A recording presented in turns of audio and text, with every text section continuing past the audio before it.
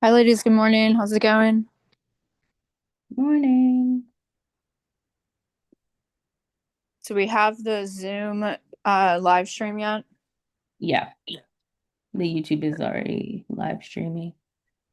Okay, do we Uh, have that link circulating? Let me grab it. What would I say? Baiti, are you on here? I don't see her. I think she has the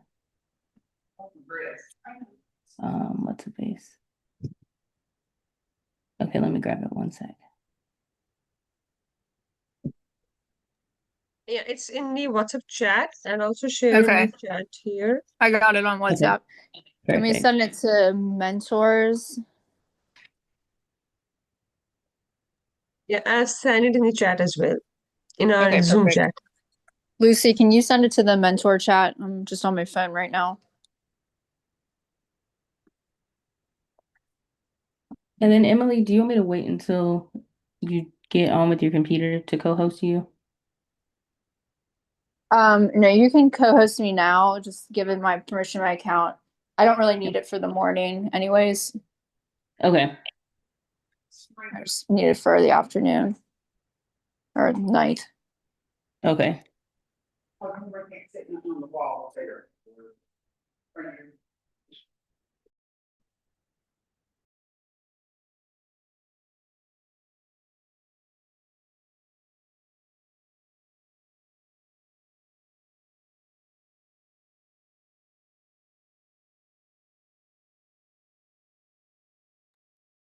What's the team count up to? All of the slots are currently full. We do have one high school team that has to go during the middle school time, but it's towards like the end of it. Um, I'm not sure if you guys still can see or have access to the team assignments, but they're gonna go at I believe it is 10:50 PST, 1:50 EST. That's the high school team that's going during the middle school times. Okay, that's fine. That's good that we have lots of people wanting to present. Yeah, one, two, three, four. Yeah, so we have nine middle school teams and 21 high school teams. Awesome.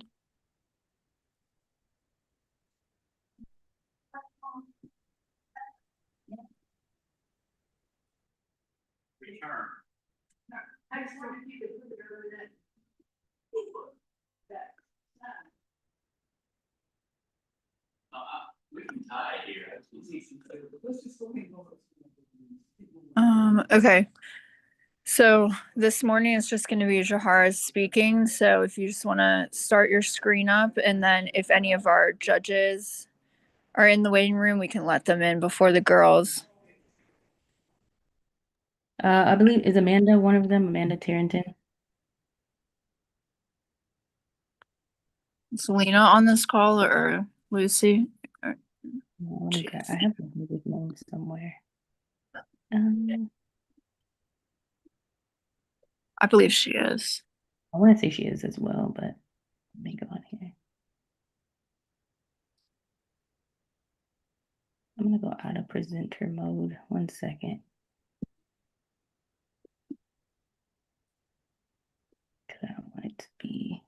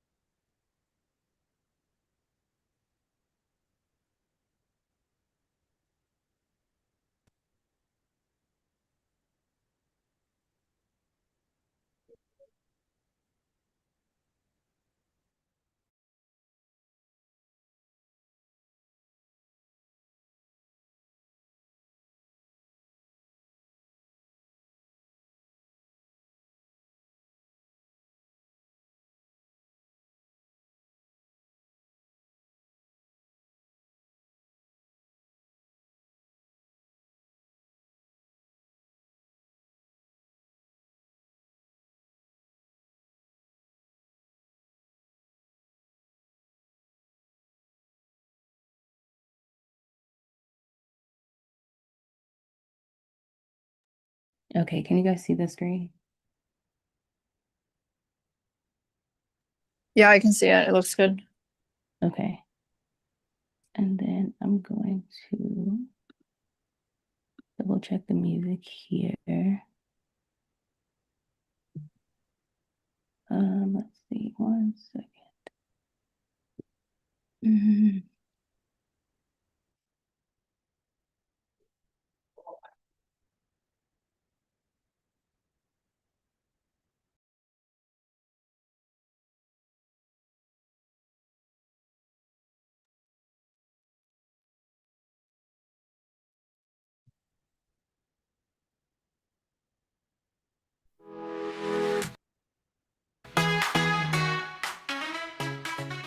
Can you hear it?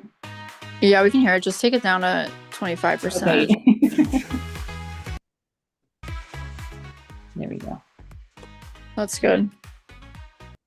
So I'll just make sure that it is shared before we start again. Perfect. And just so we're clear, we are doing, we're going to mute our video and sound as organizers, and we're going to leave girls and judges in the main room, correct? Yes, please. Perfect. And we have a top of the hour start or a 15 after start 15 after for the girls. for the And girls. then, yeah, so we'll go through our starting point. So they can log on, but we'll let them in at 15 after, and then we can start. Okay. Nice.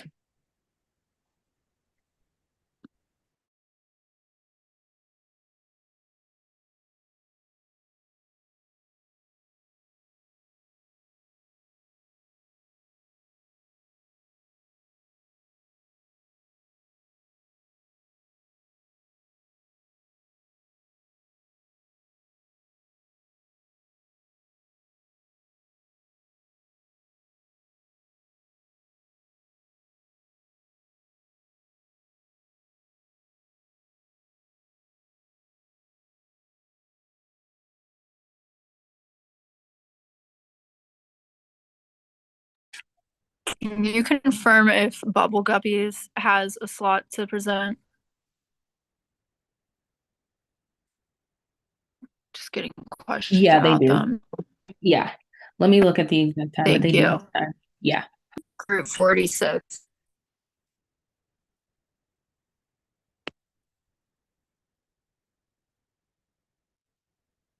They will be our last high school group. So they're at 5:10 PST, 8:10 EST.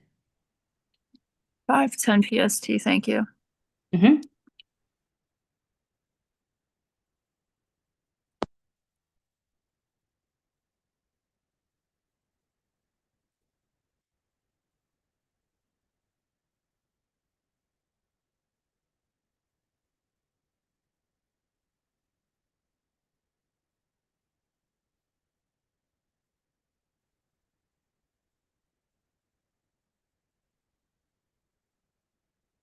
So did you take away the break time? So you just have a break now? No, it's still there. So there's still a break time between the middle school and the high school Yeah, presentations. but it's just 1 hour instead of 2 hours, right? I don't think that changed per se. Okay. Yeah. So middle school ends essentially at 2 p.m. Eastern, and then we start back up at 5. 5 p.m. Eastern. Okay. Yeah, yeah. So the essentially that team will present at 2 p.m. Eastern, so about 2:10, 2:15, and then we will come back for the high school presentations at 5 p.m. Eastern. Okay. I'll be on for that whole segment Gotcha. this morning. Okay. I'm just at an event.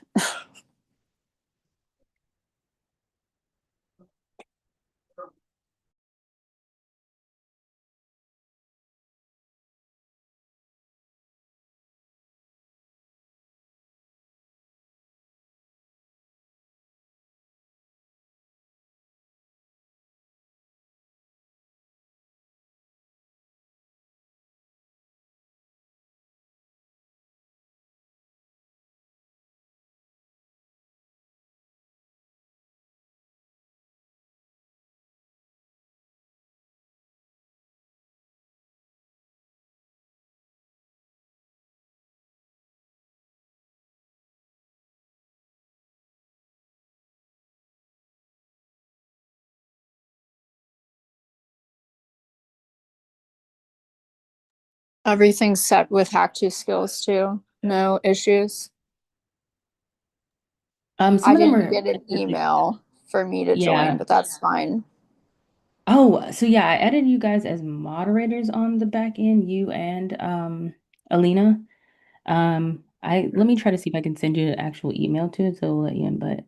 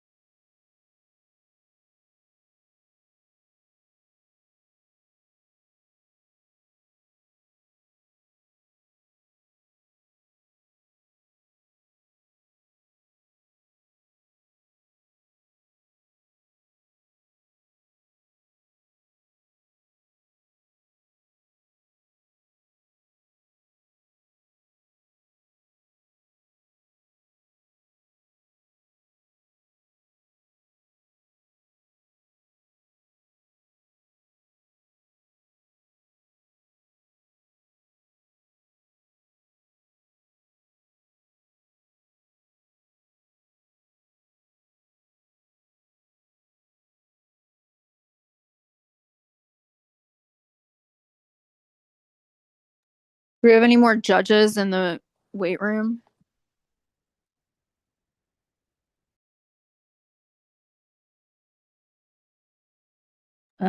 I have Anna, and it looks like students mostly. Um,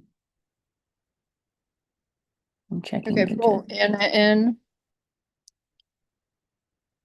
Yeah, let me see. Team. Emoji, Mira. Yeah, these are all students.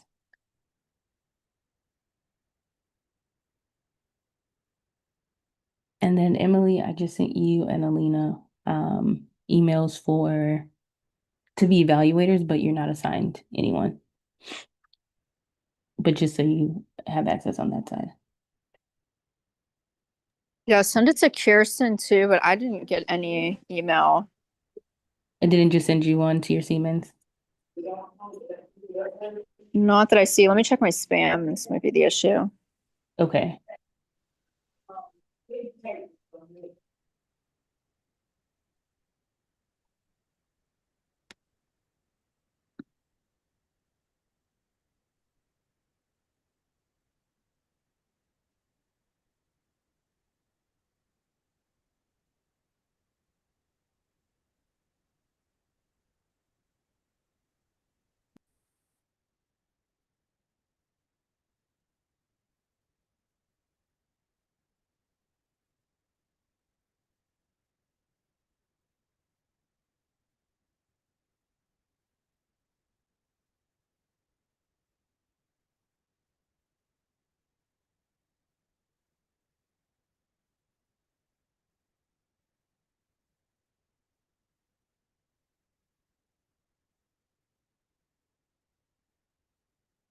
Oh,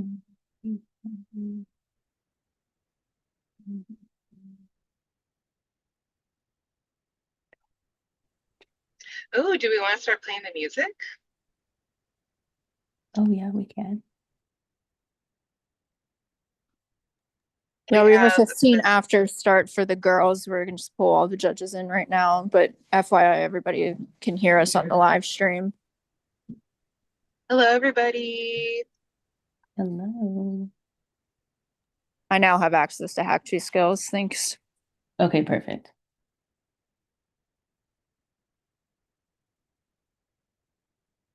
Catalina. Yeah, I don't see any judges just For your yet. information, there's no music in the live stream. Who's not playing it right now? Okay.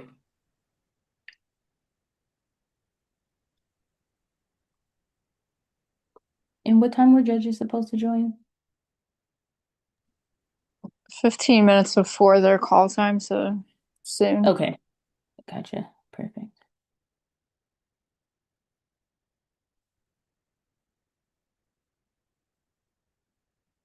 Is Alina or Kirsten in the waiting room? No.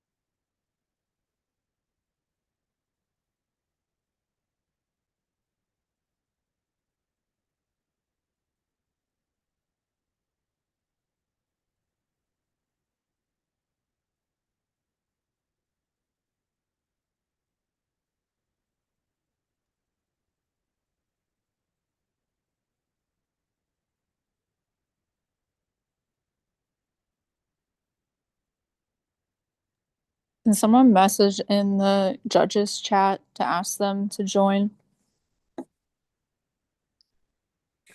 I don't have my computer in front of me to see who's the 4 people. Kirsten's trying to get on the Zoom. I'd like to have them in.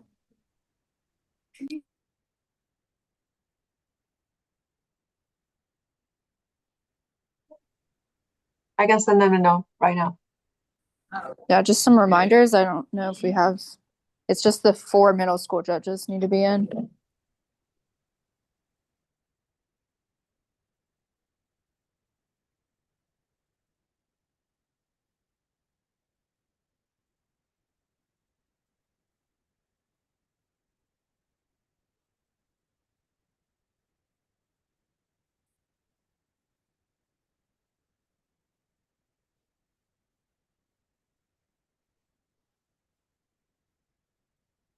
And so that's going to be Arnie, Florencia, Mary Lucy, and Terry, correct?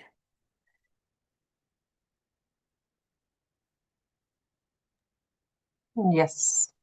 Okay.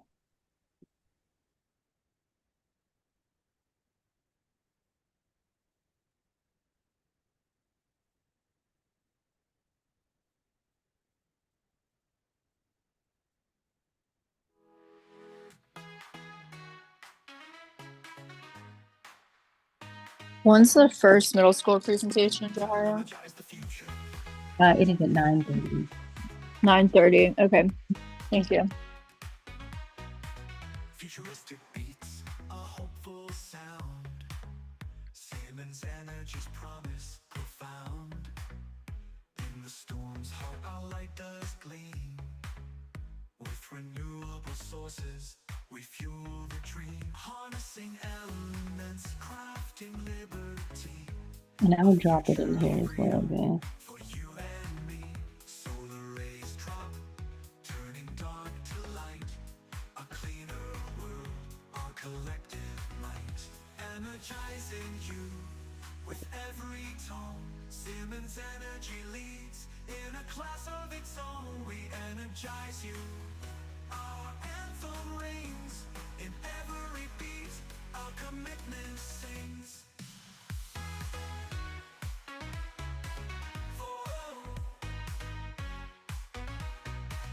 From Earth's core to the azure skies, our green energy fervently flies. Progress dances in sun or rain. Siemens energy moves with purpose, never in vain. Turbines spin, a harmonious feat, a change so sweet, we can't retreat. Innovations race, we set the pace. Siemens energy, the ace of grace. Renew, transform in unity. Hand in hand, we claim victory. Ace mimics dreams, reaching high. Energizing futures under one sky. Energizing you with fervor and zeal. Dance to the future with Siemens Energy's appeal. Can you pull Kirsten in from the waiting room? Our journey's true, we energize you in all we do. Let's dance and dream, reach for the Oh, I don't see her. with Siemens Energy. Okay, she's having issues then. Okay. Forever new, we energize you, our vision true. Oh,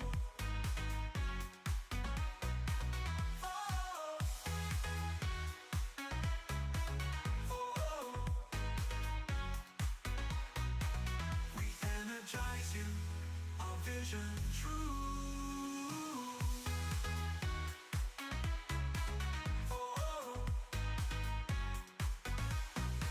From energize you.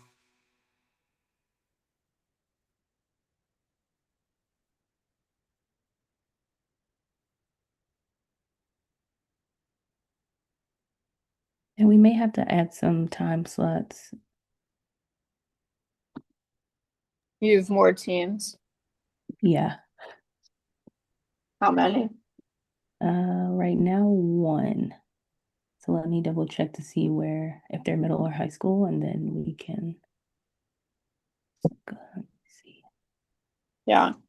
For our one judge on the call, any issues with Hack 2 skills before we let the girls in? Okay, we have one judge coming in.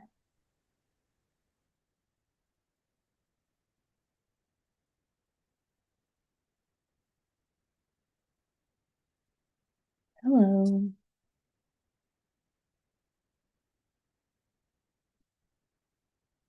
Hi, Terry. Good morning.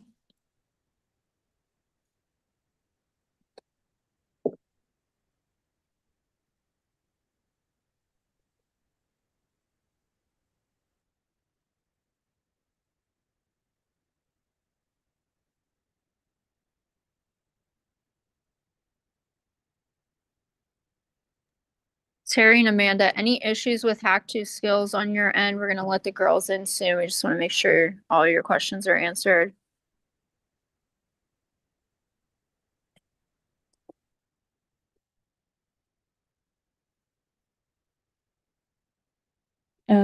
If you're talking, Terry, we can't hear you. You're still on mute.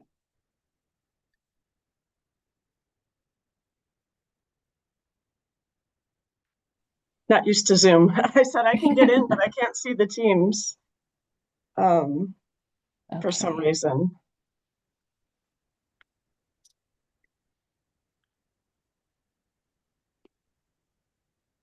They should see the teams, right? Yes, 1 second. Let me.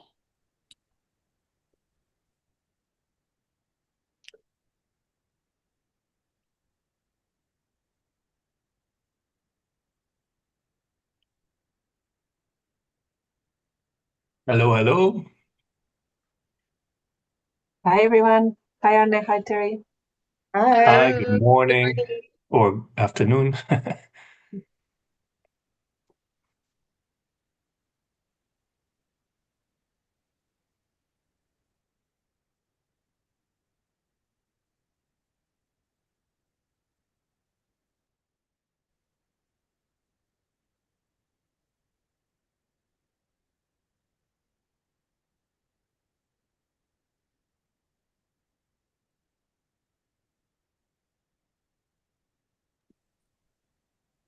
Is Vahida still on this call?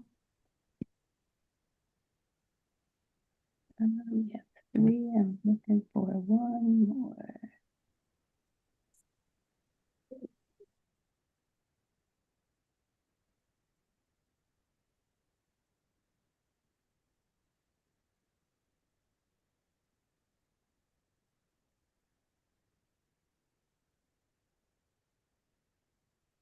Don't see.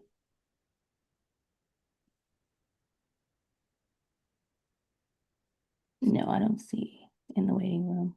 But we'll go ahead and start, and then if I see her come in, then I'll do that.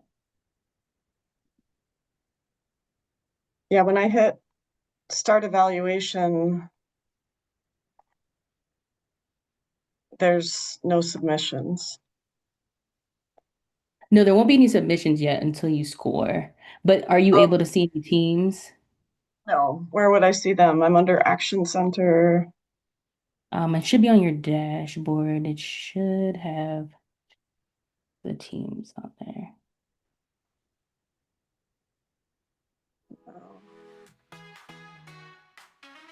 And then I'll take a look on the side too. Does it allow you to do a search?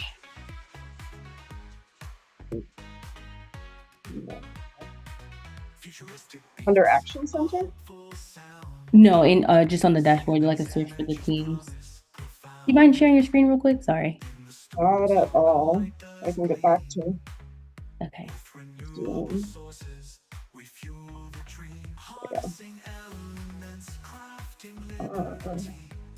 Arnie, are you able to see teams?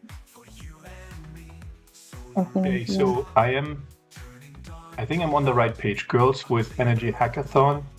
Yes. And I see evaluation round, ongoing, start evaluation. Yeah. Okay. Yeah, correct. I see that page. Mm-hmm. Do that one more time. Arnie, I'm sorry. Yeah. So I see the same page that Terry has sharing, or whoever is sharing that. Okay. Yeah, that's me. Yeah. Okay. Okay.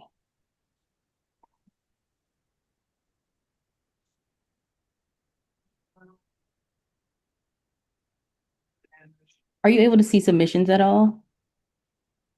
No. Where would it be? No. No, this is all I see. If I go to problem statement, it just has the little. What if you hit start evaluating under Action Center? Tried that too. It says no submissions. Because even if you're not assigned teams, it should allow you to see the teams. So you guys can. Oh, and how do I flip my background?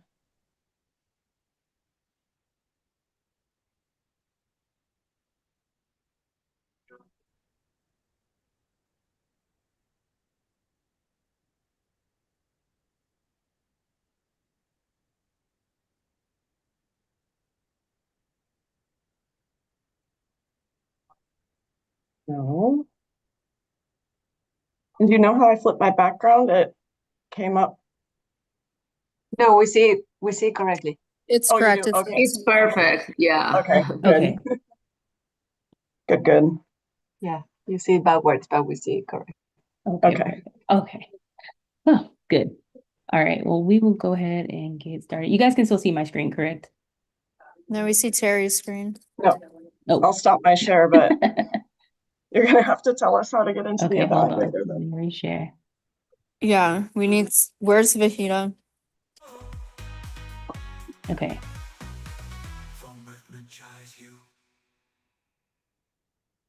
All right. There we go.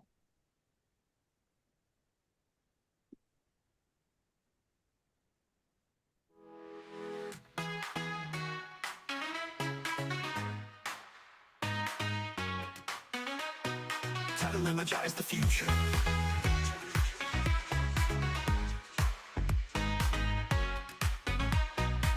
Futuristic beats, a hopeful sound. Siemens Energy's promise profound. Good morning. In the storm's heart, our light does Good gleam. morning. Good morning. Good morning. With renewable sources, we fuel the dream. Harnessing elements, crafting liberty. A future of freedom for you and me. Alright. Solar rays drop, turning dark to light.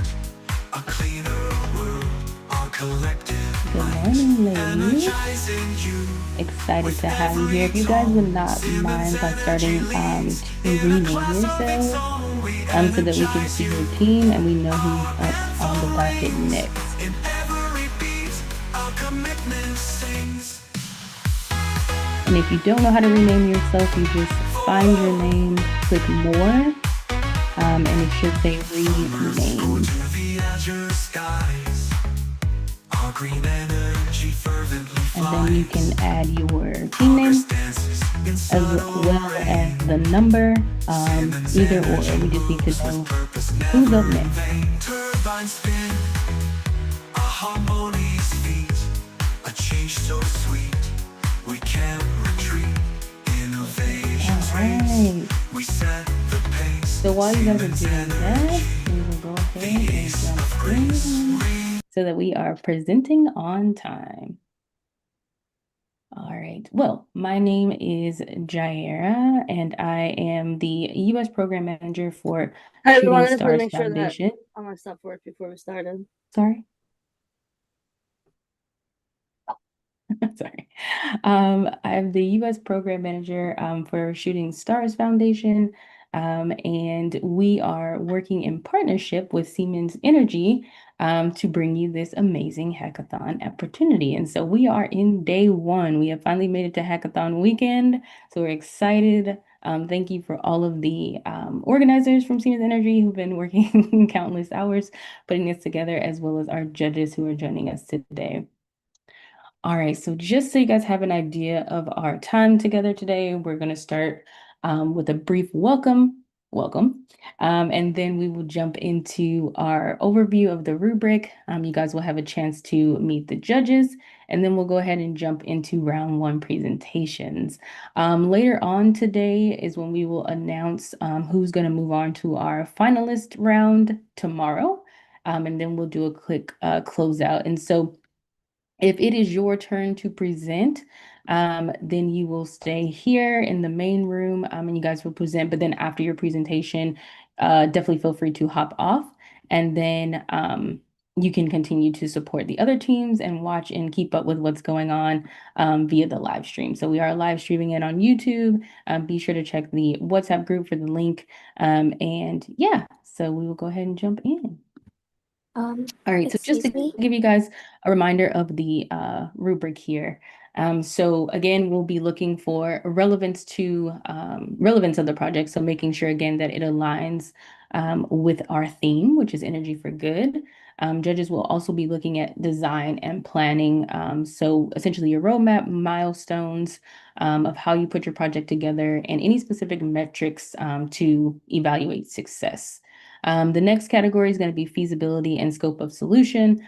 So if you decided to use some tech components, not necessarily required, but if they are there, just what the feasibility is of those tech requirements, and then any potential scalability as well. And then lastly is going to be just originality and creativity. So what type of idea did you present? Is it something new? And if it's not a new idea, how did you make it fresh for this? And then also too, does it differentiate from existing solutions in the field? And so that is what our judges will be looking at, but in addition to that, they will also be looking at your presentation overall. So are you smiling? Are you confident? Are you prepared? All things that they will be looking at for your presentation. And just an FYI, girls, when you are presenting, one team member needs to share their screen for you all to present. You do have sharing capabilities, so just make sure that one person is able to share their screen. All right, and so here are our judges. So with the yellow boxes around them, those are going to be our judges for today. And so at the top we have Mr. Arnie, Miss Florencia, Miss Mara Lucy, and Miss Terry, who will be your judges for the middle school portion. And then our high school judges, we have Jennifer, Christy, Margaret, and Travis. And so again, if you would like to see these presentations, you feel free to watch it on the live stream. And then tomorrow, we have another set of judges for middle school and high school as well. So definitely tune in, even if your team is not a finalist. Definitely come and support the rest of the teams tomorrow.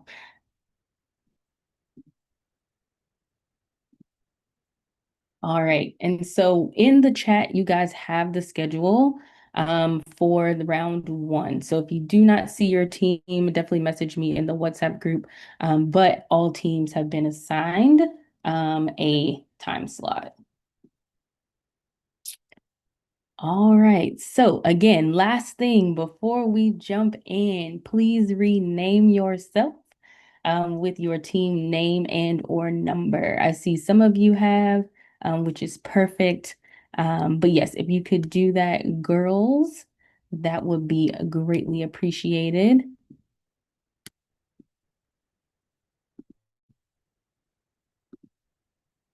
And then all other organizers, if you wouldn't mind, please muting yourself as well as your camera, along with any other girls who are in the chat. So girls, if you are here and it is not your time to present, feel free to log off and then log back in, or be sure to mute yourself as well as your video. And so our first team up is going to be Inner Drive. If you all are here, could I have one person come off mute to let me know that you are here? Inner Drive. Yep, we are here. Hello. Perfect, perfect, perfect. All right, so I'm going to stop sharing, and then whoever is going to share the screen for you all, feel free to do that.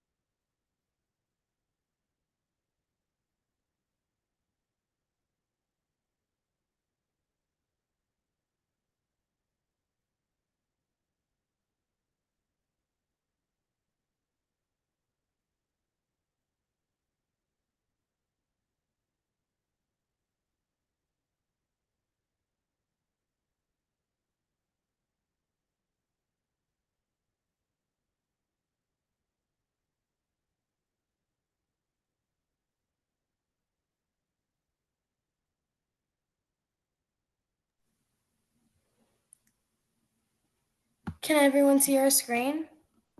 Yes, we can. Okay, great. And if you guys need a few minutes, you have 3 minutes before you're technically scheduled to start. So it's up to you guys. If you want to start now, you're more than welcome. If not, you have about 2 minutes to get ready.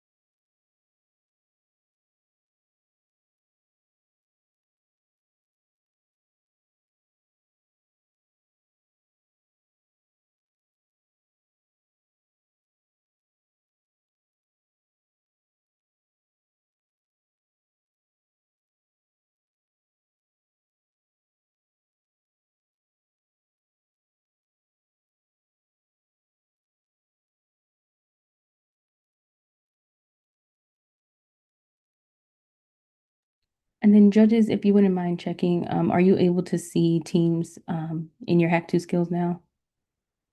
You may have to refresh, but you should be allowed to see the teams.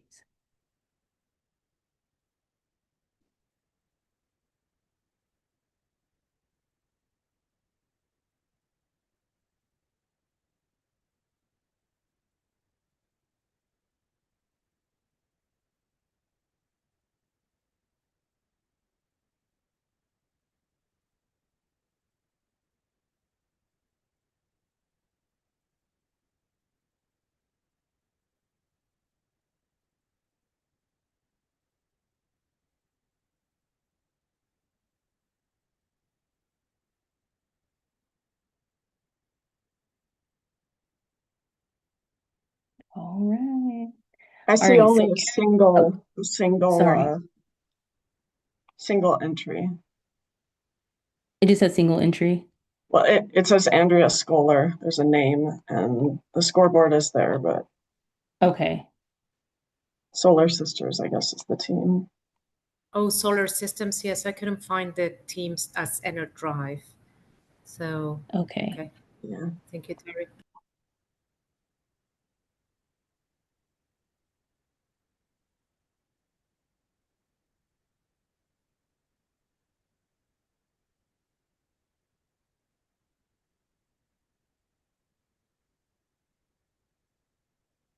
So I'm sorry, which one is it? Is it Solar Sisters?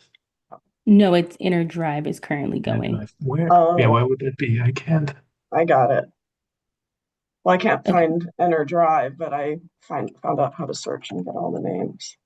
Okay. And then technically it may be under a team number as well. Oh, okay, I found it. Okay, got it. Perfect. Okay, yeah, because they're Jerry, just use the 16. search bar. The search bar on Yes. top. I did, but What team number is it, Yeah. Arne? Where did you I find found it? it now. 16. I found it. They're 16. Thanks, Arne. Okay. Perfect. All right, EnerDrive, you guys can go ahead and start.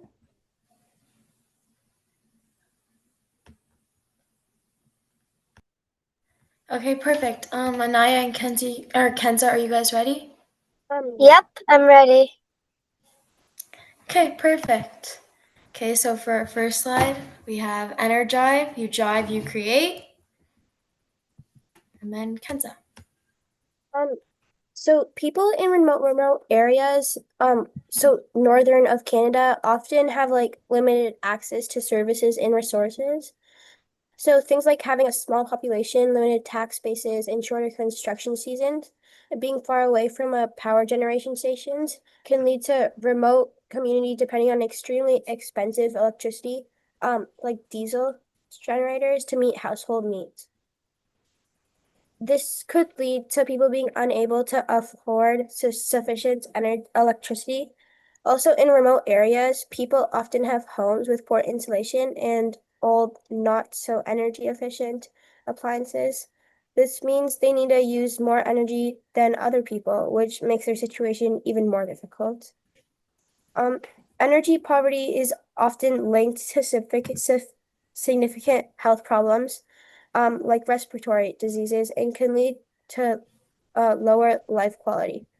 That's why it's important that we come up with an energy solution that's local and affordable to the remote communities. Now for our solution. This solution let's cover a road section in a remote community with solar panels and electromagnetic harvesters underneath the panels. This solution uses renewable energy, it does not cause emissions like diesel, and the energy is produced right at people's doorstep, eliminating long, costly transport. All that without needing land because existing road space is used. People will be able to heat, cool, and run appliances and access energy consuming technology to improve lives. And now for implementation. We select a road section in a remote area with relatively high traffic that gets plowed to access sunlight and ensure vibration. The design is the design of the solution would require engineering resources and trial runs that will be costly in the beginning. The road glass surface would need to be designed to survive cold temperatures and impact of snowplow, shovels, and vibration. The initial cost would need to be financed through applications for grants from the provincial and federal government. If it's implemented successfully, it could reduce diesel and fossil fuels, be used all of Canada or beyond, even on highways such as the 401. And as a bonus, the asphalt gets replaced with recyclable glass surface. So let's move on to the tech details. A household in Canada uses about 10 to 14 MWh of electricity per year. Hypothetically, each 1 kilometer road could give power to 30 to 50 houses, maybe even more, if some of the energy can be stored and added to batteries for wintertime. Our initial research shows that 1 kilometer of solar road could produce up to 280 MWh per year plus 1,000 vibration events per day. By a car could produce up to 3.865 MWh per year. This will vary by the location, example if it's shaded or sunny areas, and the weight of the vehicle. Example if it's a car or a heavy transport truck passing over it. A series of electromagnetic harvesters would have to be installed under each 1 kilometer road, so that makes an impact. Outlook. Help us implement this solution so that Canada can be an initiative leader for the world, transition to clean energy, and become energy rich and create increased life quality. Thank you. Wonderful. Thank you, girls. All right, judges, any feedback, comments, thoughts for Inner Drive?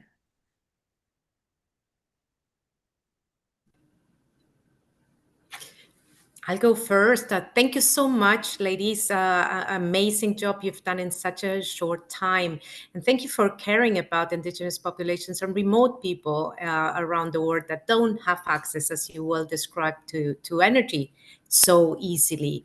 When thinking about this project, obviously this requires a lot of investment and a lot of technology to really do what you're looking at doing. And you've mentioned this would be done by grants. Have you elaborated a little bit more? Provincial grants, you said. What is your thinking about who contributes? Does labor come from one side? Does technology come from another side? What is your thinking around that?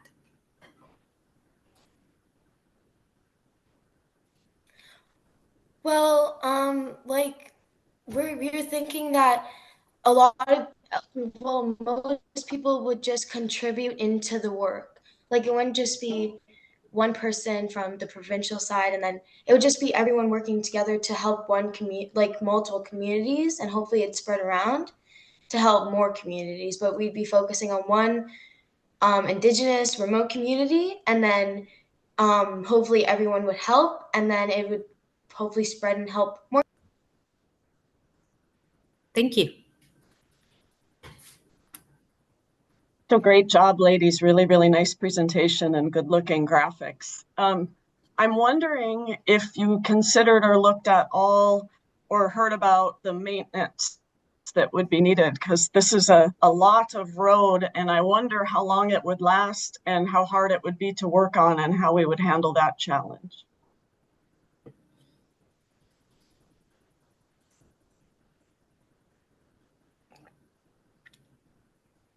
Well, most of the work that we what we mainly researched was like how it would work, because we mainly just thought about how we would need to have thick, strong glass so it wouldn't crack or it wouldn't it wouldn't break. So we mainly just thought about making sure the glass was thick enough for snowplows or heavy vehicles to still help create the energy. But other than that, that's like mainly what we researched about. But we would still have to go more, like we would have to go deeper into the topic to make sure it worked and would actually be good. Sounds like you're hoping it lasts a long time. Thanks. Yeah. Okay, so maybe I'll round it up. First of all, very nicely presented. I must agree with the other judges. Those slides, the deck was really excellently done. So I had a quick question around the technology itself, because I find it very, very interesting. That's intriguing. I mean, driving on solar roads and creating energy for remote communities, for instance, is something that I find very interesting. So how did you learn about this technology in your research? What did you see? Are there any examples out there that might you lead this could be a path for Canada and for remote communities? Where have you seen this before?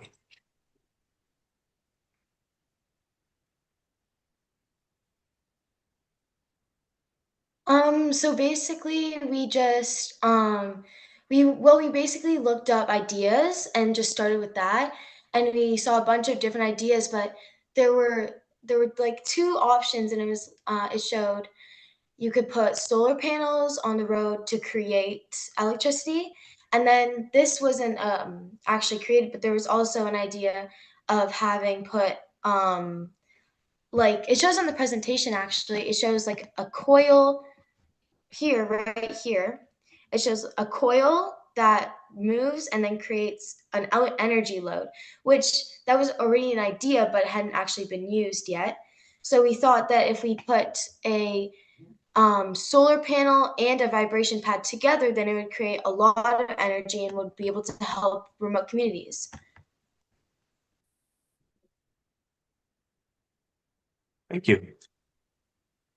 Awesome. Thank you, girls. Very Again, interesting. feel free to, well, first, excellent job. But feel free to hop off if you guys would like, and continue to watch via the live stream. Do you guys need anything else or have any questions for us?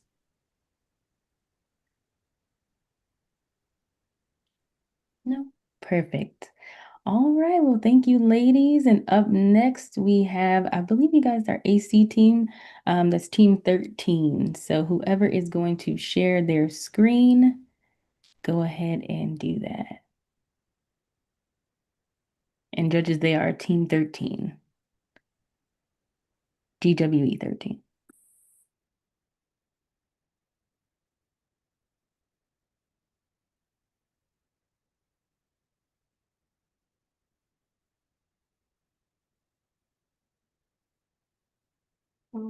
Hi. Can I start now? Yes, we can hear you and we can see your screen. So whenever you guys are ready to start, you can go ahead.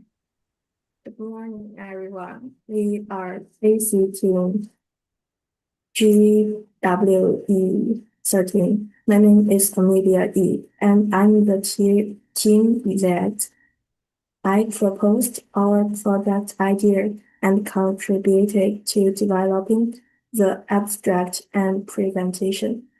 This is my teammate Abigail Never, who helped shape the idea and played a key role in refining and improving our presentation. Although two of our team members had to withdraw at the last minute, Abigail and I excited to be here today and proud to share our work with you.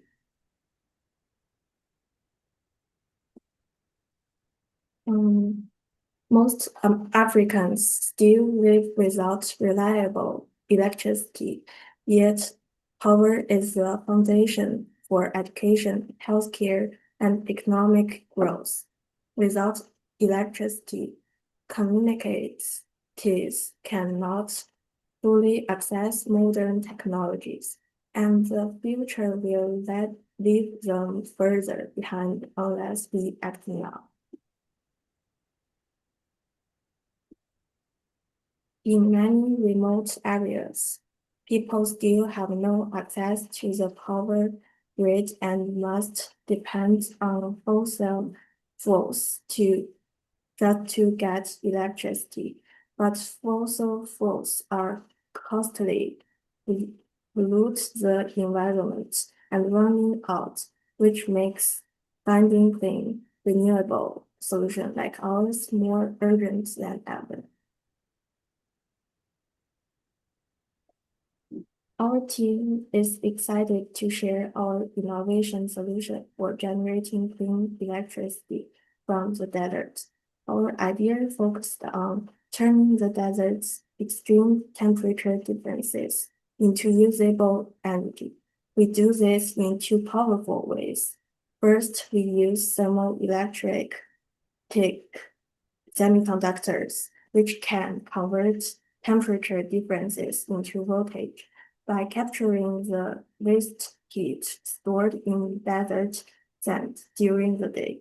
We generate electricity efficiently and sustainably.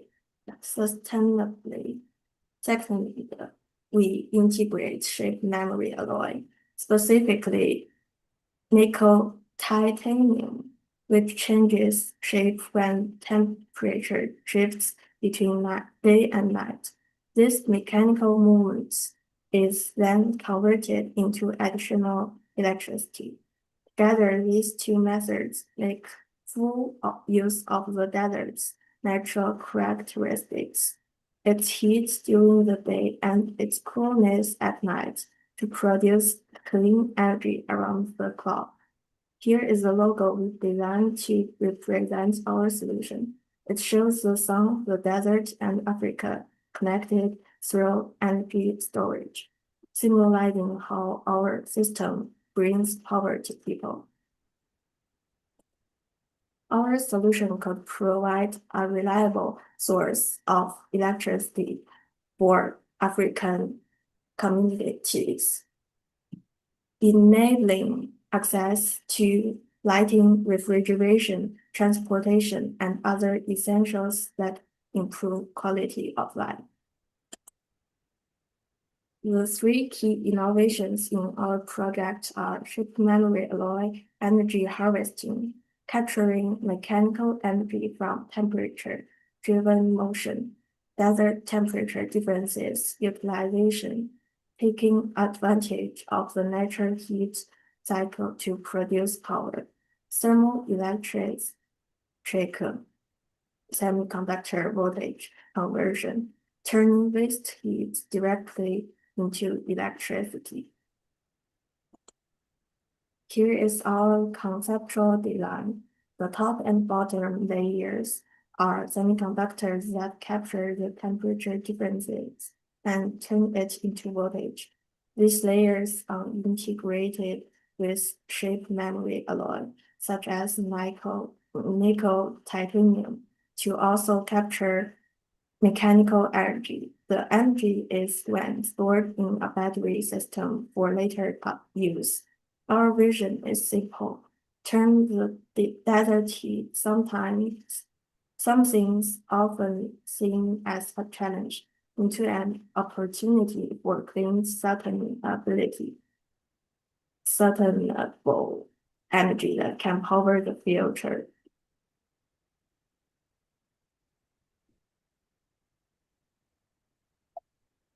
One of the best parts of this hackathon was learning how to work closely with people we had never met before, turning strangers into a real team.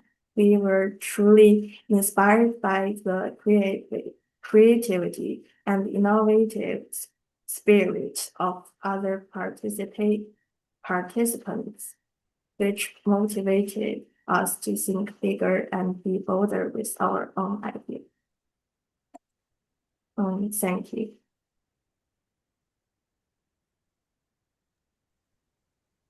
Judges, take it away. Maybe I'll start this time. That's a really, really interesting presentation and really nice job. I'm really curious about the SMAs. Is this something that is brand new technology and there are patents on it, or is it something that's actually being used already? Oh, it didn't being used already. So it's existing technology that you would just use for this new application. Yes. Cool.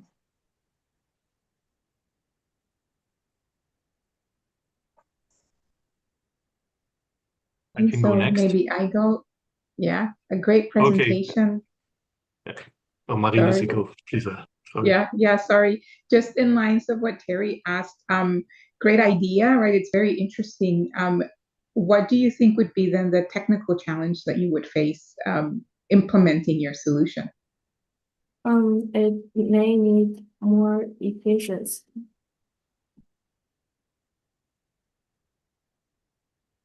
Okay.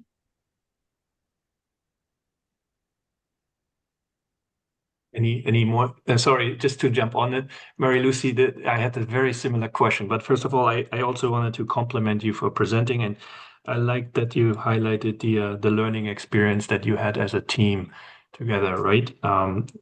Really leveraging the innovative spirit of the team. I also, just to maybe ask the question a little differently. I mean, this is an interesting technology, right? So, but how do you implement this, right? The tech, any ideas, or have you in your research maybe seen anything you came across where it was successfully demonstrated already that you maybe can talk to us about? Oh, we just put it in the desert. The bottom part is in the sand and the top one part is above the sand. Then the temperature difference can create different voltage. Okay. Mm-hmm.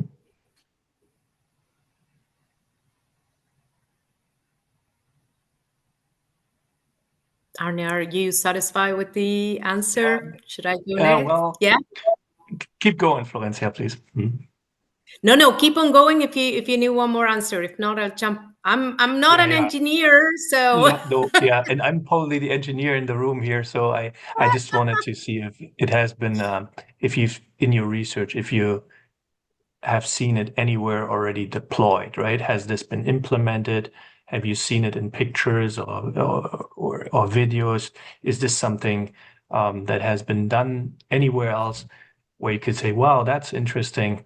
I'm sure this could work here as well for your team.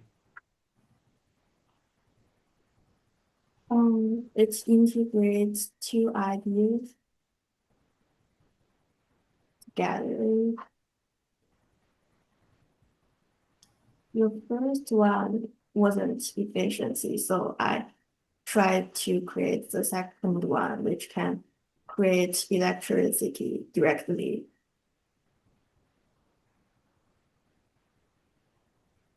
Okay. Okay. Lorenzo, go ahead.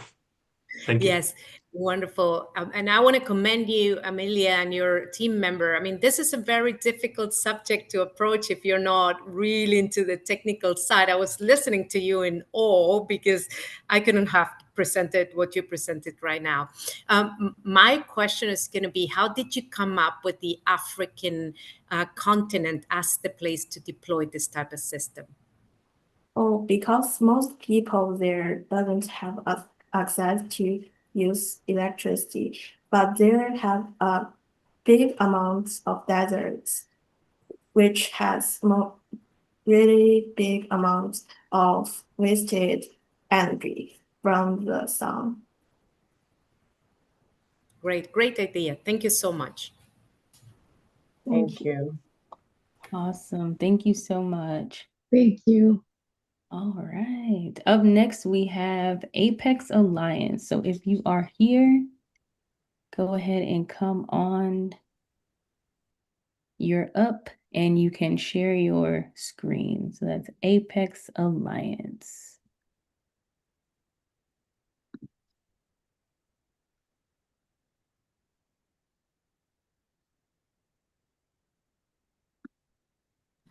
Would you mind sharing the group number? It is better to sort when Yes, absolutely. 1 second. Let's make sure they're here. Hopefully they're here.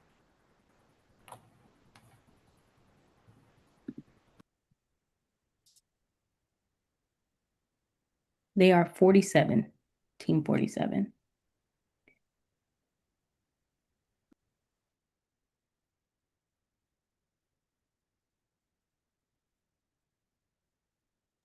Thank you.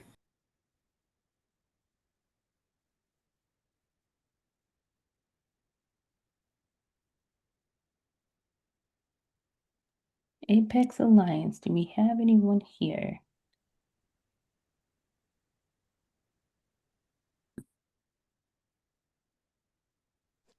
Yeah, I was in Apex Alliance, but my other team, they were supposed to present it.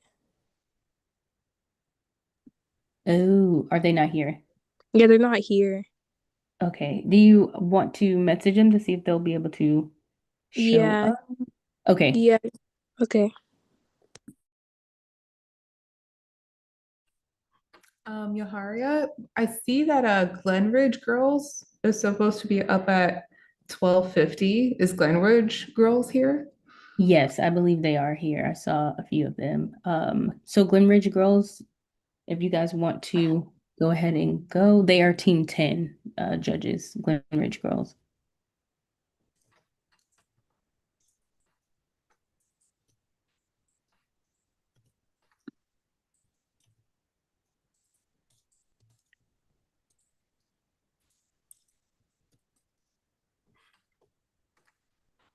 Can you find the team 10? I'm not able to find the 10.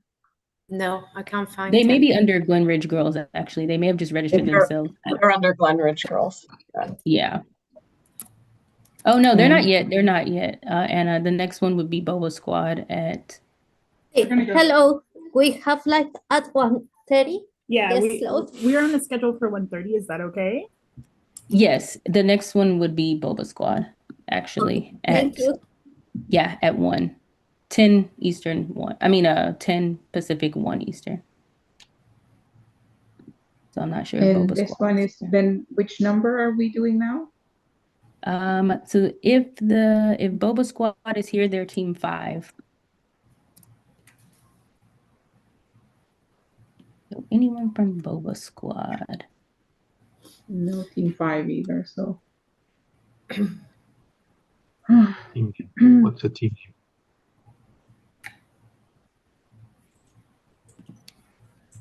Boba as per the drink, right? B-O-B-A. Yeah, Boba. Yeah, Boba Yeah. like Boba Fett.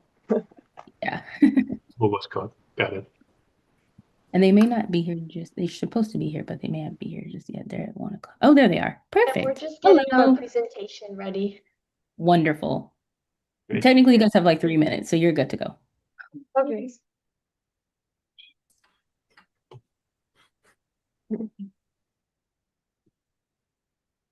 Just give us a minute. Just read it out. Okay. Come on. Hello, this is our team Boba Squad, and thank you for your time. My name's Kalyani. My name's Dikshita. My name's Akshara, and that's Ashka. Problem statement. Nearly 80% of Africa's population do not have access to electricity. In Niger, 20 million people in rural areas do not have access to power, causing an unsustainable and unsafe environment. The total supply is around 500 megawatts. Tell is the poorest region in Niger. Our solution will focus in that region. Below are 2 images of our collected data. In 2023, 20.1% of Niger's population had access to electricity. That's one of the lowest electrification rates in the world. Niger's share of power has been cut by 34 megawatts. Most of their energy is mainly from wood. Energy poverty makes it hard for schools, hospitals, and kids to find opportunities. Our solution aims to give people electricity in an efficient way. Our project is a power plant which includes a 5 megawatt wind turbine, a 5 megawatt solar panel, a 5 megawatt gas turbine as a backup and for peak periods, a 5 megawatt battery pack, and we have included an app to control which source to prioritize, and it shows the stats of our battery. Introducing our invention, the Luminex, Luminex, the power plant. This is a description of our design. As you can see, we have the wind turbine, the solar panels, the gas turbine. The energy produced from our power plant will go to homes, hospitals, and schools.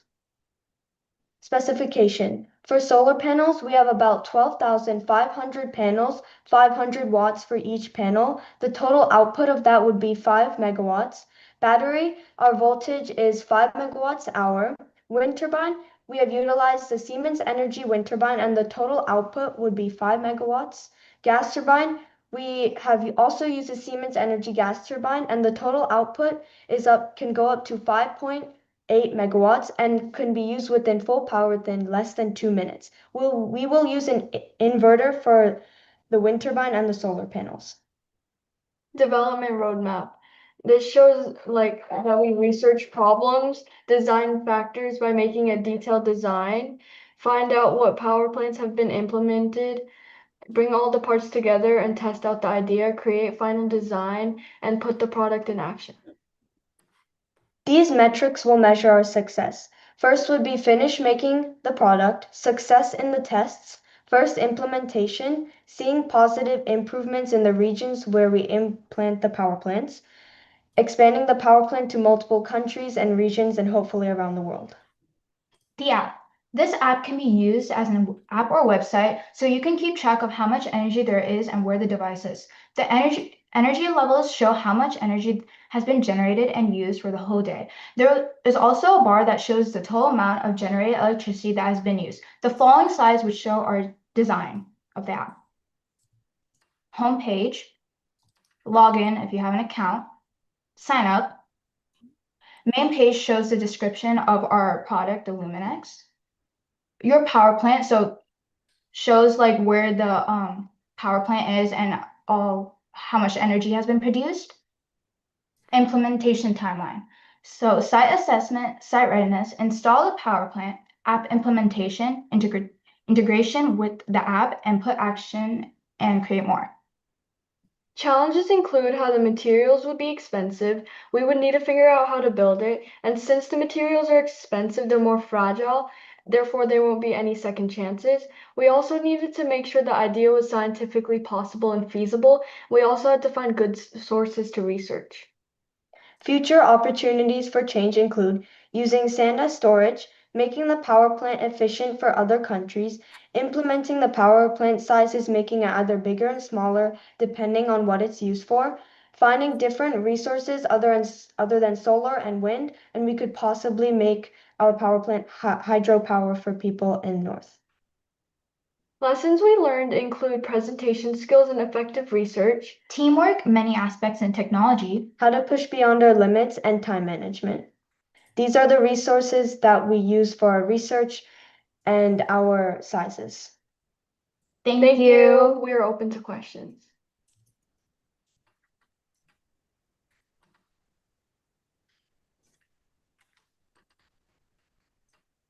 Wow, ladies, Excellent. that's a really professional presentation. I'm just jumping right in. So excited. I can feel the energy in the room with the three of you. Very, very nice. So what made you think that the best solution, what was your thought process around picking the different elements of energy that you wanted to put in? So we came up with our sources of wind and solar just because it's very efficient, especially how in Africa there is a lot of wind and it's very hot in the most of the regions. And we use the gas turbine because it's quick and efficient and it's based on fuel, so it can be used for you could use it for when there's a high demand and when suppose the weather is off, so there's no solar energy that can be used or wind, so it's very quick and efficient to give people the electricity that they need.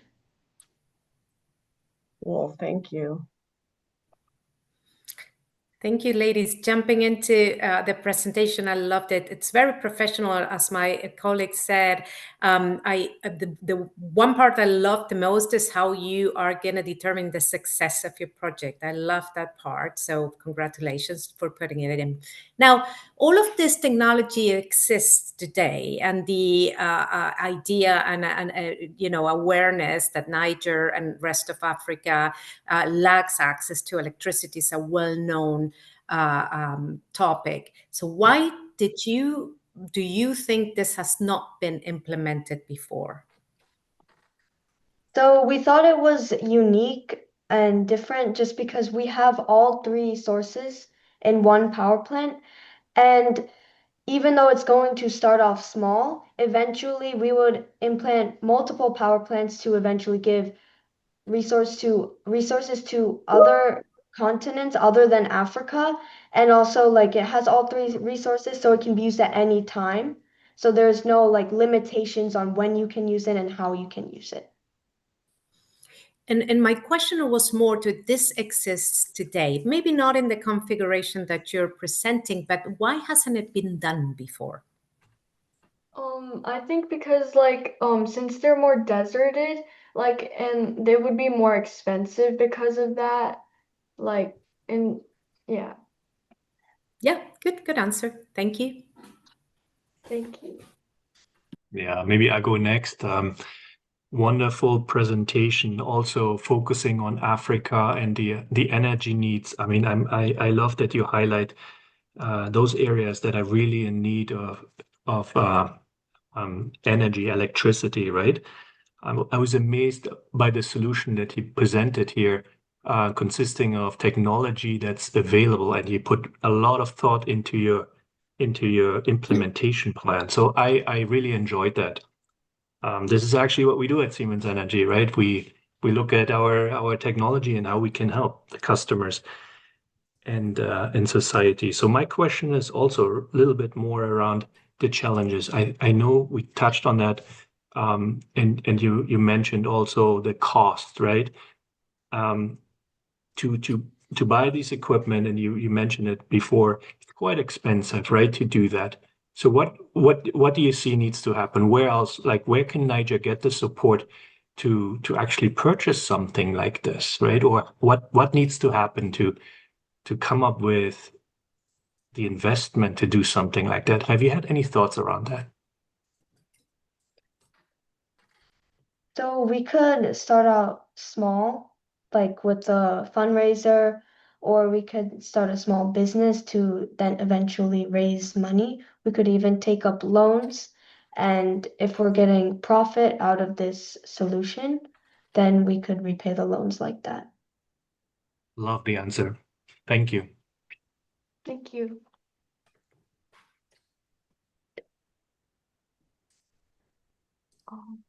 Anything else, judges? All good to go? Perfect. Thank you, ladies. Wonderful, wonderful. Wonderful. Thank you. Alright. Great presentation. Thank Thank you. you. Thank you for your time. All right. Up next, we have Girls with Energy Team 30. So whoever is going to be presenting, feel free to go ahead and start sharing your screen. And then following Team 30, we will have H2 Glow. So up next, we have Team 30 and then H2 Glow. Hello, ladies. And you guys have 2 minutes to get everything set up. So no rush.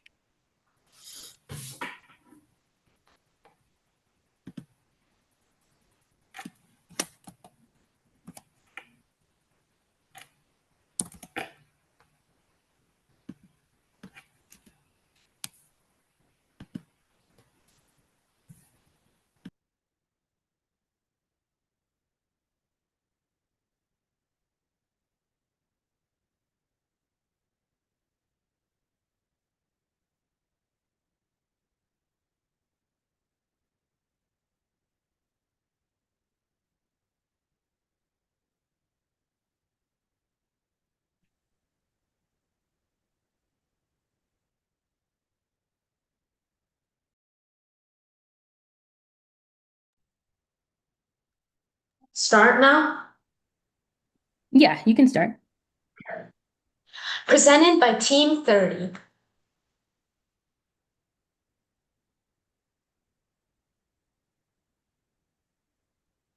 What if the garbage in your kitchen could power your home and help save the planet? That's exactly what anaerobic digestion can do. Hello everyone, my name is Sonal Grover. And my name is Eileen Wang. So this project attempts to solve two main issues, reducing fossil fuels and excess waste. In the status quo, currently we use far too much fossil fuels for energy. This harms ecosystems, animals, and humans. It contaminates water and causes health problems, which is distressing because this disproportionately affects lower socioeconomic groups. Secondly, there is a significant amount of excess waste. The average American generates roughly 4.9 pounds of trash daily, adding up to 146 million tons of household waste annually, much of which is organic matter, as you can see from this pie chart. Overview.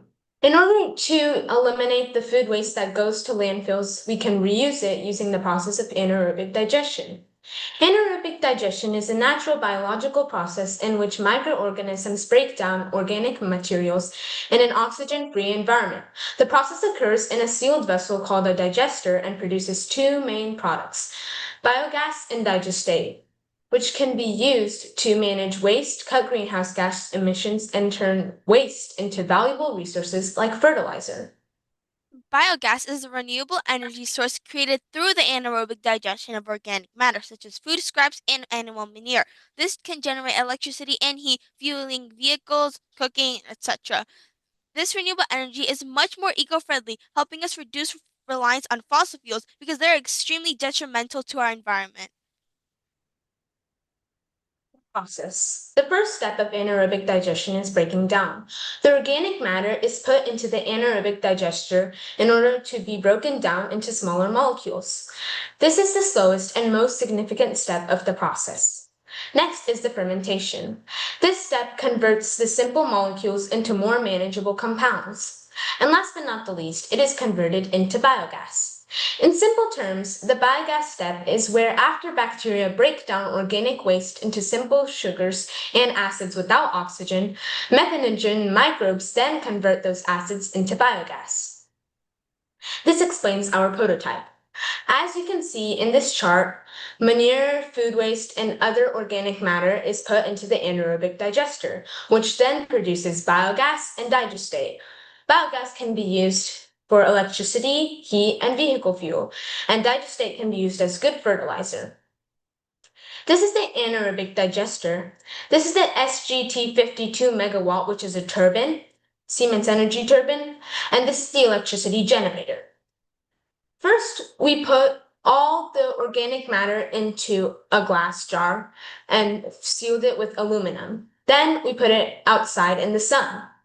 This is the anaerobic digester, and there's a pipe connected to a glass filled with water in order to produce biogas, which then the turbine, the SGT 52 megawatt, runs on the biogas, and with the movement of the turbine, the electricity generator is powered.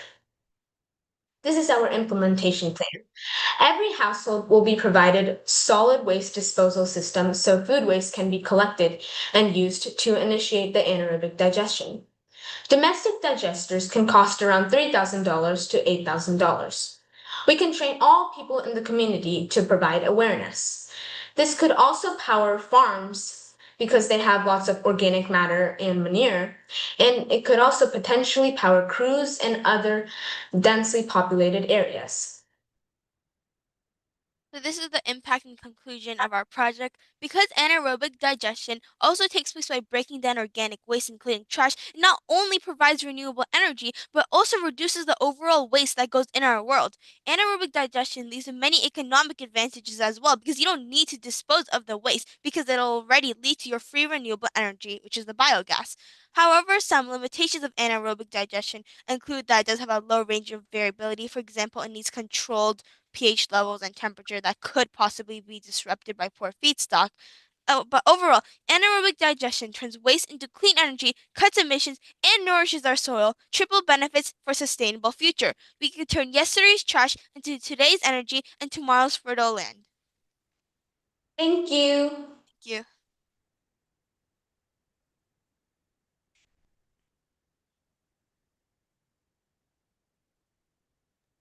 Great presentation, girls. And I'm so um, inspired by how energetic you are in presenting the topic and how you came up with a solution that addresses not just one problem, but two, right? Including the um, elimination of waste, because we do create a lot of waste in the world today.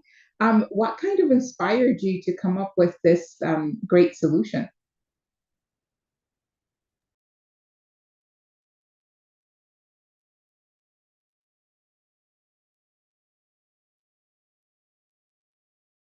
So as you can see in the pie chart, a big portion of it was the food, and lots of areas are not provided with like good energy. And so this not only reduces the fossil fuels and the excess waste, but it can also provide energy to farming areas and areas that may not have access to fossil fuels in order to get their energy. Okay, great. Thank you. I'll go next. Very nicely presented, I must say. The topic around biogas is actually also something that we as a company identified as a pathway to decarbonize. So looking at food and waste to turn that into energy is a very relevant topic for us. So I like what you put together. I also liked your little demonstration of a prototype that you probably put together there in the kitchen. That's so nice. I mean, really demonstrating it on as a pilot, right? Really to make it to understand it better is a good step in any research project. So I just had a question, right, on the implementation. I mean, where do you see this going to be implemented? I mean, is this something? Do you have a certain area in mind? Is this more? Is you mentioned farming, and you mentioned also city waste, but if you have any specific areas that you wanted to target first, can you talk to that, please?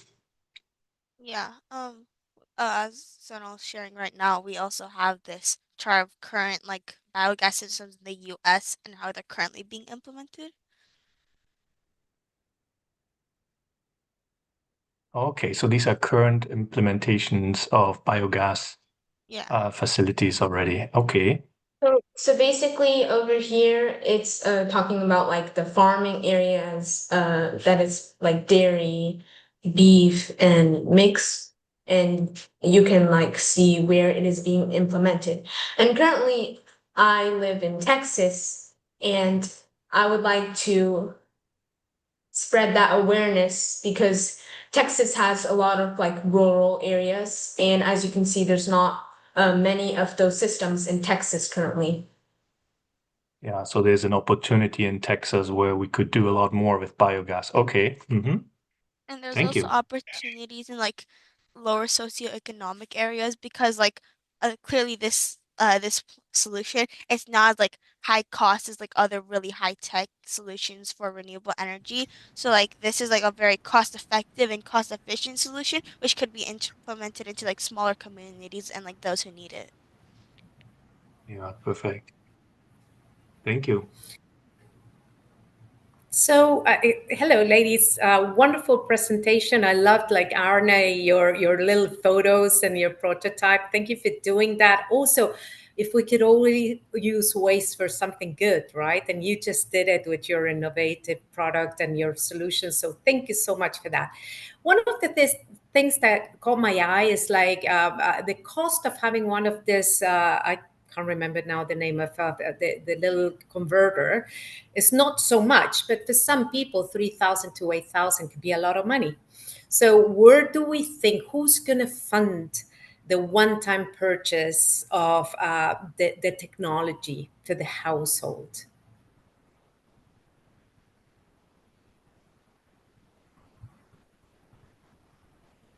able to host it. So we you can had, yep. we can start on like a community scale, so like a local area, and then it can slowly go to like every household. And it's also like a one-time purchase. So I love we that, can but like we can have a fundraiser for like the local area, like Mhm. one local area, and slowly it can go to like individual households. All right, thank you.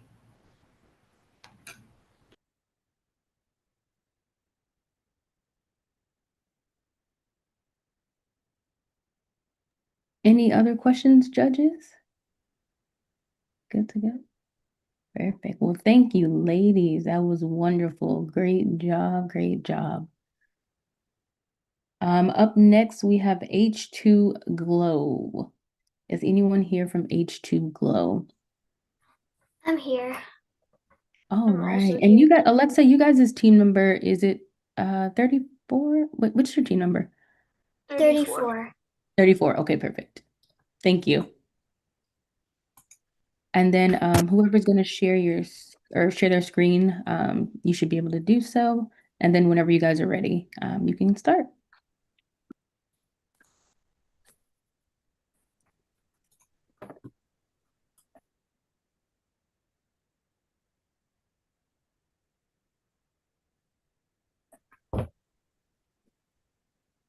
Can you see it? It's coming in. Sorry, which team number again? 34. 34. There we go. We can see it now. H2 Glow by Alexa, Danielle, Anaya, and me.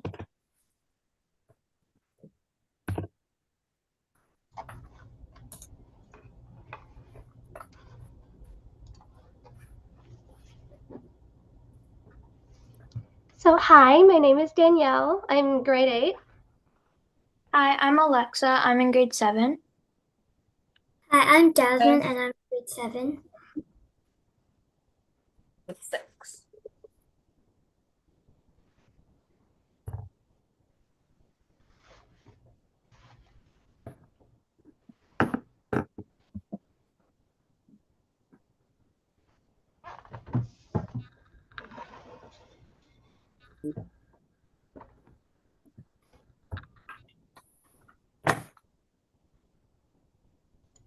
And Anaya is in grade 6.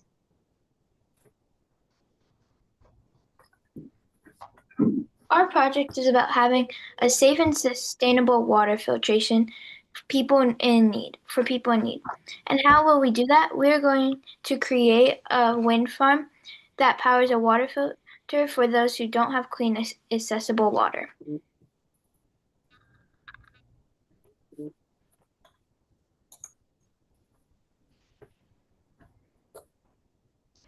Our problem statement is that access to clean and safe drinking water is a very significant challenge, and especially in impoverished regions, they don't have access to accessible or clean water.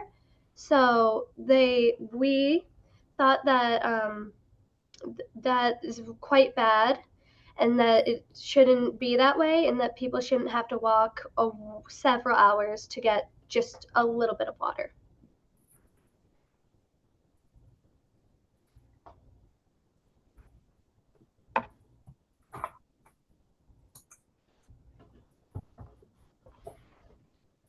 Water is life, and clean water means health.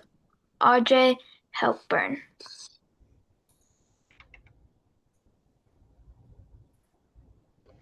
Renewable energy. We chose wind because the world is full of wind. There's only one place in the whole world, which is on the doldrums around the equator. Wind is one of the 5 renewable energy sources, and wind farms generate power in a safe and sustainable way for the next generation to carry on.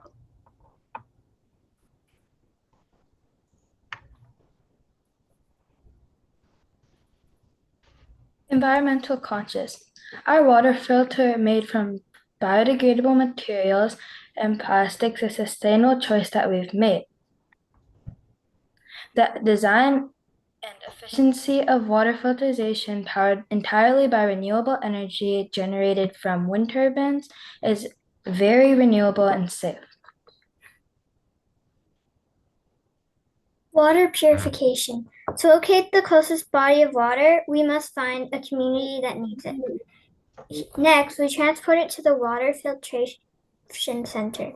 It goes through many steps such as coagulation, sedimentation, and filtration. The water can also improve their quality of life.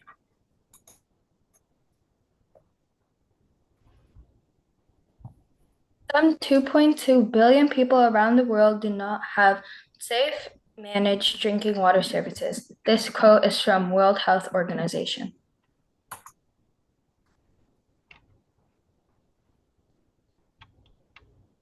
Nearly a quarter or 3/4 of the world do not have clean water, and of course we do. We are one of the very few, in the 28%, where we have clean water.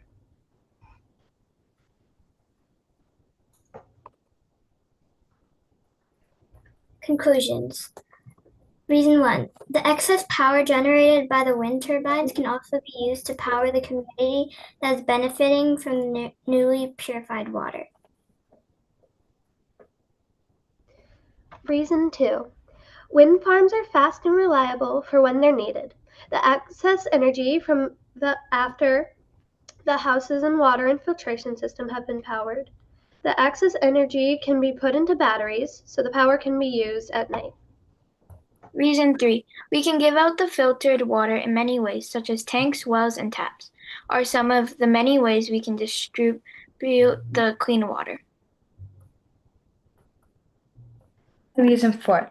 Wind farms are a sustainable option instead of traditional way of fossil fuels and coal. These photos are from various wind farms around the world that my mom has been to.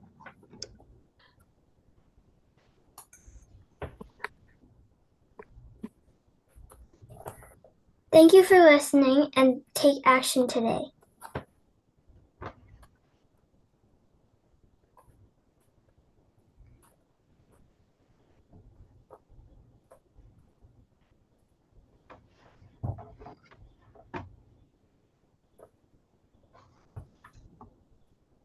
All right, judges, feel free to hop on in.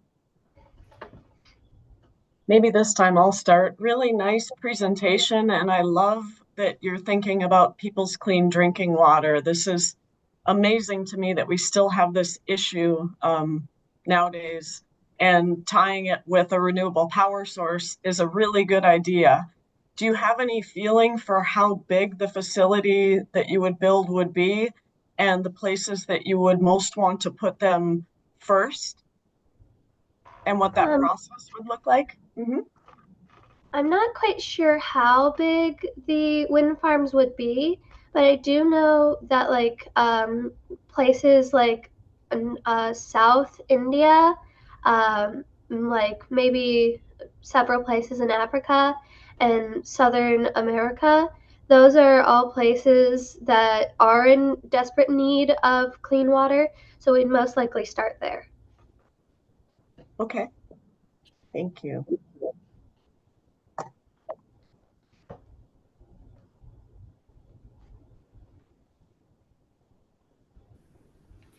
Thank you, ladies. And something we take for granted, right? Like clean water is not available for a lot of us in the world. So thank you for focusing on that. You spoke about the wind technology being the one that is going to be used to filter waters. I'm missing the link between the one and the other. How do we get the energy produced by the wind turbines to do that filtration? What do we have in between? The energy from the wind farm or turbines will be powering the water filtration center. Okay, thank you. Yeah, excellent presentation.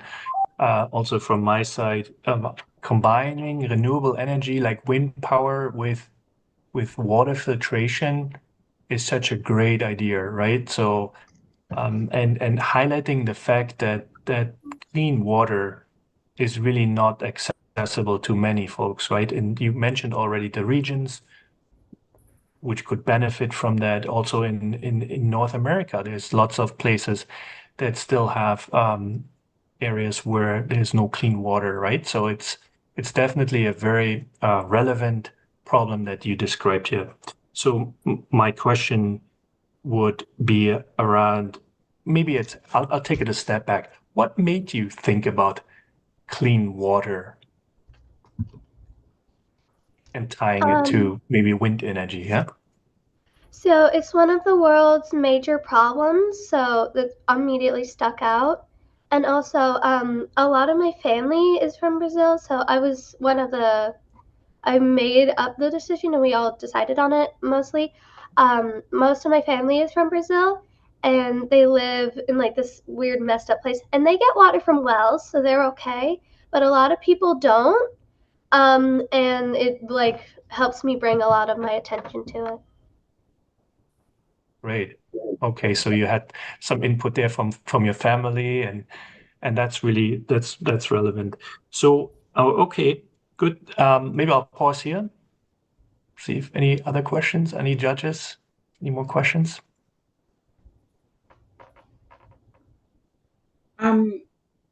What would be the next steps if you had had more time or resources for your project?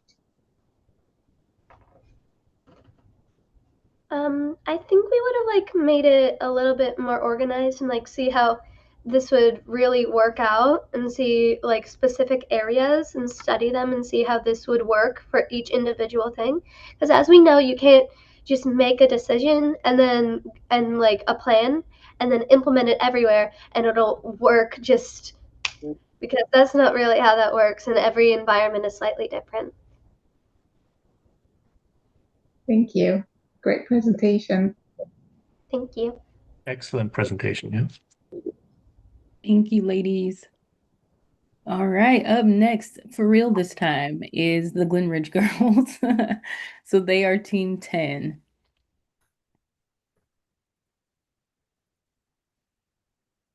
And so whoever is going to present, you can take over the screen sharing. Hello. Hello, hello. Can you see our screen? Yes, we can. And so feel free to start whenever you guys are ready. We are Glenridge Girls with Energy, and our idea is The Hive. I'm Elizabeth Kim. I'm Isabella Carroll. I'm Ella Warren, and I'm Laurel Chapman. The problem: most desert communities don't have access to electricity or a safe place to stay during severe weather. The solution: the Hive is a building that produces energy for desert communities by harnessing the power of sandstorm. It is also a shelter for the community during the sandstorms or other severe weather. The diagram. On the top, we have a communication tower, so that way when incoming weather or a sandstorm comes, they can let them know and notify the people. Around the entire shell are giant keys, so that when sand or wind hits them, they get small amounts of energy. We also have hydroponic towers on the inside, maximizing space and reusing water. Also on the playground, we have the tile so that when the kids play, we also get small amounts of energy. We also have food division, energy management, etc. Here's a 3D model. The white colors represent the hydroponic towers, and the pink lumps on the bottom represent the playground, so the kids have giant lumps to jump on. And we also have the tiles around. The app slash mockup. We designed a community app to help the community navigate the Hive. This is what we want the app to look like, but we didn't quite get to there. This is just a little bit of the app. If you would like to see more of it, click on one of these 2 links. Right here, they're trying to find the directions to the Hive. On the way to walk into the Hive, they decide to volunteer at the garden. They earn 56 points. What that means is at the end of the week, the people that volunteered the most would be recognized, like, thank you for helping us out in the hive. The most important part of this is the hexagon tiles because when the wind of the sandstorm hits it, it compresses, turning the wind into actual energy. The process is also called piezoelectricity. We got the inspiration from the urban places that have sidewalks that create energy when you step on it. As shown in that picture. Impact. The hive will make it safer for desert communities during sandstorms, as well as put energy to remote villages. The idea is geared towards the middle of Africa, but it could be adjusted to work for the tropics. It also allows for housing when it's not in use.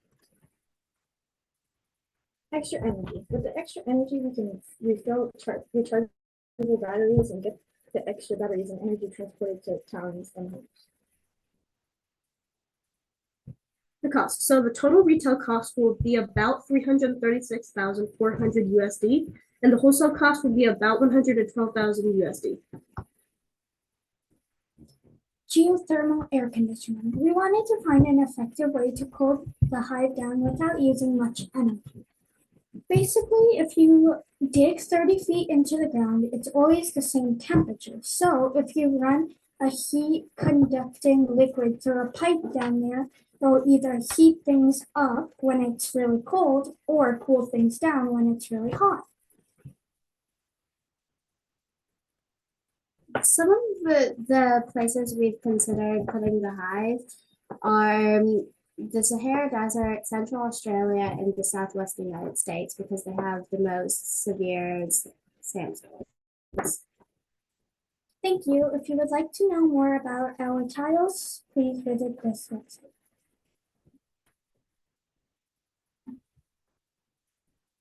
Any questions?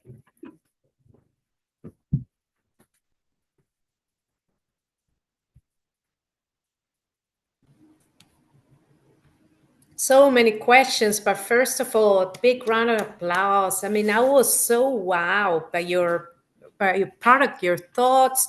What do you want to use it for? I mean, total law, but amazing, amazing that you came up with this idea. It seems complex in its implementation, at least from the little photo that you showed us. Where do you start here? Who do you approach to start getting the components that you need to make this magnificent idea come to being a real implementation in so many places in this world? Well, we would, of course, need to get some support from the government. So we would probably have to talk to them why it's a good idea to put it and how it will benefit them. We would also have to talk to companies that make the tiles, like Siemens Energy. Yeah. All right, so you start by slicing the funding needs, right? Thank you. Yeah, I want to echo what Florencia said. This is a really interesting and well thought out and complex and interesting idea. And I don't think I've ever heard of using piezoelectrics for sandstorms before myself. And I've spent a lot of time around energy. So really nice job. I like the graphics too. It kind of makes me want to go there and visit it. And I really like that you looked at the costs too. Did you have any thoughts other than just batteries about backup power, or do you have is there anything else that you would do with it if you had more time to work on it? Well, for backup power, we were thinking the tiles would also be solar panels, since when there's a sandstorm, it can also generate electricity and it's not just sitting there. Cool. That's what I was thinking too. Yeah. Excellent presentation.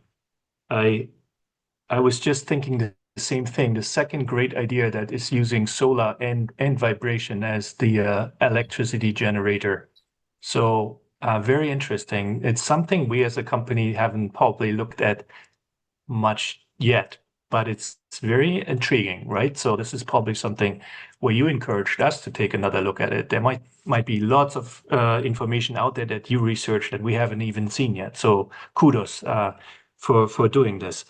Yeah, I was just thinking about that too. Like, how do you, like, we talked a little bit about the cost, right? Where did you get just tell us a little bit more of how you did your research on getting the cost estimates for such new technologies. How did you do that? All right, so on the cost slide, there are a couple links up there. There's homeguide.com, there's walmart.com. And basically, we just found a couple of, like, for example, the geodesic dome. We found a kit where because it's cheaper at wholesale wholesale than retail. You could just buy the actual concrete itself rather than paying for someone else to do it from another company. So you do it yourself, basically. And also there's FEMA recommends 40 square per shelter resident. And if we go back down to the 4,000 square foot geodesic dome, then you could divide that by 40 and you get 100 people. So it could fit 100 people in there. And then using that, you can basically base the rest of the calculations on 100 people. Yeah.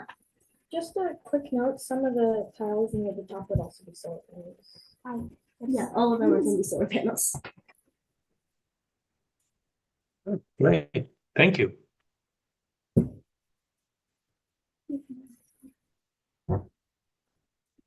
All right. Any last thoughts, judges or girls? Any last thoughts? Awesome. Well, thank you guys so much. Up next, we have Sun Chips. That's going to be Team 19. Sun Chips, are you here? Team 19.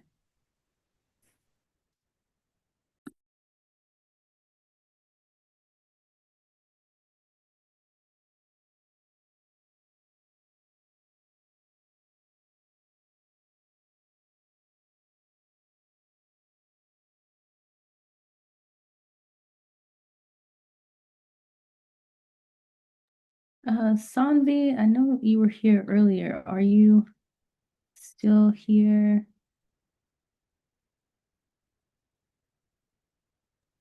Okay, so what team number? It's Team 19.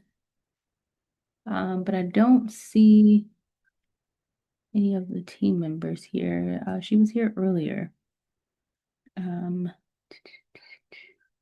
Yeah, so I don't see them just yet.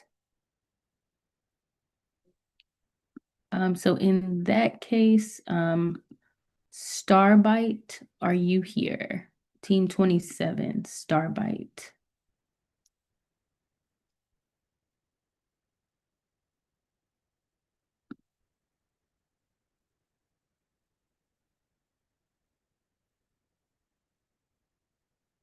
Okay, no Starbite, or at least not yet.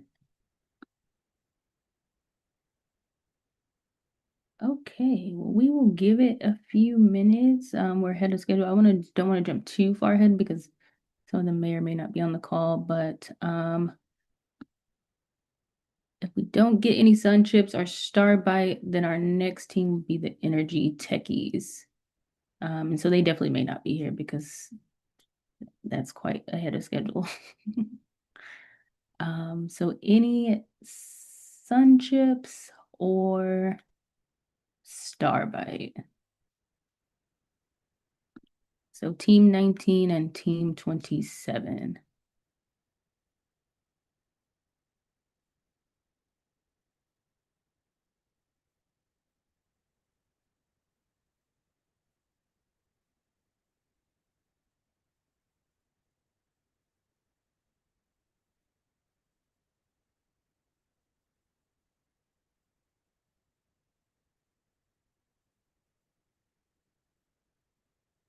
Okay.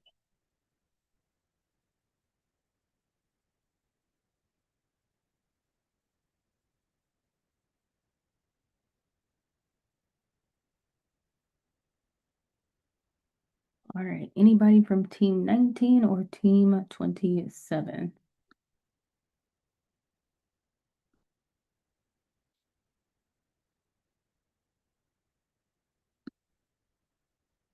No.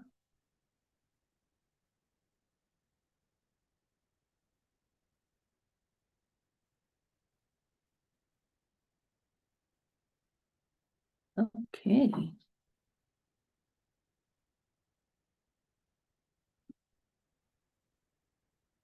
Okay, well, in that case, then we will take, oh, they're just kidding. Someone's on the way, so we'll wait a few minutes, and then we will get started.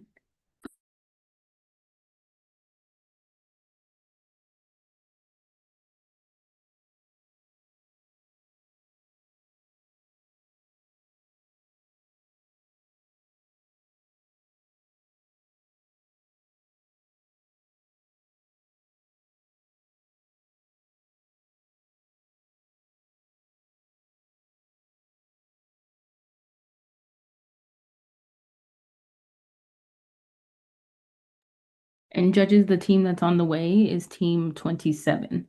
And so they're actually a high school team. So a little bit of a shift, but we had to squeeze a group in time-wise. So just wanted to give you that heads up, but they are on the way.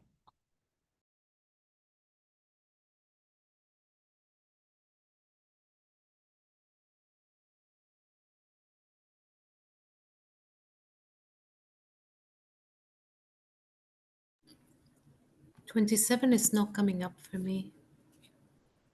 Oh, I think it's because you're allocated to only middle school. That could be the case.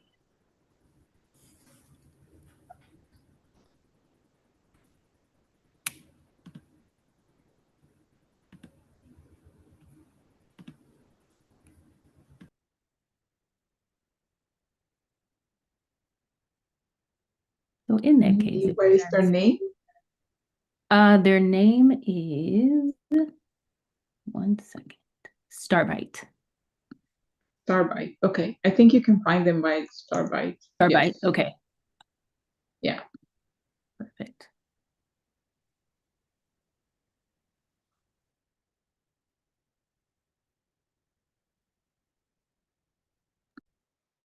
Yeah, I found them as well.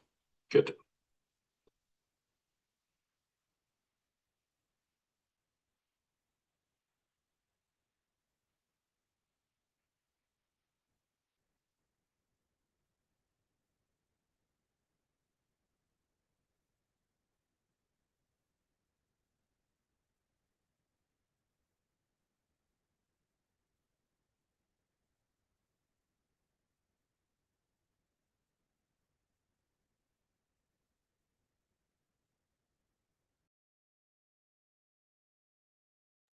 All right, they are coming in.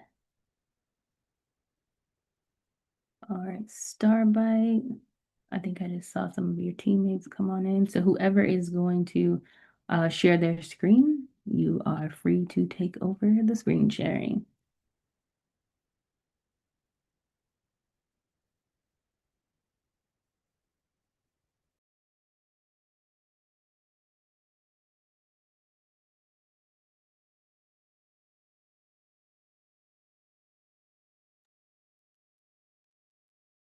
And if you need a second, that's fine. You have like 2 minutes, but whenever you're ready to start, feel free to start.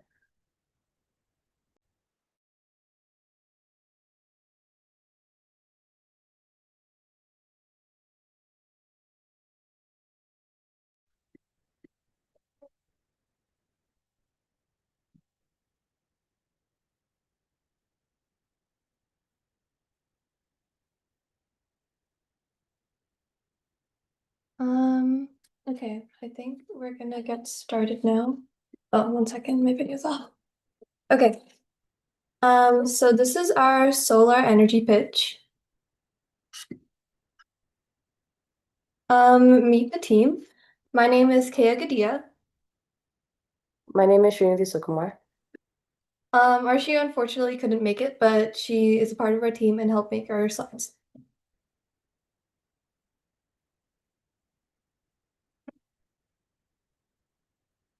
So for the table of contents, first we have the problem, second we have the challenge in numbers, the solution, and the impact and implementation. The problem. Across the world, millions of families, schools, and clinics lack access to reliable electricity. Our project, Solar Learning and Health Hubs, is designed to change that. Energy poverty isn't just about sitting in the dark. In rural clinics, spoil because there's no refrigeration.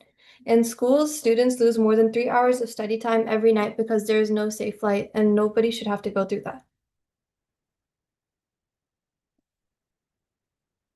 For a continuation of our problem, at homes, families burn kerosene lamps, inhaling toxic smoke equivalent to smoking 2 packs of cigarettes a day. And when electricity does exist, it often comes in diesel generators that they're usually very noisy, expensive, and they're very highly polluting. So what makes this worse is the injustice. The people facing these problems contribute the least to climate change, yet they pay the price in health, safety, and opportunity. Challenge in numbers. 600 million people in parts of Africa lack electricity. $70 billion are spent in diesel and other things and other lamps in poor communities. 10 to 20% of family income is wasted on dirty fuels. Children inhale smoke that is equivalent to 2 packs a day from these lamps. What the numbers mean. So the numbers show, they really show how serious this problem is because over 600 million people in sub-Saharan Africa live without access to electricity. Families spend an estimated $70 billion a year on kerosene and diesel, which is money that could have gone to food, school, or healthcare. And some households spend 10 to 20% of their income on dirty fuels, locking them into poverty. The health cost is massive, is very massive too. Like just sitting near a kerosene lamp can mean inhaling smoke equal to smoking 2 packs of cigarettes every day, as we stated earlier. And these statistics remind us that energy poverty is both a financial and a public health crisis. It's a very serious problem. The solution. We are planning to use solar panels and battery storage. This will be safe lighting for students, refrigeration for vaccines, device charging, and digital learning tools, which will be managed by trained youth teams.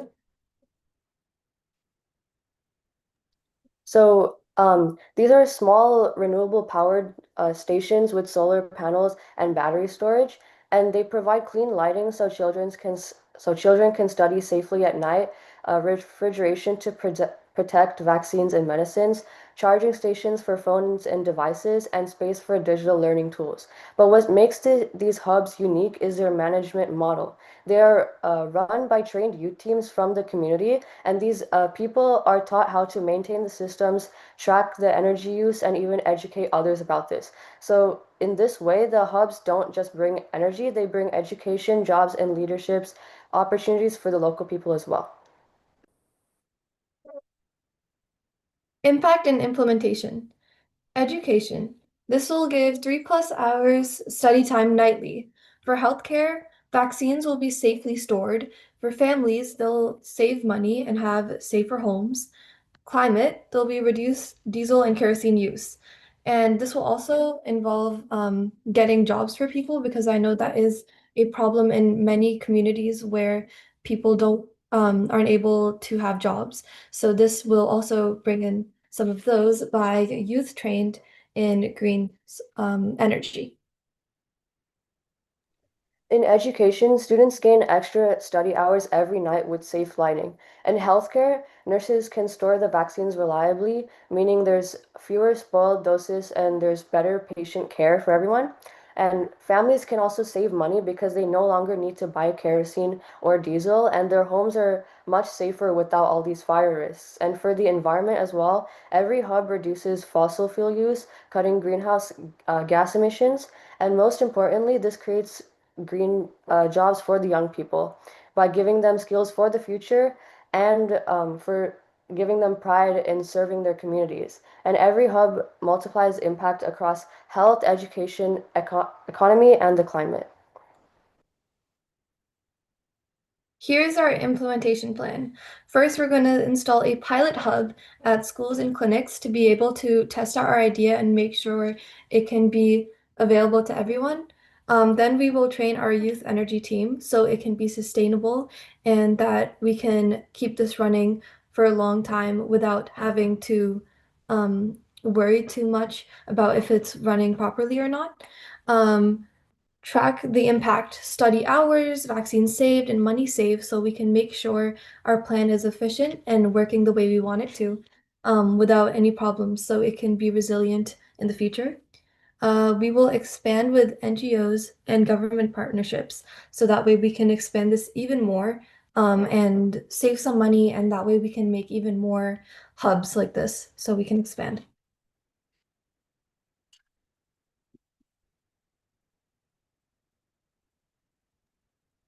Thank you for listening, and we can't wait to see this idea become a reality. Yeah, that's the end of our presentation. Thank you, girls. That was a great presentation. And it was interesting to me that, of course, you took your proposed solution, but then you also tailored it to the youth being the one managing this idea. And maybe if you can tell me a little bit about how you came up with that plan. Yeah, of course. Let me just go back to our slides. So we first came up with the idea to use the solar energy because I have always been interested in solar energy, and we came up with the hubs as I knew that there were people doing this. However, it wasn't as much used. There weren't that many to a point where you could like see them everywhere and everyone knows about them. And we came up with the idea to train the youth energy team as we knew we wanted this to be a sustainable way to give energy to other communities.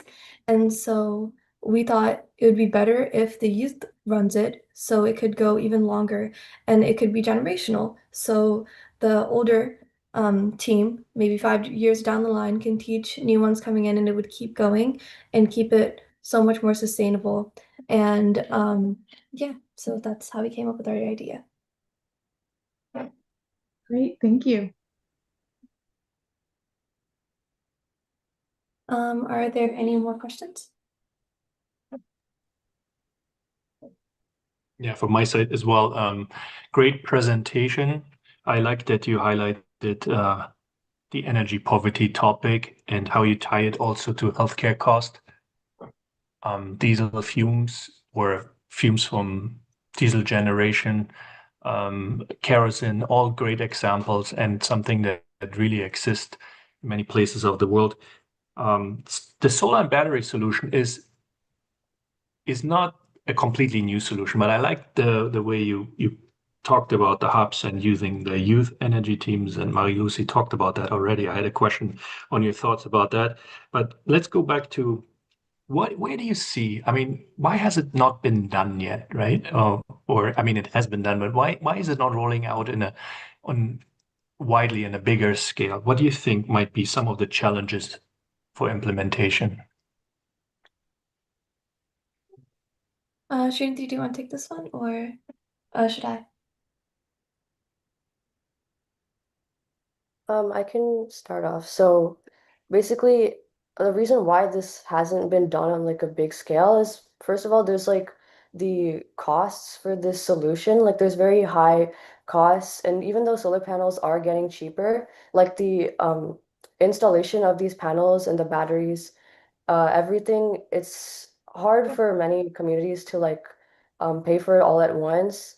And then also like maintenance is a big problem, is issue, like a hard thing to do as well, because the equipment needs maintenance. And batteries can wear out pretty quickly as well. So yeah, if you want to add anything else, Kaya. Yeah, so this is why in our solution we decided to add training the youth energy team so that way no matter where the community is, we can have a team there that can help fix these repairs and things like that. And then we've also came up with, expanding with NGOs and government partnerships, so that way the cost could be taken care of. But yeah. Brilliant. Yeah, that's a great answer. Thank you. Thank you.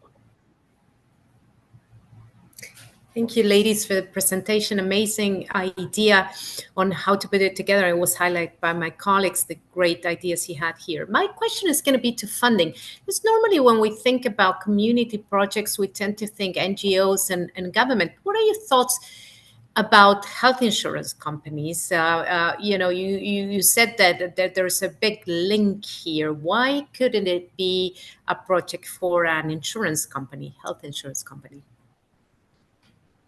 I think for an insurance company, it would be a little bit difficult because I know the solution could be seeming unreliable due to how much maintenance it requires.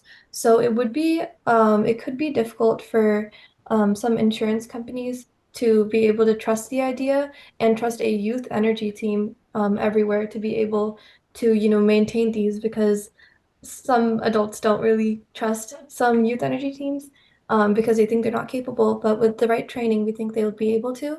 But then, of course, we would, if when we go and try to implement this, we would obviously reach out to insurance companies and see if they'd be up for it. So yeah, that'd be a good idea to add to this. But for now, we thought the goal of NGOs and government partnerships would be maybe more reliable, but we would probably check those too. Thank you. And I like the way you process that thought. Thank you so much. Of course.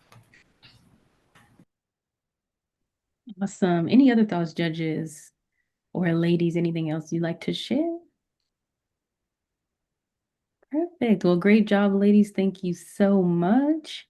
Up next, we have energy techies. So energy techies, if you are here, go ahead and share your screen. They're going to be Team 35. Hi, ladies. Hi.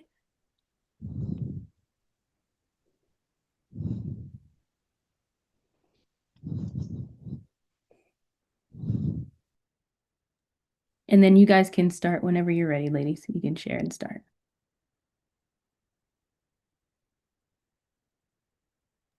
Give us a second. We're just trying to share our screen. No worries, no worries. I think on the evaluation you have 2 energy techies, so just mentioning it to you. Oh, does it show up as 2 different? Okay. Yeah, so it shows as the name and then also with 35 and then energy techies. So maybe you tell us which one you want us to use. Yes, use the one with 35. Okay. Did you guys submit that one? Both of those?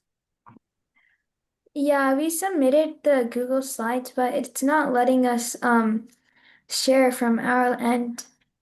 Okay. At the bottom of your screen, let's see. Yeah, it's like showing me like these warning triangles or something. Okay. 1 second. Maybe I'll try. I think we have to open the Google Chrome thing. Yeah, I wonder if it'll let you do it in presenter mode. Do you guys have it up in presenter mode already? Yeah, we already have the slides open. Okay, and then on the Zoom, do you see at the bottom where it says share? Yeah, we see the share, but it's not letting it's not letting me share it. Okay. This Hi, Mom. Okay, I think they need to allow it from system settings. Okay, it says they should be able to one participant at a time. Let me see. Yeah, it said so all participants can share, so they should be able to. Yeah, they have to reopen Zoom to be able to. Yeah, they are on. Oh, okay. Yeah, they will join back in a second. Okay, yeah, that's fine.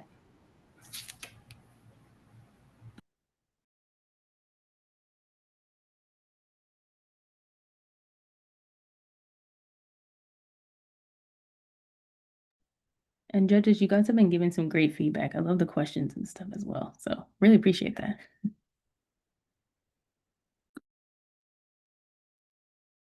Kudos to all the teams so far that presented really interesting ideas. Yeah. Well done. You can see there's a lot of thought that went into the pitches. So that's nice. Yeah, very nice. I'm also the mentor for Energy Techies. So in case they cannot share it, I have their slides so I can share it too. Okay, so they're coming back in now and we will see. But thank you. I appreciate that.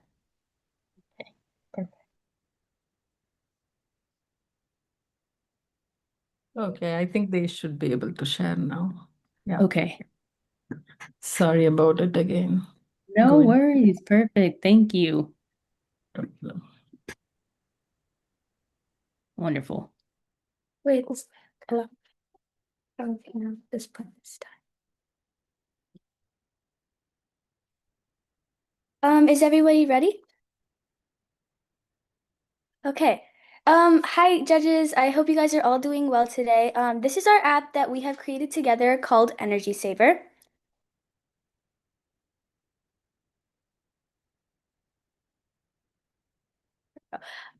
So in our team members and our roles, as Mina, the girl that's sitting next to me, she was our team leader and our contributor, and I was our co-leader as well as our contributor. Our problem statement. Many families struggle to pay high energy bills, spending a large part of their income on heating and cooling. Unpaid bills can lead to power shutoffs, leaving families without heat, air conditioning, cooking, or refrigeration. Children, older adults, and people with health issues are especially at risk. Low energy efficiency in many homes drives higher costs and energy use. Assistance programs exist but don't reach everyone in need. And finally, families in financial difficulty often live in unsafe and uncomfortable conditions. All right, welcome to Energy Saver, your smart energy companion where you save energy, save money, and you save the planet. Our solution. A smart and simple tool that tracks daily energy use. It provides quick and easy tips to help families save electricity. It sends friendly reminders to unplug devices, turn off lights, and use energy wisely. It gives families a weekly energy score to track progress and stay motivated. It helps save money without requiring expensive home upgrades. It makes energy saving fun, easy, and more effective. It supports families in reducing energy use and lowering pollution. And finally, it benefits both household budgets and the environment. Some wow factors of our app are: the app saves money without requiring expensive upgrades or equipment, making energy saving fun and engaging rather than more complicated. It empowers families to take control of their energy bills and usage. It helps reduce pollution while ensuring households stay comfortable. And this solution combines affordability, ease of use, and positive impact all in one. Also, we have a prototype ready today, and we can make it an app that families can download on their phone and start using right away. So let's jump into our demo presented by Azmina Sheikh. So next we're going to go into our prototype demo app as by clicking this link, and next it takes us to a screen and it's the app called Energy Saver. It's a smart energy companion that was made by us, and it helps track usage and gives smart tips and saves money. So we can get started. First, it would ask you to log in for an example, and right now we're doing a demo, so it's a demo one. Next, it would ask you to scan your home, and for an example, I'll do this. And it will do like basically you point your camera around and then you get a notification that you've scanned completely, and it puts all the scanned rooms that you have scanned. Next, you'll go to budget setup. It will tell us more. It would ask you or the user to tell it more about their home. For example, their city, their house size, their room, and their bathroom. Next, it would ask about the user's energy and budget info. So they'll tell the price per kilowatt, a monthly energy budget, and last month's bill. Next, they have the smart features. It would ask us about appliances and energy plans to optimize saving with like smart recommendations. So it would ask like, do you have a time of use energy plan? And do you own like electric vehicle? Do you have a smart thermostat? and a smart thermostat as for the appliances and energy plan questions. After you complete setup, it takes you to the debt manager. So it will tell you if you're like outstanding a bill amount. So for example, if I put 25, it would tell me that to the total they're going to try to pay $120 this month. And it'll tell us how to reduce energy this month by some quick actions like put your AC heater set to 76 in the summer, 68 to the winter, and it will tell you how much you can save. For an example, it says $15 to $25 a month with proper thermostat settings. Next, it takes you to the dashboard, which is, and it says, welcome back, demo user, and your path to lower energy bills. So it tells you how much this month's energy bill is. And all because it's green, it's saying that they have saved $22 than last month. And also it tells their savings goal, which is saying for this month, like they have 73 complete, and it's telling them how much they have used from their goal. It also gives them energy tips, and they can also mark it as done, and it has recent achievements. Next, we have the bill tracker. People can add bills from their amount and how much kilowatts they used, and how much ever they want. And using that, it would make a 3-month average. Next, we have budget manager. It track and controls your energy spending. So for an example here, it's saying watch your spending because they're $10.44 over their daily target. It's telling them how much they've spent so far and how much their total or their goal total was. So for here, it says monthly progress, and their goal was $80, so it makes them a daily allowance of them how much they should spend each day in their electricity. And it tells them how many days they have remaining. They can also update their monthly budget whenever they want, and it solves them how much they have to their allowance per day.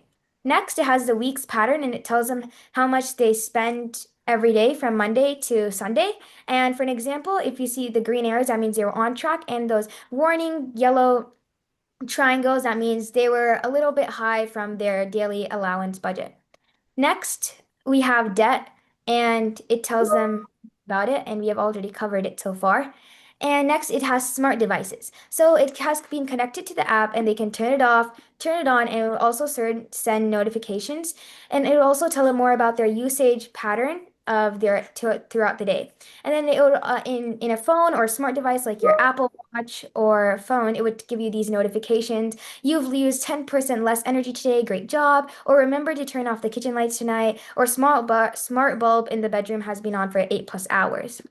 Next, it gives heavy appliance tips. So it would tell about the Atlanta peak hours because, for an example, this is the city. It would tell us that if you have an EV charging overnight, it's the best, like from 11 p.m. to 5 a.m. And it would tell them the best time and if it's easy task to do, a hard task to do, or a medium task to do. So it would tell them more like about their laundry, when to do their laundry, and also tell them about their AC pre-cooling strategy, which is maybe a medium, as you can see here, and it will tell them their potential savings for a year, and they can mark it as done.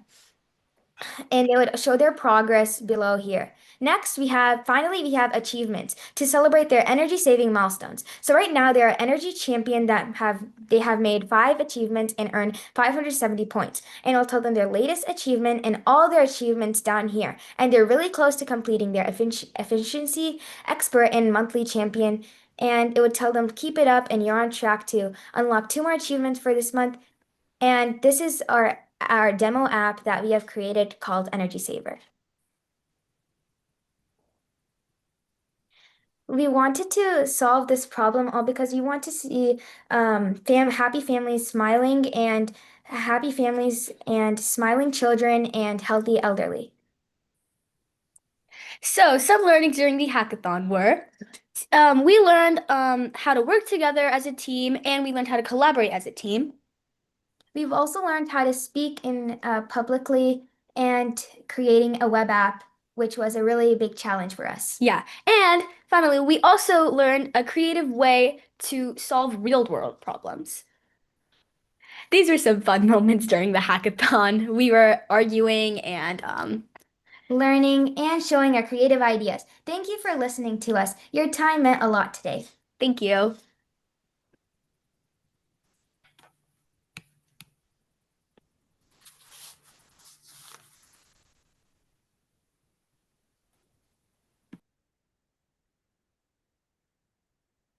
Do you have any questions? Okay, I start. Well, what a great presentation that was. So, Thank you. first of all, you focused on affordability, right? So, the energy cost, one of the very important elements, right? Of course, we all want clean energy and we want it reliable, but we need to also pay for it, right? And people need to be able to afford it. Using an app to track your daily expenses for electricity is, of course, what can help, right? Because if you see it on your phone, I'm using this much. Oh my God, what am I going to pay at the end of the month? So that is really, it can help, right? It can help. And suggesting some tips and tricks on how to conserve and how to save electricity is a really is an important feature of the app, I would say. My question would be, I mean, I looked at your app that you just presented, and that looked very, very professional. How did you do that? So we used JavaScript and Python, and we completed the app on Lovable. So it took us maybe like around 4 to 5 days to complete. You did this in 4 to 5 days? Yes. Yes. I think we should Wow. hire them, Arna. Yeah. That's quite amazing, actually. And I looked at all the features that you presented. That was very complete. So well done. So I'm really amazed. Very well done. Thank you. Yeah, I really want to jump into fantastic job, ladies. Very, very pragmatic idea.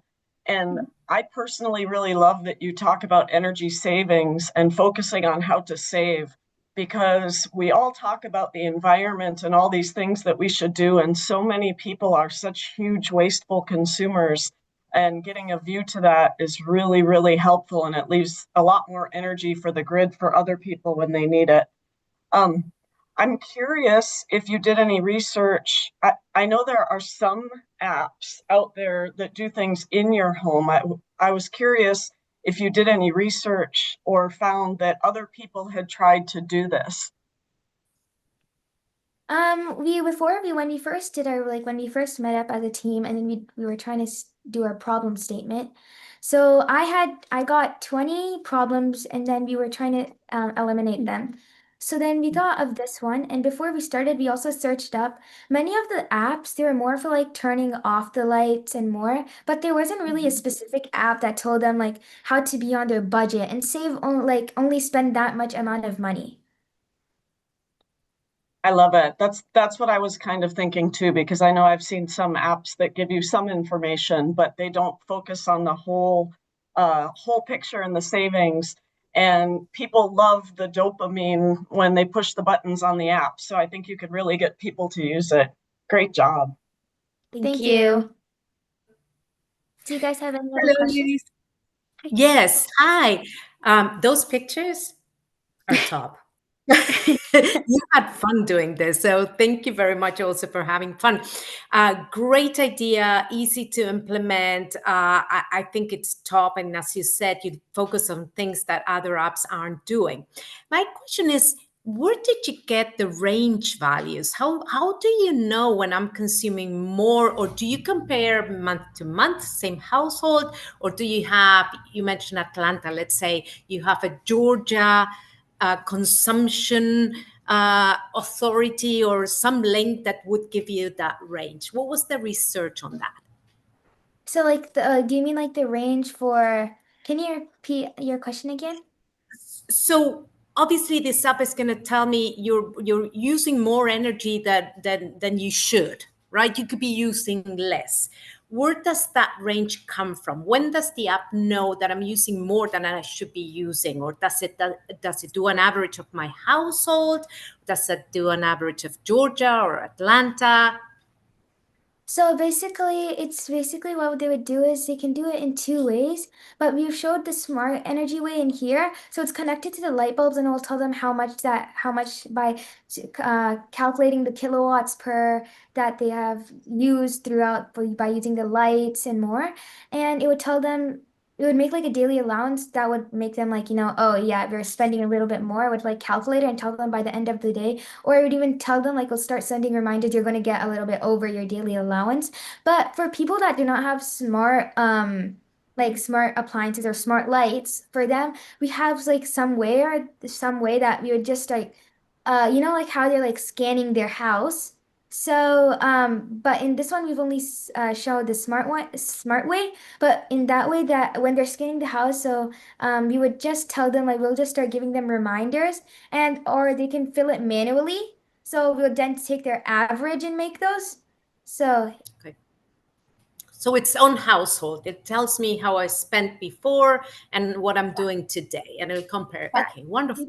Thank you. I think for your further development, think also about for urbanizations or places that don't have a connectivity to Wi-Fi. What would they do if they don't have connectivity?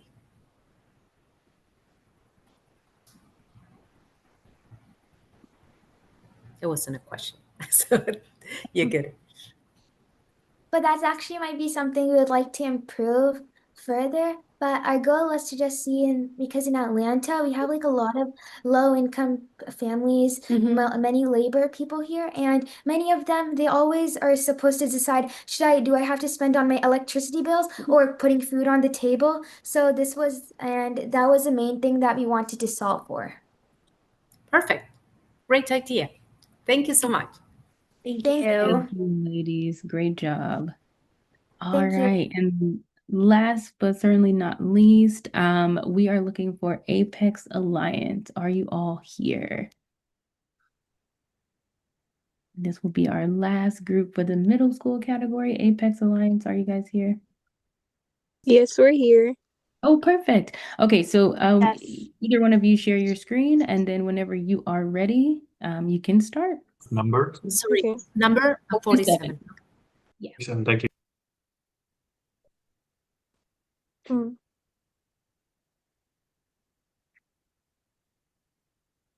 Sorry, you said 47?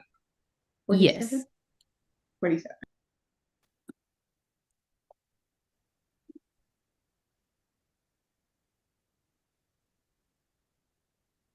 Oh, wait.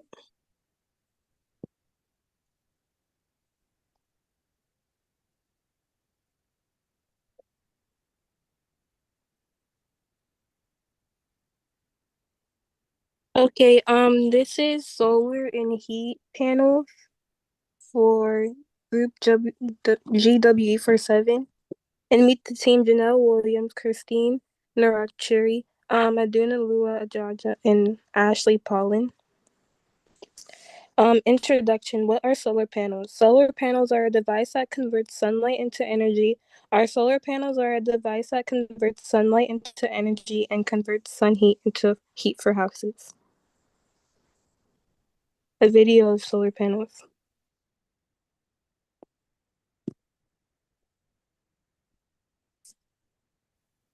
More into detail. Solar panels are big flat panels that catch sunlight and turn it into electricity. They are usually put on roofs or in fields where the sun can hit them a lot. Inside the panels are special materials that take the sun's energy and make it into power we can use for stuff like lights, TVs, and charging phones. Solar panels are good because they don't make pollution like gas or coal, and the sun is free. So once you buy them, they can save you money over time.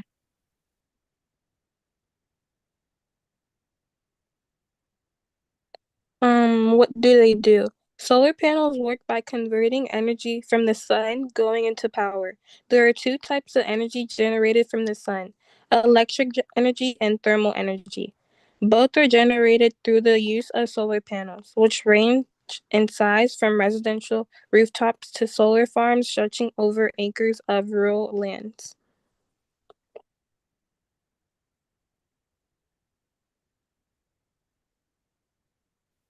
What are the materials made of? Solar panels are primarily made of silicon, which structures the photovoltaic cells that transfer sunlight into electricity, along with glass, aluminum for the frame, numerous plastics for the back sheet, and protective layers like ethyl vinyl acetate. Minor amounts of other metals, such as copper and silver, are also utilized. How will this help our community? Reduce our eliminated energy bills, increase grand list values, increase property tax revenue, lease revenue if the project is sited or monopoly owned land of buildings. Everyone should be able to breathe clean air and drink clean water. But when we burn too much fossil fuel for things like cars, houses, and businesses, it pollutes the air and water. It also makes the climate change worse.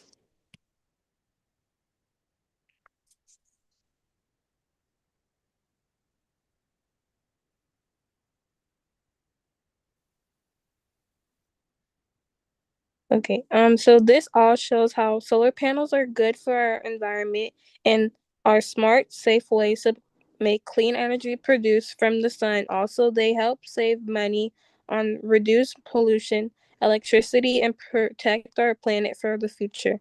Even though they can cost a lot, they are worth a lot because they last long and use free sunlight to create power. Thank you.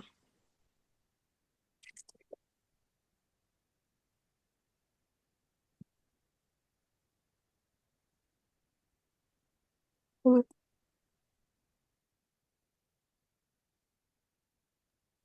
right, We're judges. all done.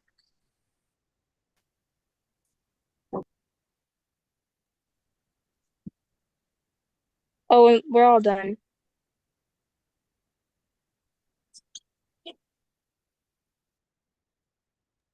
Yeah, judges, you can go ahead.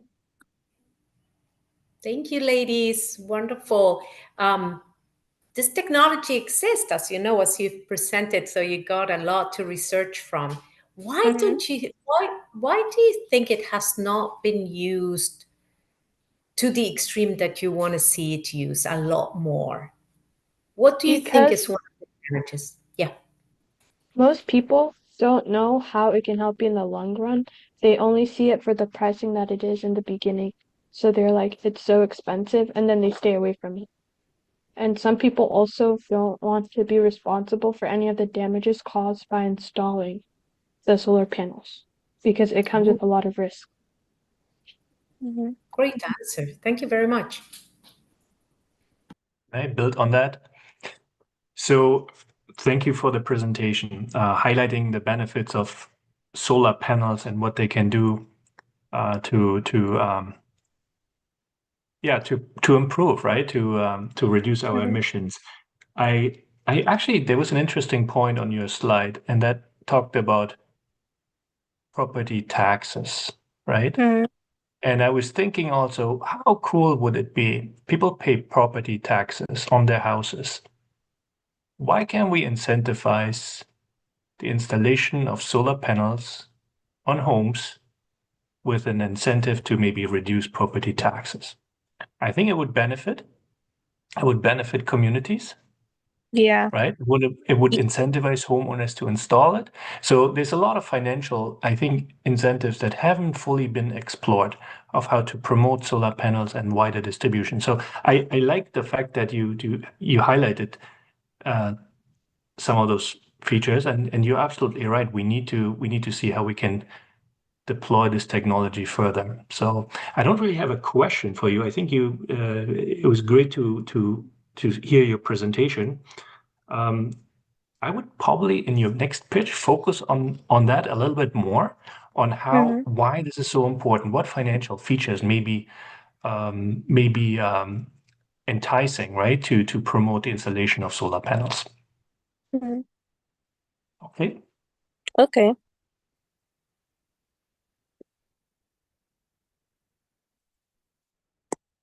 I guess I would just ask, oh, sorry. Oh, no, sorry. Just seeing if there's any more questions, but.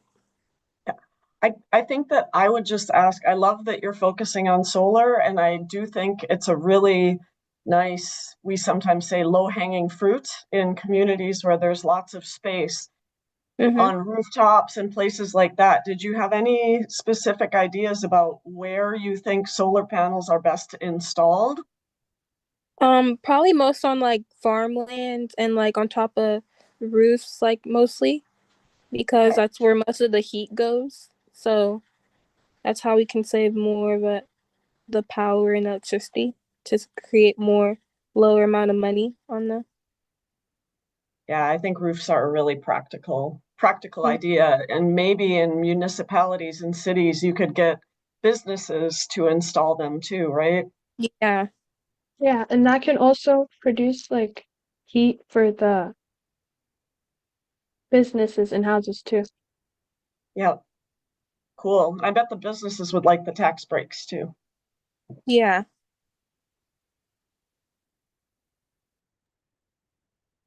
Great presentation, girls. So, what would you think is the one thing that was the most surprising for you when you were doing your research that you learned when you were doing your research and coming up with this idea overall?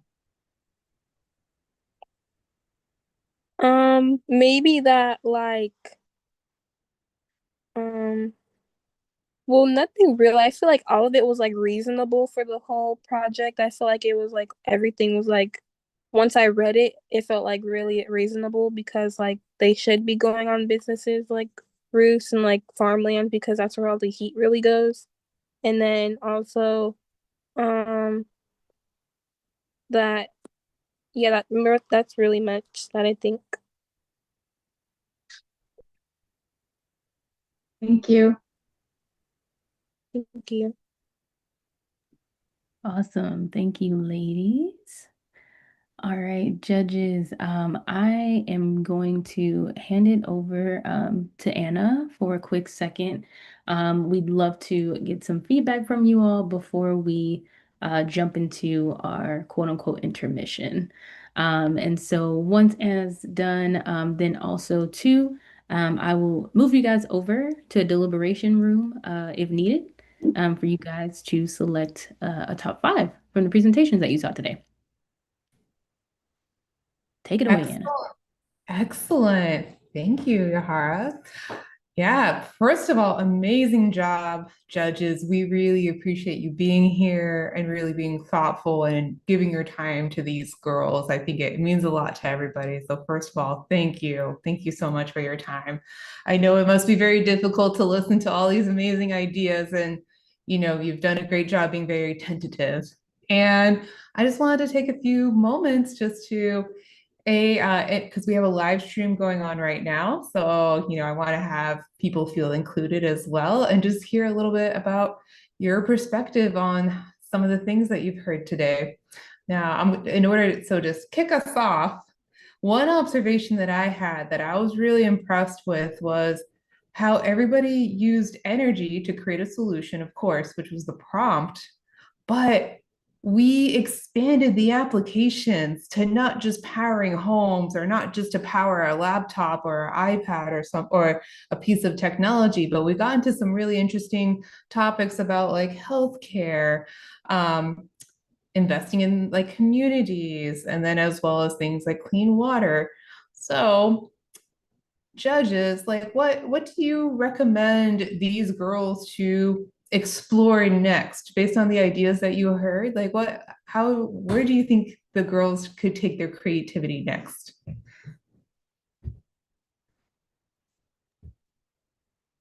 I'll start. I think that it would be really interesting if the teams would dig a little deeper into the technology and start to map out. There was a broad range of implementation plans from high level to fairly complete, but really digging in and finding out, researching about other similar projects and what it takes to get those off the ground really makes it real for them, I think.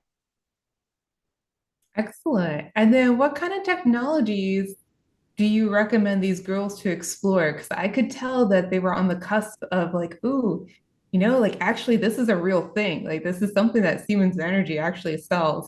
I personally work in grid technologies. And there was a couple of times where I was like, that's literally what my group sells. Like that's what we do. Like we have hundreds of people doing this already today. So what's your recommendation for the technology? Like, what are some technologies that the girls could research on their own after the hackathon? Maybe Florencia or Arne? I can start. Florencia can go next, maybe, or No, go the other ahead. way around. No, Florencia, I don't want to. Yep. Go ahead, So Arne. I always, when I listen to the pitches, some of them actually referenced our portfolio already in their solution, right? And that's always nice to see. Of course, we're not the only one that builds energy technology, but I think that makes us probably a little simpler, right? Like we right now, the topic of of energy, renewable energy, energy for good is a pressing topic, right? We need solutions pretty fast for the world. And I think this might be a good reminder for all of us. We need to look what's already existing, right? So when we can leverage things that we can buy today that don't require long research, we can maybe focus more on the implementation of solutions, on fast implementation. So getting clean water to regions that don't have that, for instance, or really getting off diesel fuel in regions to avoid the bad emissions and the health issues. I think I would encourage the team to really think about that. How can we bring a solution to the table very, very fast? Think also about financial incentives, right? Like many presentations mentioned NGOs and how to get funding and so on. I think put a little bit more thought in that as well. How can we do that, right? Big companies often want to do that, but they need also funding, they need partners and so on. What can be done? And highlight that in your pitches going forward. That would be my advice. Yeah, I love it. And now I can say nothing. Now, thank you, Arne. But I'm gonna build up on what you said. I think three issues I think are key. First, apart from the three issues, I want don't stop here. Whatever the result is of at this little pitch, don't stop here. Continue working on your idea, because I see a lot of women entrepreneurs that have continued, and it takes a little long time to get to where you want to be. And it's a lot of evolutions. It's 1.2, 1.0 to 5.0 until you get a demo and you get funding. So continue with the idea. Three things. Technology, I think Arne said it. On top of it, as you're young, there's new areas that you can explore and be the first one there. So what are the niche technologies that you can start exploring? For that, you have to do a little bit more research and see what scientists and the innovators are doing. For funding, I think Arne said it. I'm going to go a lot more into private funding.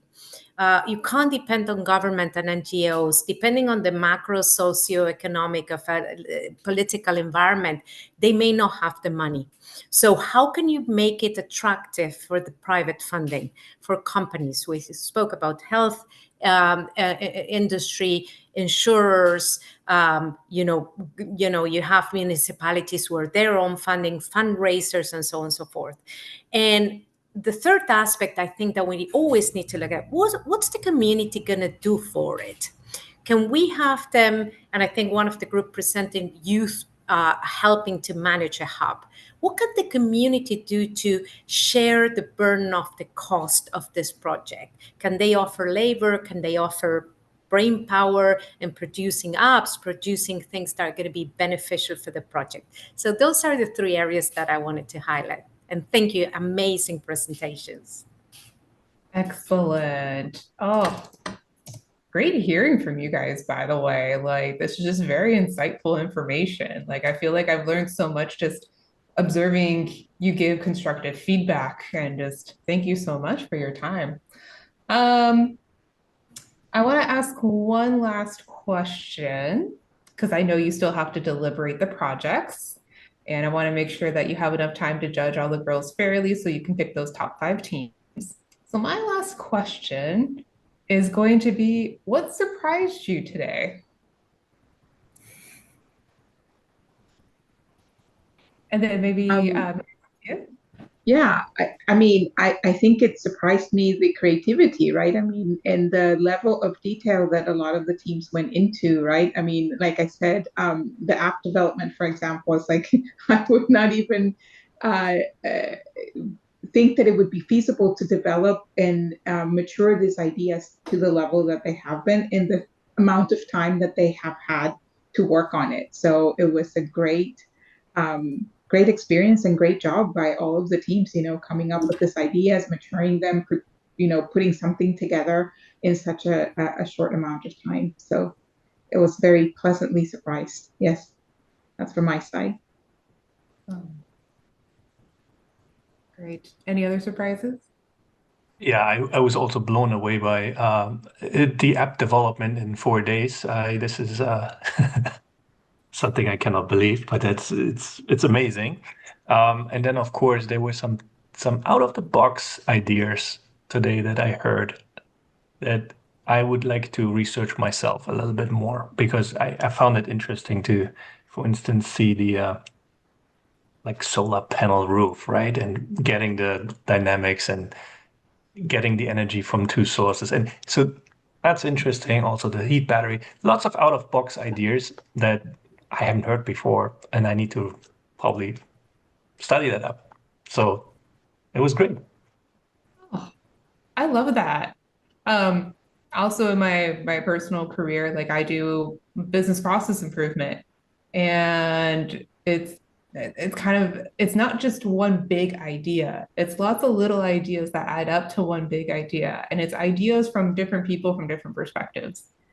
And I think that's something that all you lovely girls have shown us today is like, it's not just one big idea. Like all your little ideas are very inspirational. And then just to have somebody like Arnie, like now he's gonna go like research something on his own. Like, I hope you all feel very, empowered about what you can accomplish. And yeah. So before I finish us off, is there any last statements from the judges that you'd like to share with the girls?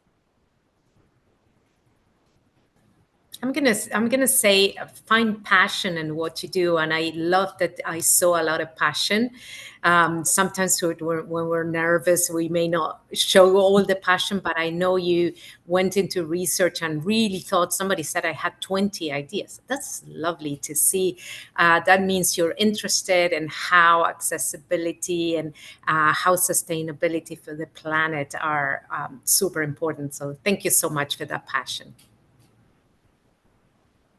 I want to jump in and say the energy industry is an amazing industry to work in. So I want to really encourage all of you to keep your passion and continue looking into careers in energy because it's really the solution to most of our issues. And I am as excited as I was the first day I started in this industry 20 years ago. So keep it up and go to school. And I'd love to see you as engineers out in the field with me. Yes. And building on that, Terry, I want to thank all the teams presenting today. So I know it's not easy to sit in front of such a big crowd, right? And talk about this and walk through your presentation, but you all did a fantastic job. So thank you. Oh.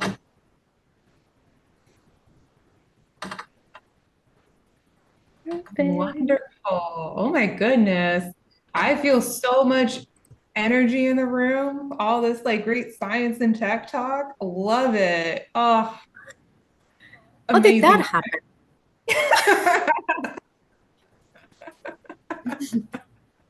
Awesome. All right. Thank you, judges. Yeah, judges, I'm going to move you all over to a deliberation room. And you guys have about 15 to 20 minutes to deliberate. If you need more time, definitely let me know. I'll be checking in on you. So I will go ahead and open that breakout room for you guys. And it should allow you to join. Perfect. All right. And then everyone else, we are going to take an intermission. So please come back and join us at 2 p.m. Pacific 5 p.m. Eastern for our high school presentations. So we're looking forward to that, keeping the momentum going. And again, please continue to join us and watch via the live stream as well. So I will see you all back shortly. Thank you.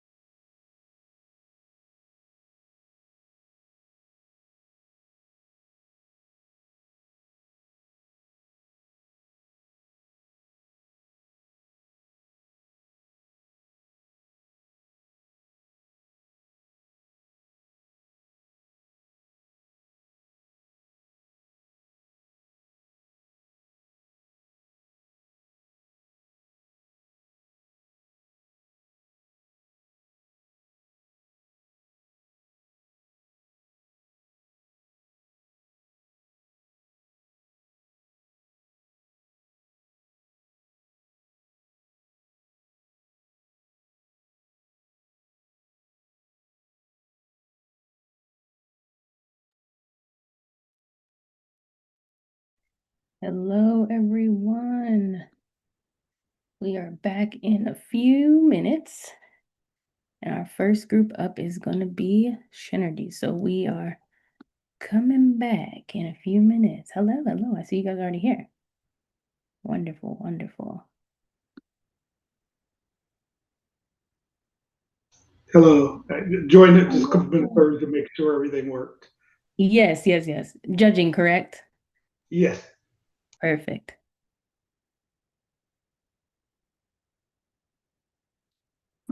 Hi. Hi, my name's Christy. I am also here early for judging, just checking to make sure Perfect. everything looks all right. Yeah, on you guys' end, can you on the Hack to Skill site, it doesn't have teams assigned to you, so in the search bar, you'll just have to search the team prior to them presenting. So check Would your you mind letting dashboard. in, sorry, do you mind letting in No. Margaret Yes. Campbell? She's an external judge. Thank you. Oh, she's in. She should be in already. Yeah, she's here. Oh, good. Perfect. Yeah, I'm here. Okay, good. I was just about to respond to you. Yes, thank you. So do I have to select a team or something? Yes, so in the search bar, if you just search, our first team up is going to be Shinergy or Team 25. So you can search them either way. So it's either going to be GWE 25 or Shinergy. Shinergy. I don't know if I'm saying it right. They'll tell me. So I saw them in here. Do I have to, I actually have to do something? Like what search bar are we talking about? Yeah, so within your dashboard, so click on them and then you should be able to score.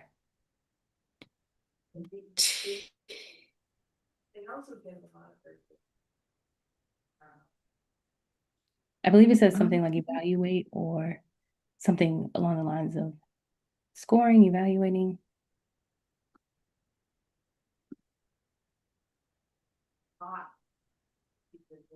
So not on this meeting, it's on something else. Yes, it's on Hack 2 Skills. And then I can drop the link for you if you need it again. Oh. Because you should have received an email from Hack 2 Skills giving you access. If not, I can resend it. Yeah, let me just find it. So when I look on the listing of teams, I see team name Andrea, Solar Oh, Systems, Energy Techies, Shelby Johnson. Are those the right teams for this session? Correct. So you should have something on your dashboard, like an initiative, and it should be the Girls with Energy Hackathon, and you should be able to search. But those are the teams.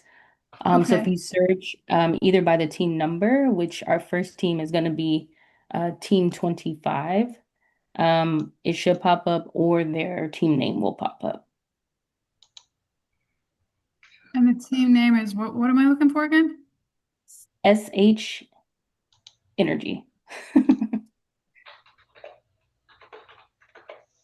I don't see that team name on there. Travis, do you see that team name on there? You know, I got to it. So hi, Christy. I had to in the dashboard. I started the evaluation.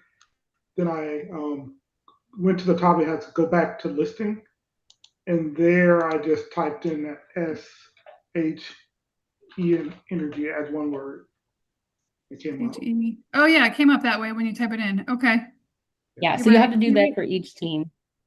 Can you go Okay. ahead and please send me the link again for Hack 2 Skills? Yes, yes, yes. And this is Margaret, right? Oh wait. I sorry, I got there. Okay, I think.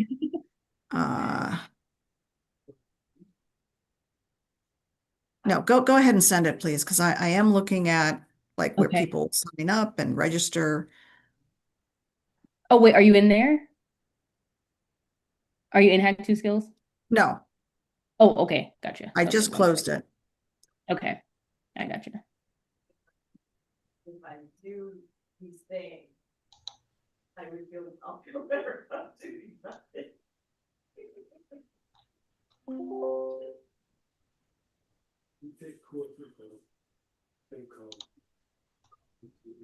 Okay, you put it in the chat. Not yet. It's gonna send you an actual email to your Siemens email. Yeah. I don't have a Siemens email though. Oh, okay. Let me get your email. I don't Hold work on. at You should Siemens. already be in here, but So it's Margaret, Margaret okay. .Campbell. Let me see. Okay, let me go to this. I mean, I just went into Hack to, let me see. Okay.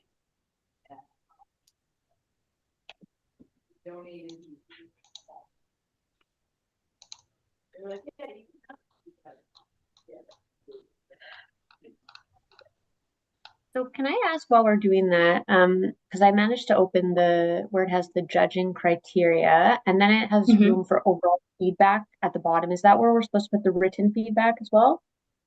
Correct. So like you guys, as they're presenting, at the end, you'll have an opportunity to give them just verbal feedback, but anything additional that you want to note there, that would be the space to put it. Okay. And another question, in between the presentations, are we going to have time to confer amongst the judges? We're going to save it for the board. very end for you guys to deliberate. Okay. Thanks. Okay, no problem. Okay. Thank you. And Margaret, were you able to get in? And it's usually a group of like. Is it in the training deck? No, I'm just going to send you. Okay, I just sent you an email. Okay. And then there's always like one or two younger people, like, you know, in their 20s. And they're like.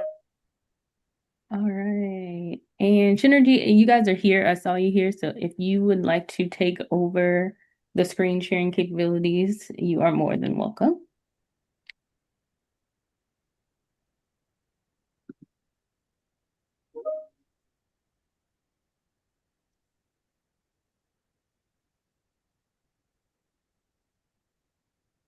But people are like.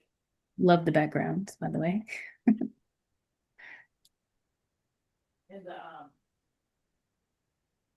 And then we'll make sure our judges get connected first, and then I'll let you guys start.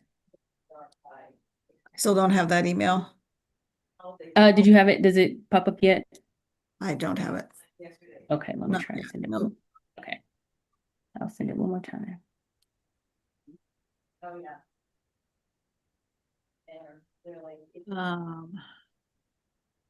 as long as it has Because it's I have margaret.campbell@ng.com.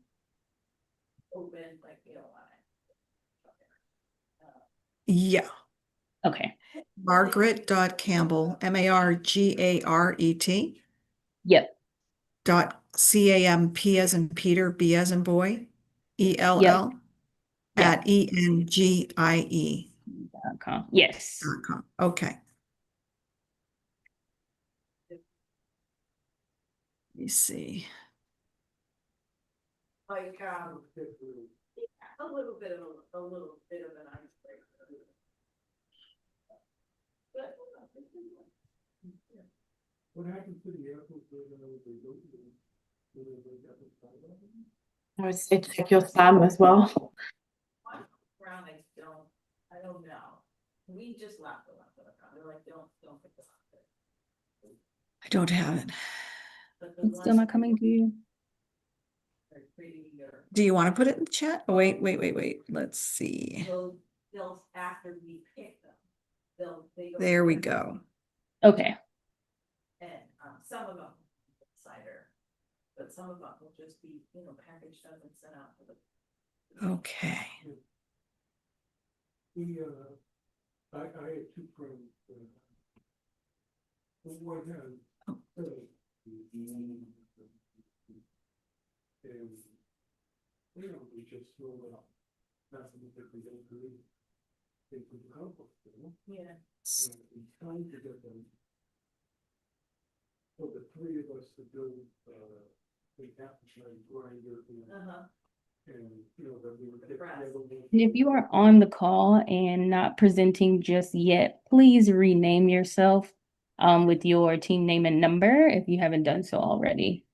That way we know who is here and ready to go. Oh,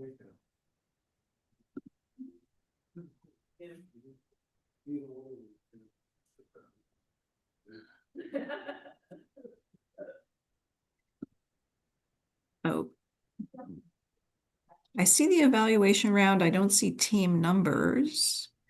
No, so when you go click on evaluate, Start and then evaluation. yeah, start evaluate, and then you'll be able to search the team name or number.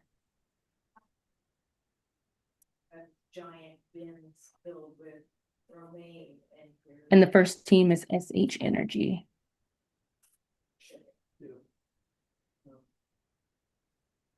sometimes you go and whatever.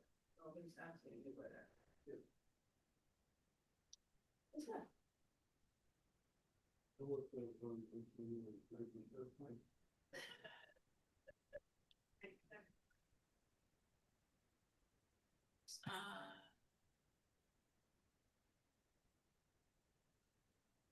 All one word.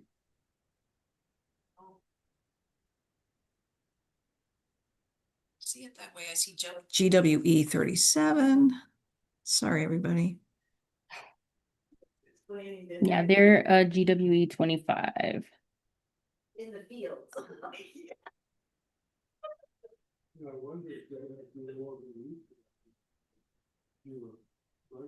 I know, right? And the other judges, were they coming up under the team name or the team number? The team name. I Oh, didn't team really. name. Okay, so Margaret, yeah, search the team name and they should come up. Well, I don't see a list of the team names. I see them. I'm scrolling through them at the bottom. I see Energy Tech, Shelby Johnson, Solar There Sister. should be a search bar once you click start evaluation. Okay. I had to click into start evaluation, then I Okay, at got the it. top, I could go back and then I search for the team name. Oh yeah, I do see it now. Okay, so I'm searching for She Energy, SHENERGY. correct. Got it. Sorry. No worries. And then you'll just do that for each of the teams. And then we'll let you know, of course, which team is coming up next. But yeah. Okay. All right. Well, welcome back, everybody. We will go ahead and jump in. Shinergy, if I'm saying it correct or not, sorry. You guys can go ahead and start whenever you're ready.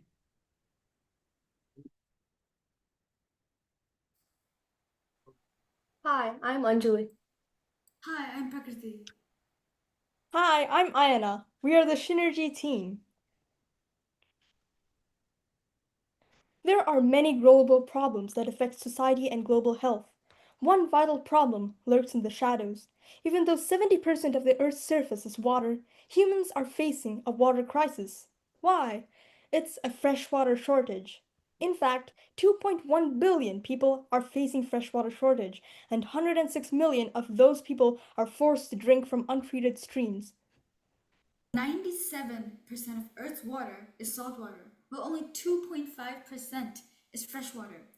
Of those 2.5%, only 0.00028% is freshwater. Of the freshwater on Earth is ready for humans to drink. Though we have enough water in our houses, not everyone does. In sub-Saharan Africa, millions of people face chronic water scarcity due to prolonged droughts, climate change, and limited infrastructure. Somalia has endured 5 consecutive failed rainy seasons, leaving over 8 million people in urgent need of humanitarian assistance. Another example is Cape Verde. It is an island country off the west coast of Africa in the Atlantic Ocean.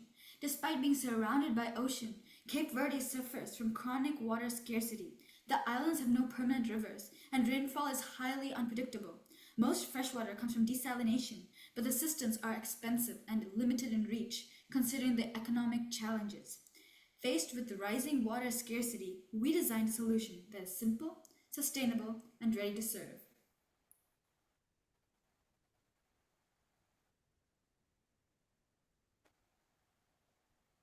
But how does it How work? does it work? You can go ahead. Water is Water first is first heated heated to to 212 degrees Fahrenheit. Water is first heated to 212 degrees Fahrenheit using solar energy. As the water droplets evaporate and go upwards, salt and other impurities remain at the bottom. The main challenge is in bringing vapor back into liquid form without reintroducing contaminants. That's where intuitiveness and innovation comes in. We use polycarbonate film to condense the vapor back into droplets and redirect them into a separate container ready to collect. Our idea is innovative because it takes the well known principle of distillation and reimagines it as a low cost, household friendly, easy to use, and portable device. By making the process accessible, affordable, and adaptable to everyday conditions, we provide a practical way for communities facing freshwater shortages to produce pure water on their own. We use solar energy as our main source of power for this product. This idea was more affordable than other options we looked at, such as nanostructured metal meshes. It takes less ground space and more vertical space. This design is plain and simple and easy to use. The polycarbonate film redirects liquid water and salt. This is also a low-cost option. In places like Cape Verde, our desalination system is designed to serve underrepresented communities by making clean water accessible, affordable, and sustainable. Using solar power and low-cost materials, it transforms ocean water into fresh water that people can actually use to survive. Unlike expensive desalination plants, our solution is portable and deployable anywhere the sea meets land, bringing life-changing impact to those who need it most. Here is a demo of our product. This is a preview of how our product works. So first, we have an energy source, which we use solar energy to connect, which is connected via cable. Then salt water is inputted into the machine using a tube. Now our container is filled with salt water. Salt water is then heated up at the bottom of vessel 1. It evaporates and goes to the top of the vessel. The water vapor condenses after reaching the top and slides down the slanted roof after cooling down with the help of polycarbonate. The water slides through the tube and falls into vessel number 2, through which it will then be collected. And now we end up with fresh water. This is how our product is run.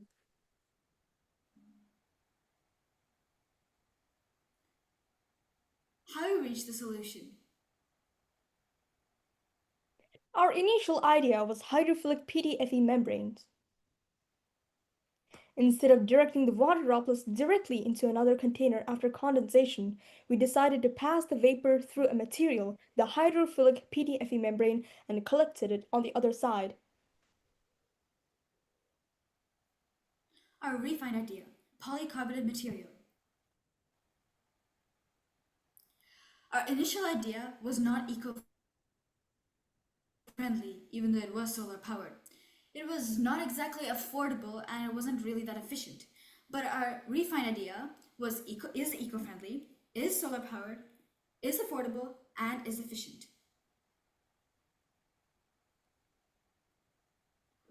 Ocean water has more components. These are our next steps. Ocean water has more components than just salt itself. It has magnesium, sulfur, carbon, and other elements that can be injurious to health when consumed. So even though getting the salt out of the water is the preliminary step, in order to create a device that is truly safe for consumers to use, we need to add a mechanism to extract these elements away from the water, test them through laboratory procedures, find a way to reduce the cost, take feedback, and make sure it is efficient and functional before exporting it into the mass market.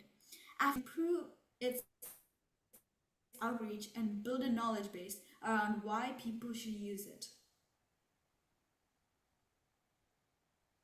Our sources.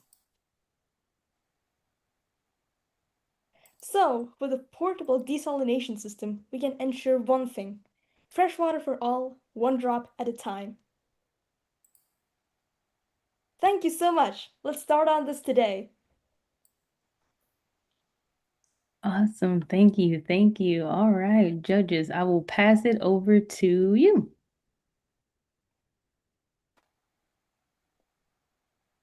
Thank you. That was outstanding.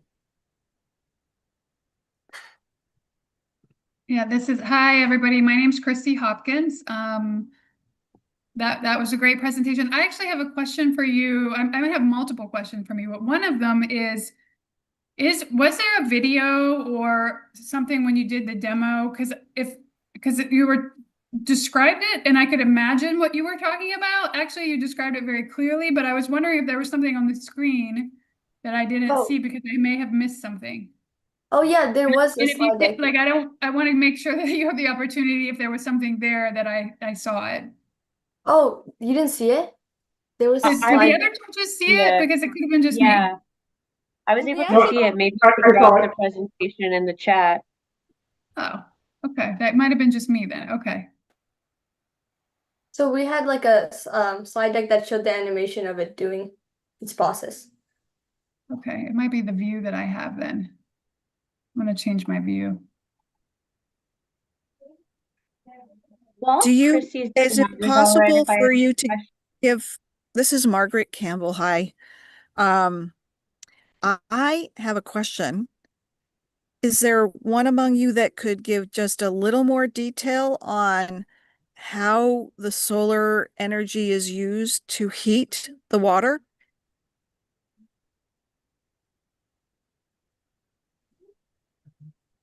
So what we could do is probably we could get solar energy and store it in some sort of battery as such, and then plug it into, a heating device and then heat it up. But we didn't like exactly plan about this. I think Anjali can like talk more about it.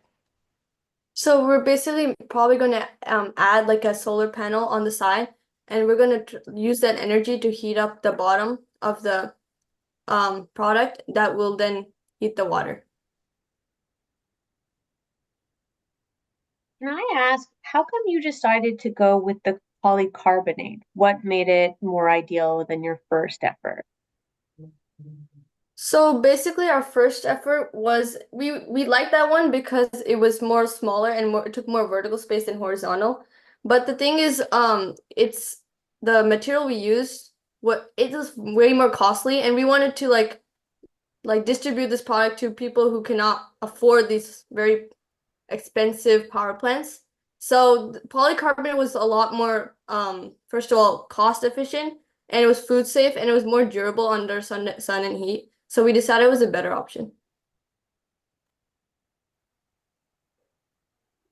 2 more minutes for feedback. Yeah. Oh, hi, this is Travis Smith.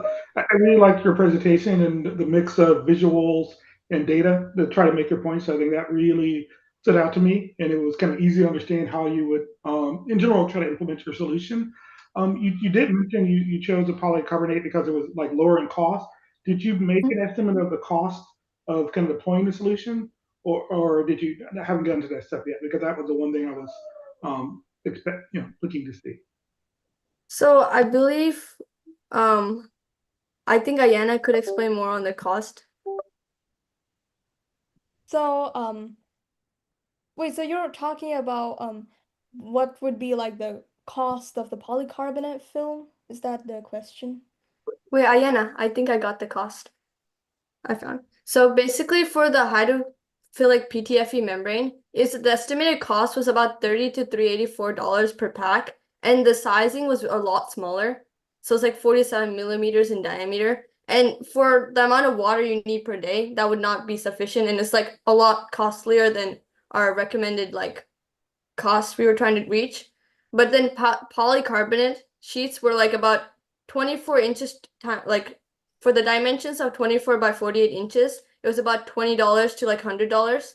So it was a lot more material for the cost we were willing to pay. So it proved to be a cheaper option. Okay, no, thank you for that. Oh, sorry, go ahead. Sorry. No, please go ahead, Margaret. No, go ahead. I was wondering also about the polycarbonate. I think that was smart to change from a film membrane to the polycarbonate. But the question I have is, how does polycarbonate hold up if you're going to be deploying this out in the field, perhaps near a saltwater ocean source. It will be exposed to a lot of sun and heat itself. So I'm wondering, is polycarbonate affected in any way by sun? And do you need to worry about it breaking, or is that not something that you maybe didn't get to the sort of lifetime of the system yet? So we just basically we need to finalize on the materials. We basically still need to test it out in like different conditions and make sure it's still durable. But based on our research, we know it's slightly durable and is often used in solar stills for water collection, which shows us there might be a chance to implement it, but we still need to do further testing for that. The reason that we chose polycarbonate film was that it was durable under the sun and the heat, so that it was adapted to conditions like that. So that's why we chose that. And our estimated lifespan for the device was around 3 years. So, I mean, we haven't tested it, of course, so we don't know exactly, but that's our estimation for now. I have a question for you. During the hackathon, right? During while you were developing this, what was the biggest challenge you ran into as a team, and how did you get through it? Actually, I think creating the idea itself was, I think, one, you know, challenge that we had, we were faced on. So, we were looking at different problems and we were trying to figure out solutions to that. And then suddenly we saw like freshwater shortage. And then we were like, what could we do for that? 70% of the Earth's water is like salt water. So we could probably use that for something that can help humanity. So that's what we were thinking about. And that's how we combated the challenges. And also another problem we faced was actually keeping the product super affordable, because our main goal was to make sure that we make water affordable and able to reach many people. So though we had many ideas, most of them were not cost sufficient. So we had to work together to figure out which will be the most cheapest and reliable option. So yeah. Great. Those are two challenges you worked together to solve. Yeah. Thanks. Thank you, ladies. We appreciate that. Next up, we have Chronosaurus, which is going to be Team 12. So judges, you can either search them by GWE 12 or by their name, which is Chronosauruses. And just a reminder, for each team, we only have 5 minutes to present and then 3 minutes for feedback. And I know we're all like a little bit off schedule. So just want to make sure we're aware of that. And I'll update the times as well for the girls. But great job, Shinergy. Thank you so much. And then Scarlett, I We think you have a have hand like up. a You can come up minute. here. Sorry, do we have a minute before the team starts to put our feedback in? Yes, you can put your feedback in. And then And can I just Scarlett, say something while they're typing? yeah. Okay, so I'm trying to establish multiple contacts with one of our team members, but it seems like she is still not showing up. Okay, which team member is it? Sarah? Okay. Are most of you here? Yes. Okay, so we We may have just have everyone but Sarah, sorry. but Sarah. Okay, yeah. So it may just have to be is it 3 of you, 4 of you? Yes, 3 of us. Okay, yeah. So you guys can present I'm not sure how that shifts your presentation, but you guys can go without. I'll put a message in the group, but you guys can start without her. Alrighty, sounds good. Thank you. And then feel free to take over screen sharing. I'm not sure which one of you is presenting, but you guys can take over. Perfect.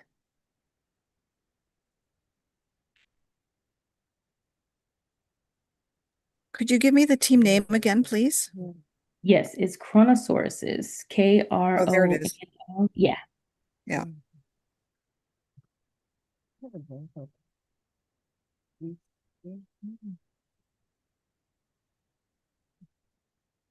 Great, got it. All right.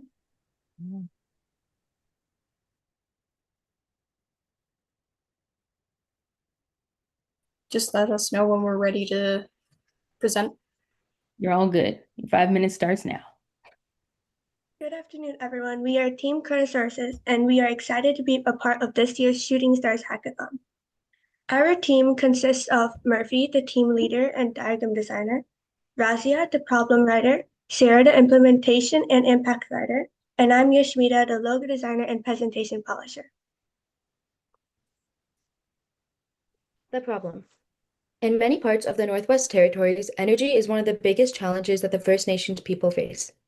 Because of the harsh climates and isolation, they rely on diesel generators, making power 6 to 10 times more expensive than the Canadian average.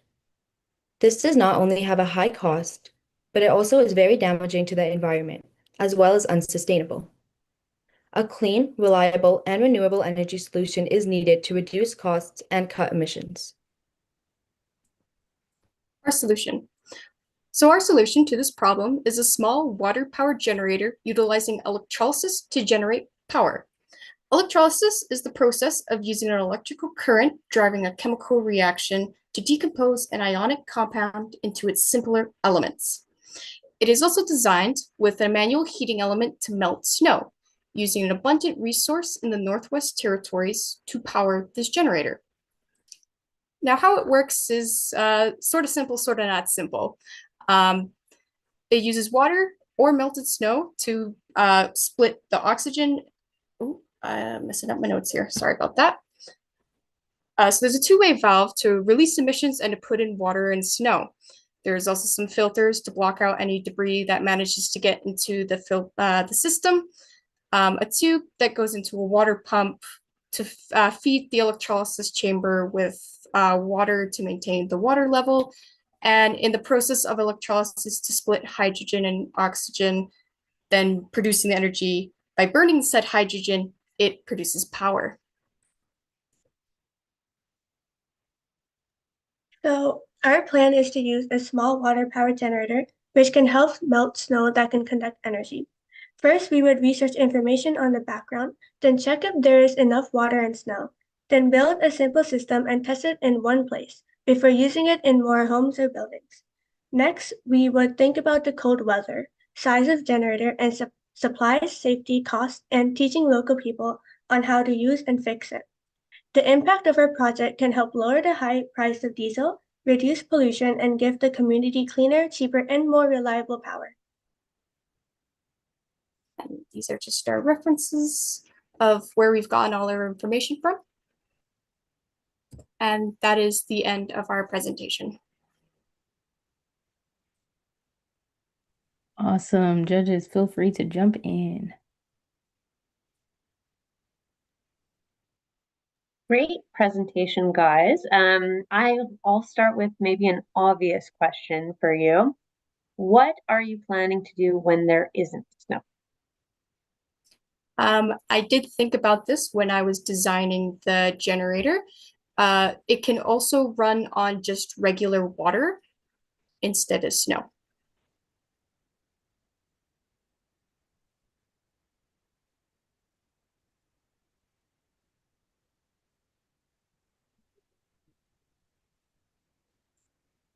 So, go ahead, Margaret. Sorry. Thanks. Another question. When you have the water, whether it comes from snow or whatever source, rainwater, I guess you could collect. How do you, where do you get the power to run the electrolyzers to split the water into oxygen and hydrogen?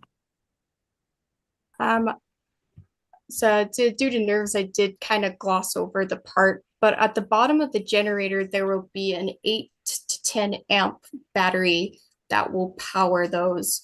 The ampages might raise or lower depending on how big the generator will be, but a substantially small generator will not require a lot of power. The battery itself could be solar powered. I'll admit that's something I didn't really think of. Okay, thank you. I have a question about the idea and the generator. So like water is a renewable resource, and you just mentioned solar power for the battery potentially, but the generators themselves, I'm curious if you've looked into what it might cost to build modular generators for those regions. And I guess, and my other question is, would it be like a generator that was like for one family, or would it be a generator that like powered for a large amount of people in the territory?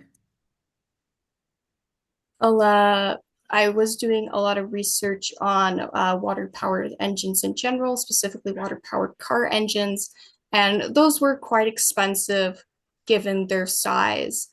I would assume this generator being a little smaller would be less expensive than what it takes to build a car engine. Um, and I would like maybe one of my other teammates to jump in if they want to answer the second part of that question.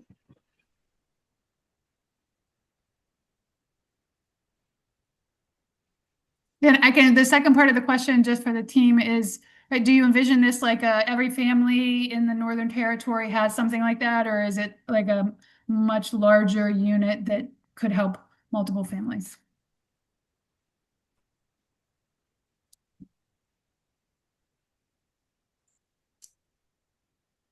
Well, I think it could be either. So I think that it could be for if like it could be for a larger unit that could power for like many families, or it could be smaller as well, because that would be cheaper for just like smaller families or a community. But it would depend on pricing, because a larger one would ultimately be more expensive than um more smaller ones, but we would have to see the pricing on that. Okay, makes sense. Thanks. Thank you, ladies. And then we are going to go ahead and next to our next team, which is Cuties in STEM. Are you here? Cuties in STEM, team 1. Hello, hello. Feel free to take over the screen. Can I just ask for another like 30 seconds to finish scoring, please? Like, yes, go ahead, and we have all 2 right, minutes thank before they you. start. Yeah. Oh, sorry.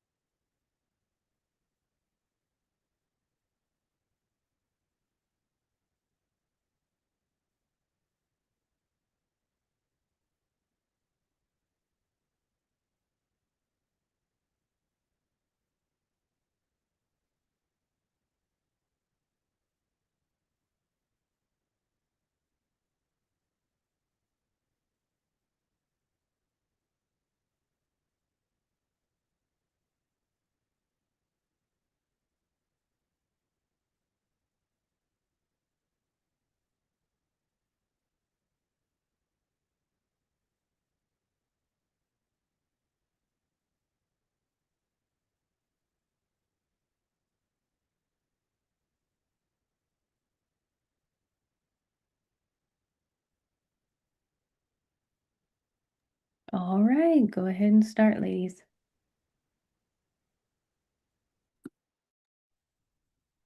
Great.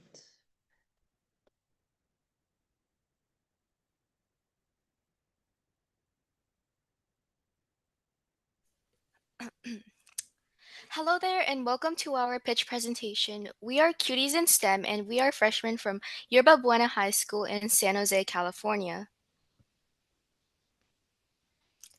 We'll be introducing ourselves, the role we took on the project, and a job in STEM we are currently interested in at the moment. Hi, my name is Betty Ju, and during the project, I had the role of presentation editor, abstract editor, as well as researcher, and I'm currently interested in computer engineering.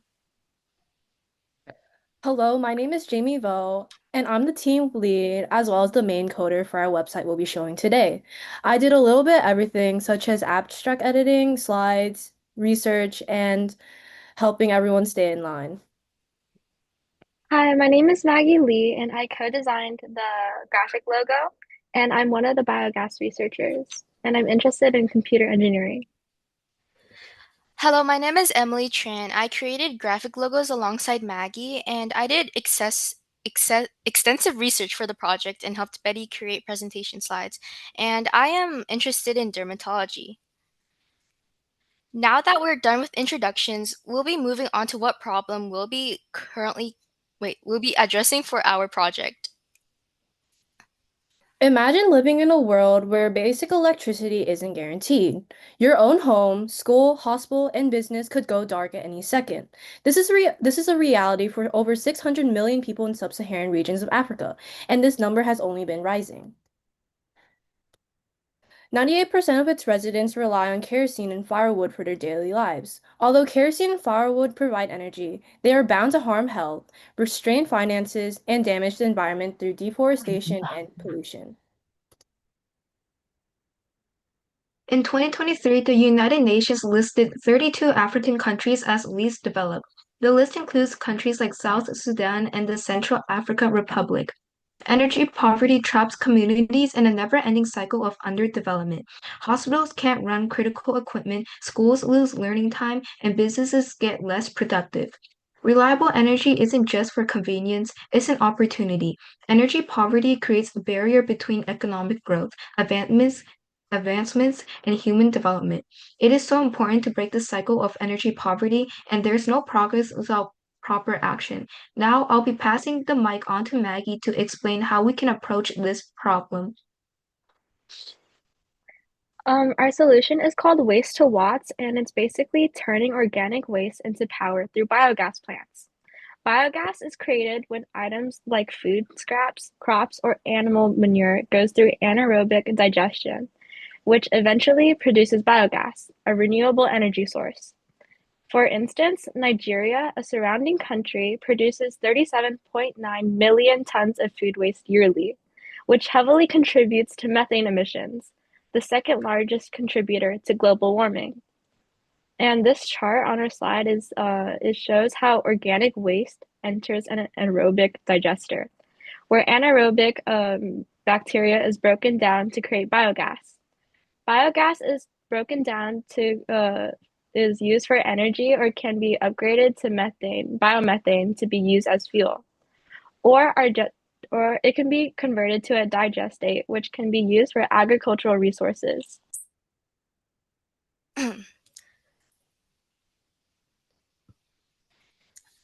um,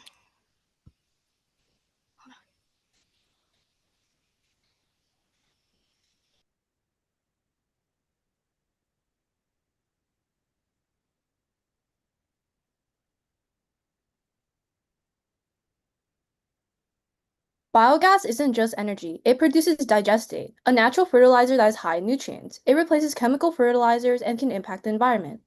Biogas will also reduce organic landfill waste, lower methane emissions, and is sustainable towards the environment, all while supplying clean energy to those who need it. Now we'll be moving onwards to our potential challenges for the solution. For our first challenge, we recognize that biogas requires stable conditions like temperature, humidity, and pH, and it can be complex to maintain them.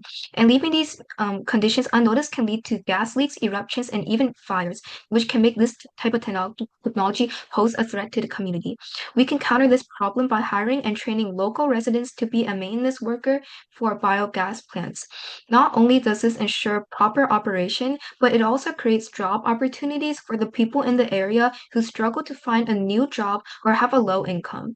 And to make this system more efficient, we can integrate RFID technology, and RFID stands for radio frequency identification, and these sensors will track factors such as temperature and humidity. And along with that, we can also implement industrial grade sensors. With these sensors in place, we can ensure that they both will provide accurate and consistent data and measurements. And also, to make it easier to track data and measurements, we would have both sensors send all the information onto a computer database for analysis. Last but not least, the biggest barrier to biogas plants is cost. Advanced equipment, systems, and infrastructure can be expensive. This financial burden often discourages investors and governments. But there are various ways we can overcome this challenge. Instead of focusing on large scale projects, we can primarily focus on community scale projects.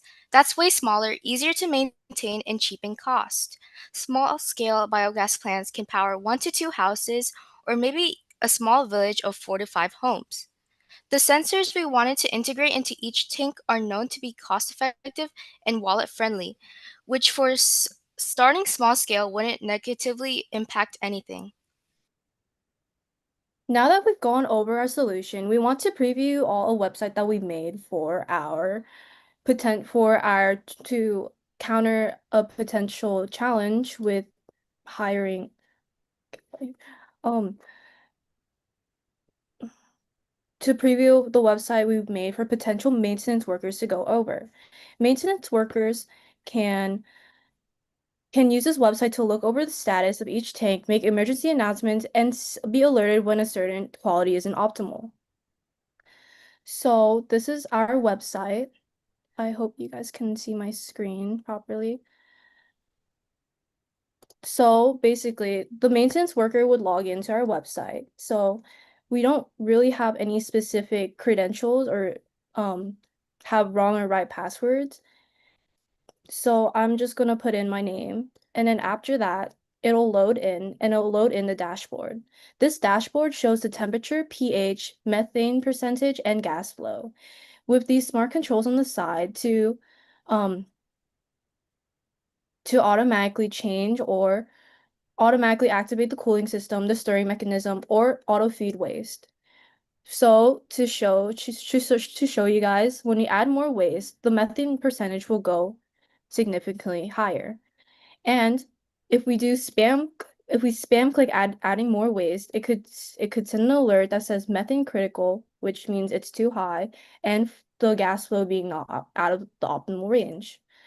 And also on the sides, we have a create an announcement button in case there's an emergency and we want to inform the civilians about um, maybe like a potential fire or potential gas leak. And we also have an emergency shutdown, which I believe everything turns off and there's no more activating cooling system, stirring mechanism, or auto feed waste. We also have an impact dashboard that could show you how much waste has been used in the energy today. And we have live messages down here which show messages live. And then we have an about tab and the tab that shows our team. And also we have a secondary announcements tab, which if you can type in, for example, maybe I want to say that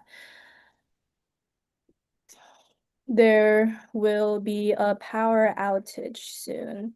Prepare accordingly. And it would send it out to the civilians. And that is all for our presentation, and now we're open to questions. And judges, we have time for one question.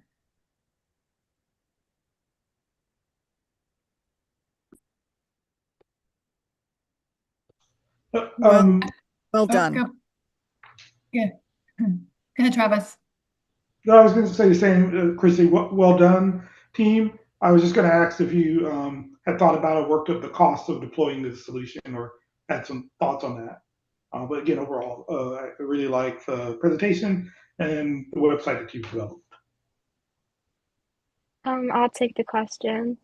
So basically, we're not looking into like more advanced implementations of this project yet because I believe it would be too expensive. So we're looking into creating a small community for planting this biogas plant. And I believe the cost would be around $6,000 to $10,000. In which, like, just for the construction of one plant, it would be around $4,000. Thank you. Great job, ladies. Thank you. Thank you. Next up we have Blue Flame, which is team 26. Blue Flame, team 26. Hello. Perfect. So judges, I'll give you a second to get your last feedback in for the last team while they get set up.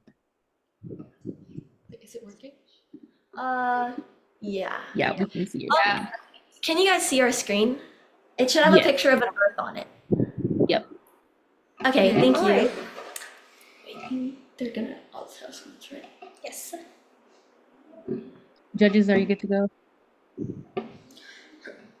I need another like 10 seconds if you could just give me 10 more. Yeah.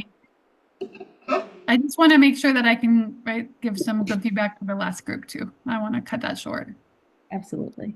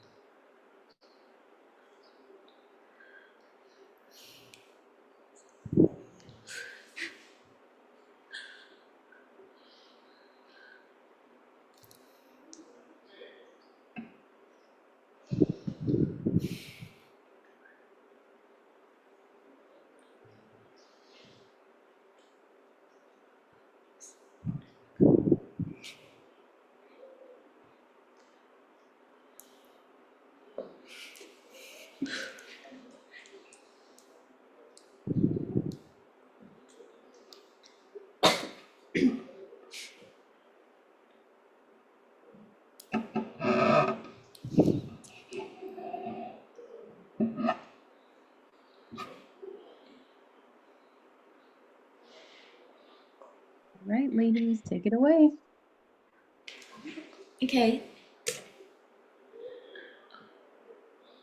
Welcome to IntraSense, an integrated energy platform bringing affordable energy to underprivileged communities in the Caribbean, presented by Team 26, Team Blue Flame. Hello, my name is Anwesha Kulkarni, and I'm our team lead. Hi, I'm Emma Zhu, and I'm the head of software. I'm Alicia Teen, and I'm our head of visuals. My name is Janessa Chai-Pan, and I'm our head of research. Today, we use both renewable and non-renewable energy. Non-renewable energy sources pose growing risks to our planet, while renewables like solar, hydroelectric, and biomass are cleaner alternatives. However, they can be harder to access since they're more available in landlocked or semi-landlocked regions, leaving coastal and island nations with fewer direct options. These island groups rely heavily on imported fossil fuels, which are increasingly harmful to the planet, as seen in the 2010 Deepwater Horizon oil spill. In the Caribbean islands, reliance on these imports remains high, and most daily activities are done manually. Expanding access to electricity in this region could greatly boost productivity and efficiency. Our solution? IntraSense, an offshore geothermal energy plant that utilizes supercritical fluids and the natural features of the Caribbean and turns it into clean, efficient energy. In addition to this plant, we have developed a prototype app, Intra Energy, that employs a pay-as-you-go business model to provide affordable electricity from the IntraSense plants and flexible payment plans for unstable income families. The Caribbean islands hold a very important locational characteristic, their own tectonic plate. The Caribbean plate boundaries allow for the manifestation of geothermal energy. This energy can be generated with the high temperatures lying at the plate boundaries of the Caribbean plate, specifically the Mid-Cayman Rise. The Mid-Cayman Rise is a divergent plate boundary with many hydrothermal vent systems. One of these, the Pickard hydrothermal vent system, is proven to have supercritical fluids. Supercritical fluids are an untapped source of energy in geothermal systems that could be groundbreaking if utilized. These fluids are hot, high-pressure water-gas mixtures that could provide more than double the energy of regular geothermal systems if used as the heat source. We proposed the creation of an offshore geothermal energy rig that utilizes supercritical fluids in a specialized system with flash turbines, which are turbines that spin when the supercritical fluids are rapidly expanded to generate steam, and subsea cables to deliver the electricity. Although geothermal energy is widely known for its accessibility, it isn't efficient in all locations. Enhanced geothermal systems, or EGS, uses fluids to create reservoirs of water underground next to hot rock, where the water is heated. When the water cycles back up to the surface of Earth, it is heated and can then generate energy. With IntraSense, we're not using a new reservoir, but we're utilizing the technology of EGS to safely access and manage the extreme pressure and temperature of supercritical fluids under the Pickard vent. Unlike other renewable energy sources, the heat required for geothermal energy is always available. Our idea is not just using traditional geothermal processes, but something more advanced. We also hope to provide the users of our geothermal energy with IntraEnergy, our app to monitor energy uses and costs. For the Caribbean islands specifically, supercritical fluids will allow for the production of renewable energy on the islands to happen independently, something that most islands can't achieve. We will now provide a demonstration of how our app, IntraEnergy, works. To program this app, we utilized an application called code.org. And in code.org, we used both block coding and JavaScript to program our app. I just need a second for it to load. Okay, so here's our homepage, and when you click on the profile icon, you can see how much your monthly energy has increased over the course of however long you've been using it. And you can also see the bills that you have to pay. When you click on the support button, you can see the phone number that you have to call in order to receive our help. And you can also rate your experience so that we can get feedback and improve our rating as an application. When you click on the notifications button, you can see urgent notifications and also external notifications relating to your own energy usage. And when you click the energy usage button, you can see how much energy you've been using for different things around the house, like for example, lighting, water heating, AC, and appliances. If your balance is ever low, it will send you an alert, and when you click on that alert, you can increase or decrease your balance respectively.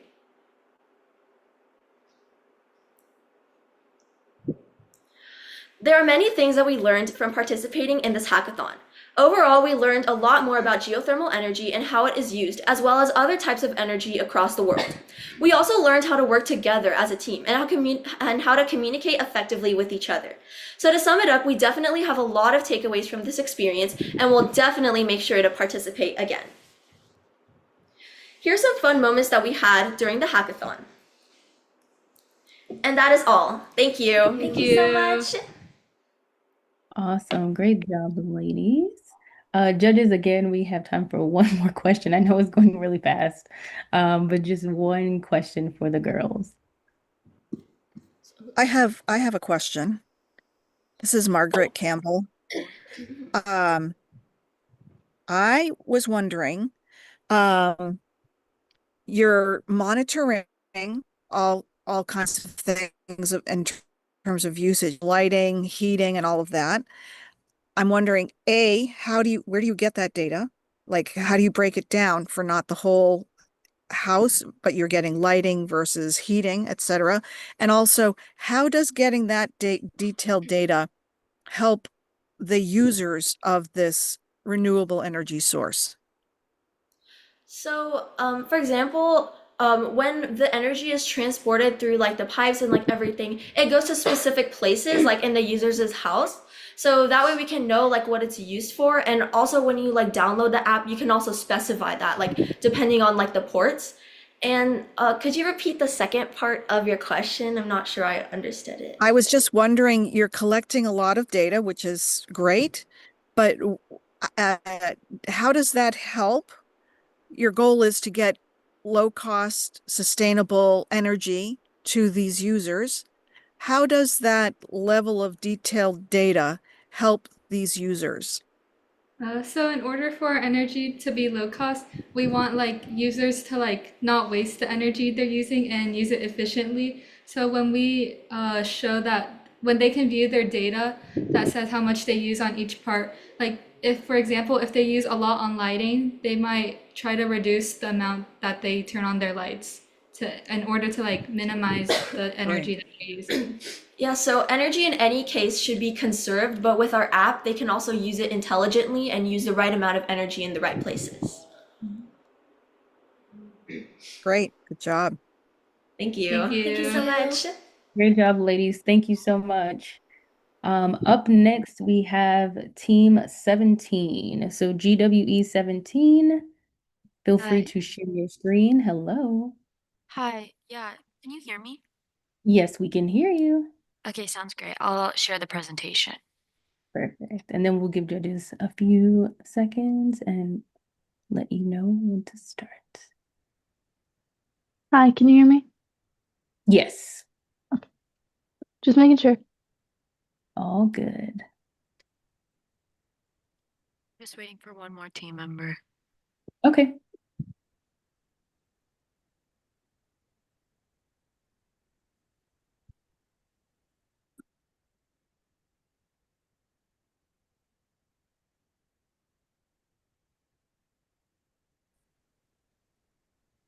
Is Sanvi there?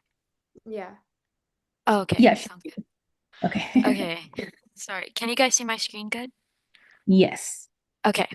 So our team name is Energy Coders, and we're tackling empowering coastal communities with wave to electricity technology. So for the Girls with Energy Hackathon, we want to clearly address how to provide reliable energy to coastal communities. And we're developing a sustainable solution, which also encourages us to use our brain for teamwork and innovation. So I'm Naina Vemireddy. I'm the head of research and problem solving. And Cassandra, you could introduce yourself. I'm Cassandra. I did some of the modeling and I helped come up with the idea. And I'm And Sanvi, head of the logo and like the presentation. so many of the challenges faced by coastal communities are with high energy costs. Low income households are forced to rely on costly and less reliable energy, which eventually contributes to poverty. And there's also frequent power outages, which makes hospitals and schools and businesses not have enough energy to work efficiently or do whatever they have to do, which leads to lack of good living. And along with that, there's also extended darkness periods where there's power outs due to unsustainable energy supply, which makes their nighttime activities hazardous, which also impacts their quality of living.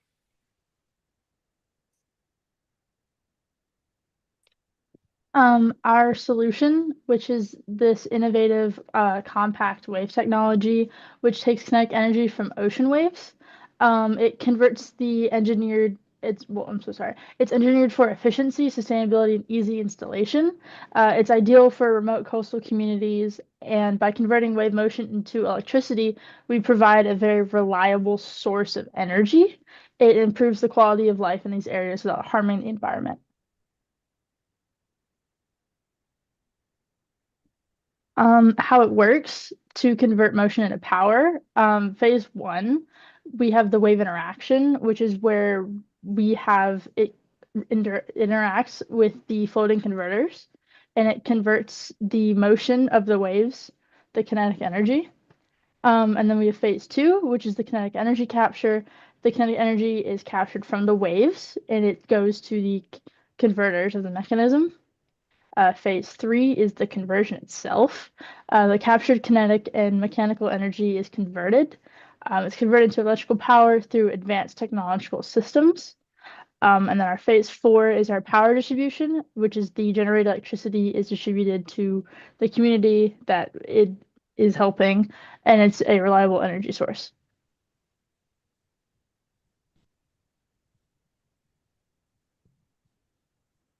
One of our biggest strengths of our solution is that it's both affordable and easy to maintain.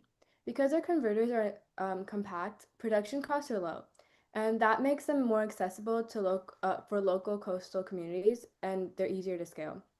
The the modular design means simple repairs can be done by residents themselves, so you don't need to pay for external like technicians. And unlike big infrastructure projects, our solution empowers local communities directly. It's adaptable, sustainable, and designed for real world use where it matters the most. So, overall, the solution isn't just clean energy, it's affordable, easy to maintain, and community driven.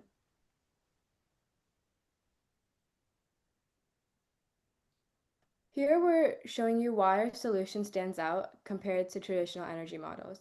Our our wave to energy converters are scalable and adaptable. As community needs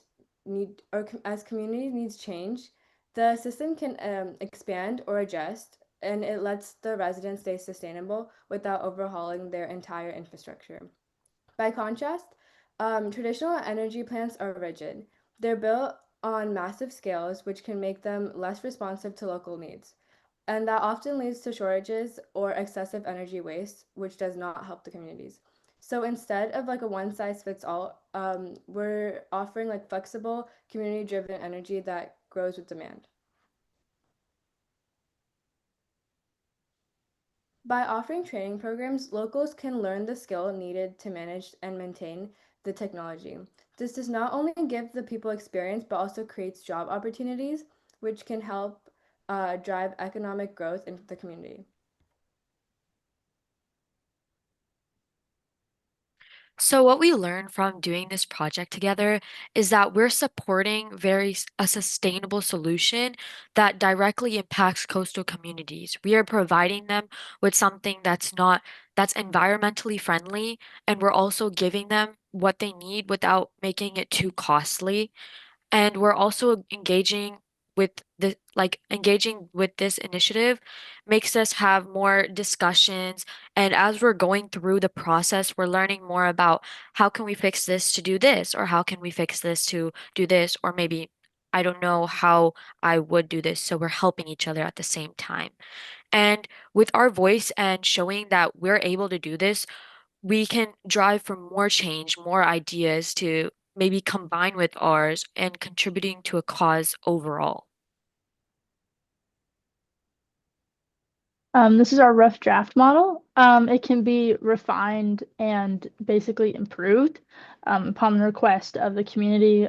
We could add more modules to it. As you see, the floating half cylinders. We could add more, we could add less, we could make the frame bigger, smaller, have two, three, four. The frame itself helps convert the energy as well. So you take it from the modules that start the conversion, the frame finishes the conversion, and it's transported to a generator. And then that generator will send out the electricity. So once again, I want to show you this is our logo, the earth with the house on it, to really show like that we're creating a homely environment and we're doing something that won't cause too much harm to the or won't cause any harm to the environment or won't change their infrastructure too much.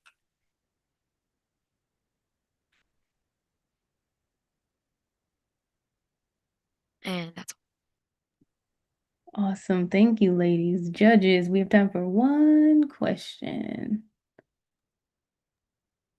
I would love to ask a question for each of the girls that participated in this project. What did you learn about yourself when you were doing this project? I learned a lot about like at first before I started this project, I didn't know that I was like super into like, environmental science and really understanding like how can you help people in these places and also at the same time make sure that they're safe, that your technology is adjusting to what they need and adapting.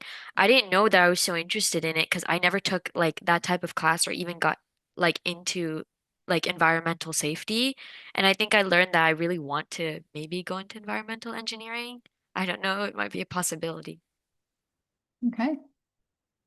I feel like I learned like similar things to Nyana. I've never been like really like focused on like the environmental side, but like this project by like where we like learned about like helping like coastal environments, I feel like this project really brought that side out.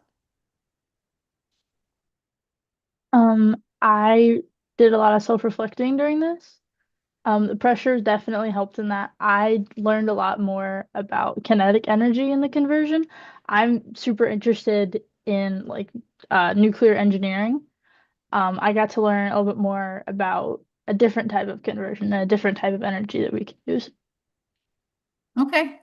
Thanks. Yeah, it's really like it's neat to see not only do you learn about the technology, but it sounds like you each kind of have some sparks that was created in you that you might, continue in each of those areas. Thanks.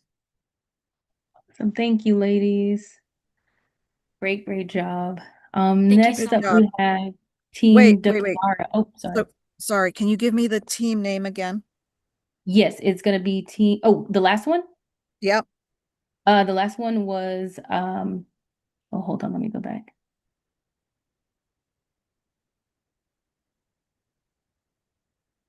Oh, so we have GWE 17 and they were energy coders.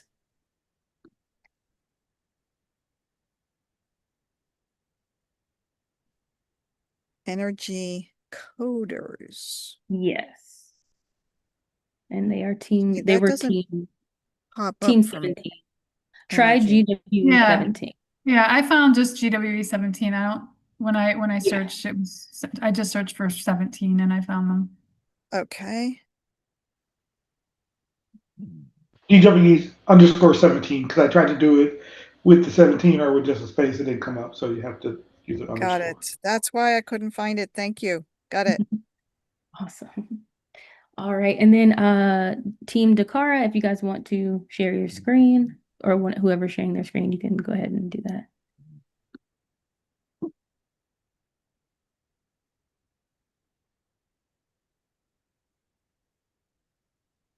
Can you see my screen? Yes, we can.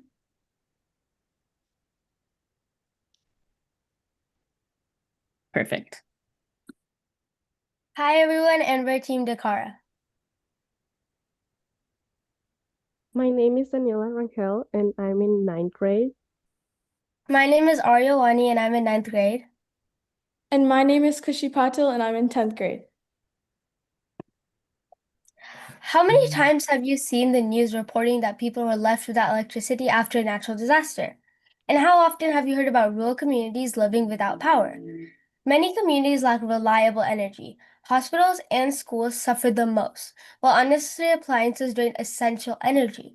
This is important because the places and people that need energy often don't have access to it. Prioritizing energy needs can help solve many issues.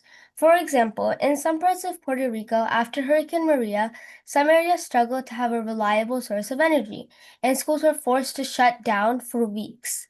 Communities later took advantage and adapted solar power. Solar power can provide renewable and dependable forms of energy, especially in areas with abundant sunlight, ensuring that the places that need energy have access to it. So let's talk about some of the facts. 3.4 million people were left without electricity after Hurricane Maria. 666 million people don't have access to electricity. Electricity production from fossil fuels is a major cause of climate change, contributing to greenhouse gas emissions. Only 1/3 of people are aware about their energy usage and impact. So, because of all these problems, my team and I decided to create a project to help communities access and save energy. And that's called Project PowerWise. This is our logo. So, a PowerWise consists of a hardware and software portion. The package consists of modular solar microgrid panels, battery pod system, and an app helping with the system of energy distribution. The app gamifies energy saving, incentivizing users to save energy. Okay, so the modular solar microgrid panels will be built as a roof to utilize the land and will be centralized. What that means is that energy collected from these panels will be distributed to other buildings, preventing having to have panels built on singular buildings, as this would be very difficult in rural areas. The battery storage pod will be located in each building of the community and will store any unused energy to be used for later, while the app will help to redirect the flow of energy from the panels to go to areas in more need of energy than others. For example, let's say hospitals and schools, they need more energy than for entertainment purposes.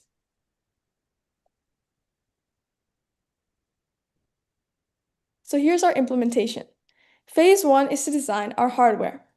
We realized that it would be very difficult to transport such large panels and batteries to these rural and harsh communities. So we decided to create the panels into a smaller size and create battery pods, which can be movable. Phase 2 is designing our software.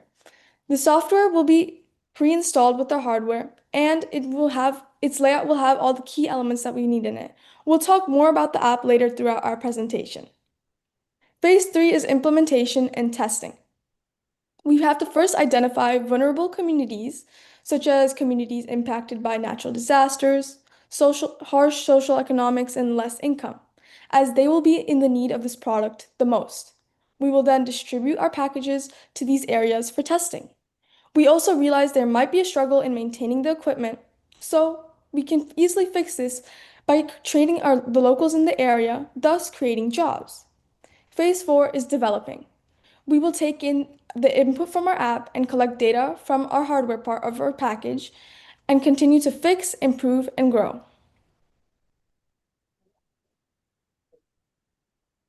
So let's talk more about the app, PowerWise. Its main purpose is to distribute the energy supply in a community, preventing blackouts and providing a stable, efficient supply of energy.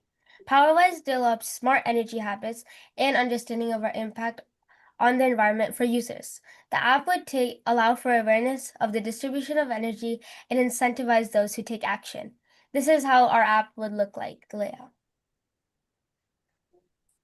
Okay, so our app will be available for all types of devices. And while it monitors energy distribution, it'll also gamify energy saving. This means that our app will contain a point tracker and leaderboard system to incentivize energy saving. By saving a certain number of kilowatts in relation to your average energy usage, you can earn energy coins. You can then redeem them for prizes. You can also earn badges, level up, and earn a streak for consistently saving energy. The app will also show the amount of energy used by the building and how much energy they're wasting in order to create awareness of this energy distribution and encourage them to take action. Also, if successful, we plan to adapt our app to other renewable energy sources like wind and water, making energy more efficient and accessible.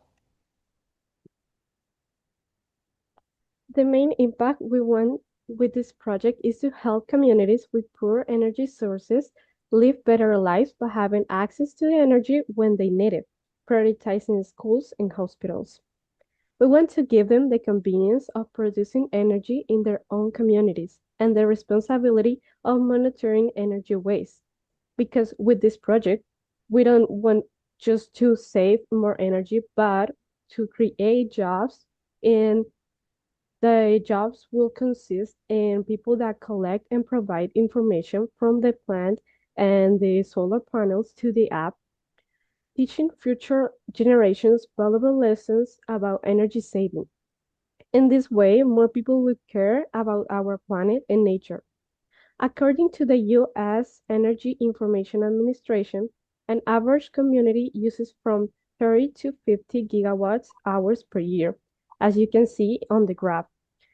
And with PowerWise, we plan to save from 15 to 25% of the 66 energy that is being wasted around the world.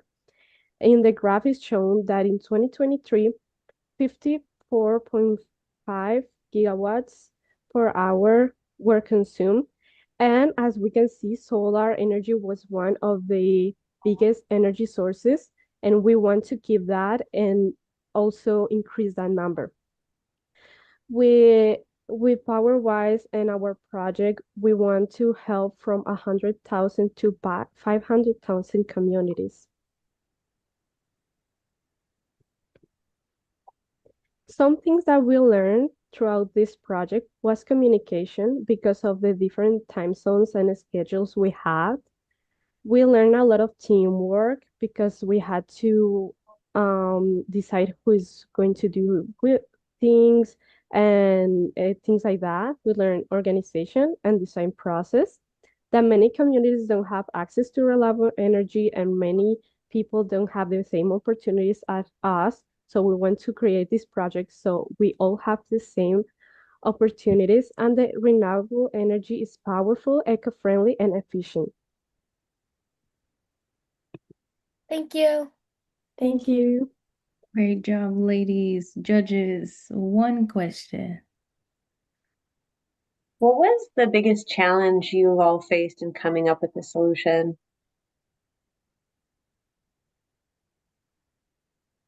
Okay, I would have to say that we had to figure out we had to find a way, we had the app idea already and we had the solar panels and the battery storage, but we wanted to find a way to make energy saving fun, right? So we had to find a way to make it engaging that users would actually want to save energy. So we figured that out by creating a point system, having like badges, having a leaderboard, and having a streak system. So it's kind of like a game that you're playing to save energy.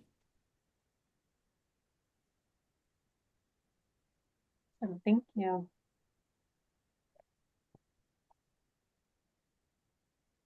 Awesome. Thank you, ladies. Up next, we have Team 11. Team 11, are you guys here? Yeah, we're here. Oh, perfect, perfect. Feel free to take over the screen. I think Melanie's sharing her screen, and also I'm outside, so it may be a bit too loud. I'm sorry about that. No worries. Awesome. Is it just you two, or am I missing somebody? Yeah, Megan and Sarah. I don't think we got in contact with Sarah, and Okay. Megan isn't able to join. Okay, no worries. I just want to make sure. I can only see so many people on my screen, so Yes. perfect.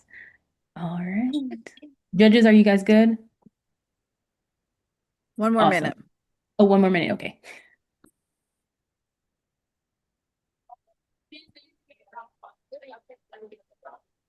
Let us know when you're ready.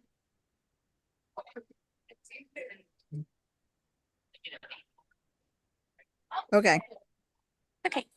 So our team name is Power in Motion, and our tagline is Sustainable Energy One Step at a Time. And that's our logo. And so but this is our team members' names and roles. So my name is Sejal, and I did the slideshow majority of the work, or like majority of the slideshow. And Melanie did the slideshow, the logo, and the technical layout, as well as the research. And Megan, the one that's not here right now, did the technical roadmap poster. And yeah, so the problem statement is as the world is becoming more technologically advanced, people now need electricity more than ever. But millions don't have access to it due to electricity being very expensive and not being available everywhere. It's because they're not able to perform basic tasks that are important for the society to move forward. Some of the statistics that help support this research is over 770 million people worldwide lack access to electricity. And that's found by IEA to 2023, and limited access constrains education, communication, and economic development. Grid extensions and expansions is often cost prohibitive in rural or disaster-struck areas. This is a need for scalable, decentralized energy solutions. Could you move on? Okay, some solutions are convert biomechanical and mechanical motion into usable electrical energy. So there's a fivefold approach to this. Wearable harvesters, which is using shoe inserts, wristbands, exoskeleton components, which capture walking and running energy. Community harvesters, electromagnetic bicycle pedals, playground equipment, and gym machines integrated with generators. Kinetic road tiles, Kinetic road tiles, pressure sensitive tiles embedded in sidewalks, crosswalks, or road convert foot and electrical vehicle traffic into electrical energy using electromagnetic and piezoelectric systems. Vehicle induced harvesting, which is road plate speed bumps equipped with mechanical hydrolytic systems generate power from vehicle motion and weight, which is ideal for high traffic areas like toll booths and parking lots, and high infrastructure integrations, which is energy in harvested powers using streetlights, traffic signals, or urban sensors, reducing reliance on the grid and promoting smart city sustainability. And we can move on to the demo. Melanie, do you want to take over that? Yep. For the technical roadmap, we were thinking about phase one being the concept and like the validation in prototyping, which we develop in at least like some of the wearables, which would be the shoe inserts using insert prototypes, which we're going to lab test the voltage and current output under various load conditions. We're going to validate the durability and comfort of for continuous wear throughout the day. Phase two would be pilot development wearables, which would be field tested in controlled environments such as universities, urban commute studies, and then collect the data on the average energy yield per person per day. And then we're going to integrate the design into further optimization. Phase three would be into like a community integration. We're going to install energy harvester modules on playground swings, bicycles, and sharing systems in fitness centers. We are going to create a localized microgrid hubs using the IoT, which is the Internet of Things, by the community activity, then implement IoT dashboards to track energy output and usage in real time, which will be like online so people can see like how the scale is going to be looking for like maybe their area. Phase three would be a large scale implementation, which is deploy in energy poor communities and humanitarian aid sites. We're going to establish public-private partnerships for scaling productions and distributions, then long-term moderating and sustainability impacts. Then why it matters. It captures otherwise wasted kinetic energy that may not be used and repurposes it for daily use, even though it will cause some friction. If you are maybe on a roadside, it does cause a little bit of friction, but it will create that wattage. Then we're going to decentralize and scalable. Each motion event contributes to the microgrid or localized charging station that will be available for anybody to use. Then resilient and the valuable populations, which will be reliable energy during the outage or in off-grid locations and enhance motion and user engagement by linking physical activity with tangible energy outcomes. Then the metrics for success is energy output, which would be the average watt hours generated per user per day. The scalability would be the number of communities adapting to like the solution and adopting it. The cost efficiency, the cost per watt relative to solar and traditional microgrids. Sustainability impact would be reduced and like the reliance on the non-renewable energy sources, such as like fossil fuels and some things that may not be like used further on. The feasibility and technical bias, the piezoelectric materials proven to generate charge from stress and strain. Then the electromagnetic systems are efficient at converting rotational motion into electricity, which will be like your playground merry-go-round things. The hybrid approach would be combining wearables with community harvesters, ensuring higher aggregated energy yields, which would be if you're using the soles and maybe you're on a bike. So you're charging your own from the shoes, and then from the bike, you're charging the one for the community. The leverage of the existing motion activities, which would equal no behavioral change required for human day activity. The originality and innovation of it is that it integrates individual biomechanics and collective community infrastructure. The novel dual scale development for personal devices plus shared public installations, exercise for yourself, power for your community. So it's just practically saying that you're going to exercise for yourself, for your own personal health, while you're also going to be powering your community. So it's just something that corresponds to each other. The education potential would be teaching communities about renewable energy through the visible and the interactive systems. The call to action would be power and motion. We demonstrate how everyday human activity can grow to the global sustainability for the electrical. Our vision is that energy that moves with people. The next step would be securing partnerships for prototyping and pilot testing. And let's capture the power of motion and transform it into lasting impacts. Awesome. Thank you, ladies. Judges, one question for the girls.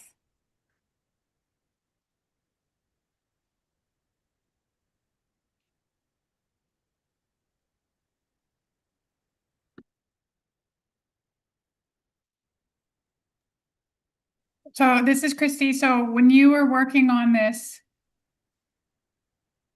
what was the biggest challenge you had as a team, and how did you get through it? So for our biggest challenge as like a team together was mainly just the fact that our schedules really didn't line up. But when it came to kinetic energy, I had a little bit of research from behind the standpoint of like maybe the bicycles that had the generators beforehand on how you're able to cycle and create the electricity for maybe some small scale of maybe like your house or something like that. Like some people, if you've seen in like cartoons, do it for kind of like the laughs, but it's actually creating that voltage from the cycle itself into the generator, which makes the voltage usable for the user. But mainly it's just the research that we have since it was only a week long and kinetic energy can be stored and actually collected in so many different ways that it was hard to study every single one of them in the short amount of time period we had, but we were able to like narrow it down to like those 5 solutions that we think would work for almost every single environment that it could be implemented in. And since we think about how active people are today, that it would be a good way for them to give back to their community. And also, if there's like a power outage, well, they have their shoe inserts or something that they're wearing so they can at least like charge their phone if there's something for like emergencies or something like that. Really creative. Thank you. Great job. That's awesome. Thank you so much, ladies. Next up, we have the Solar Sisters, which is Team 21. Solar Sisters. Hello. Hello, how are you? Hello. How are you guys? Hi, how are you? Good. Hi. So whoever is screen sharing, feel free to go ahead and do that. And then judges, you just let us know when you're ready. Okay. Hold on.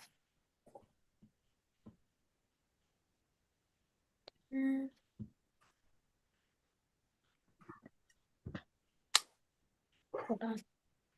Emma, do you mind sharing the screen really quickly? Mine is not working. I can't.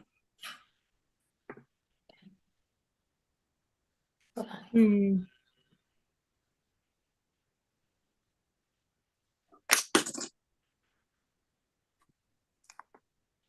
Okay.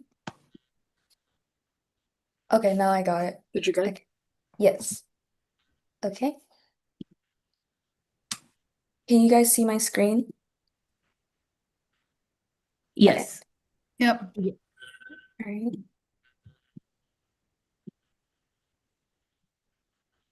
Okay. Okay, so we are the Solar Sisters. We're representing Neil City, and this is hydrokinetic energy.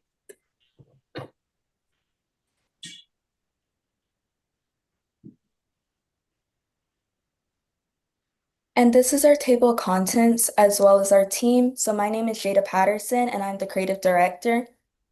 My name is Lindsay T, and I'm also the creative director. My name is Emma Alvira. I am the idea engineer. I'm Andrea Scholar, and I'm also an engineer. So the goal for this project was to find a crisis in a country that needed help developing. So for our thing, we chose Trinidad and Tobago because they are currently having greenhouse gas issues and their natural resources are declining at a rapid rate. For our current issue, currently in Trinidad and Tobago, we are experiencing a wide range of energy faults due to loss of resources and fossil fuels. We are hoping to solve this by using hydrokinetic energy and convert it into a grid system, so it's more efficient.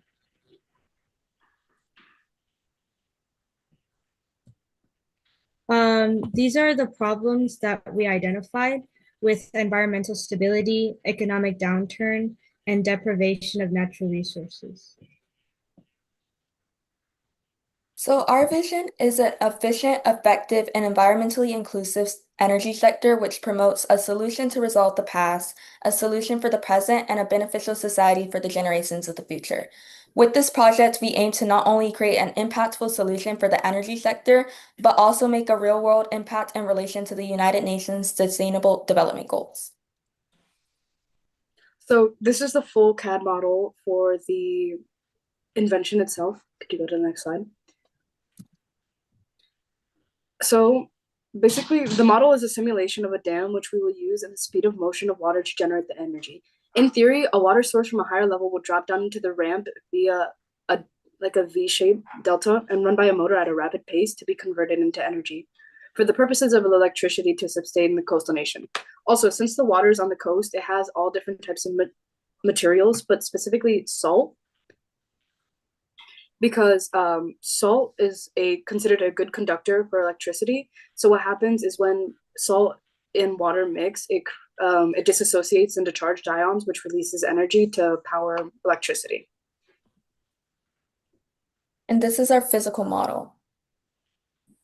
Hi, I built a physical model. So I was able to spray a really hard power of water, which will turn the motor rapidly. And I was able to power a breadboard of LED lights.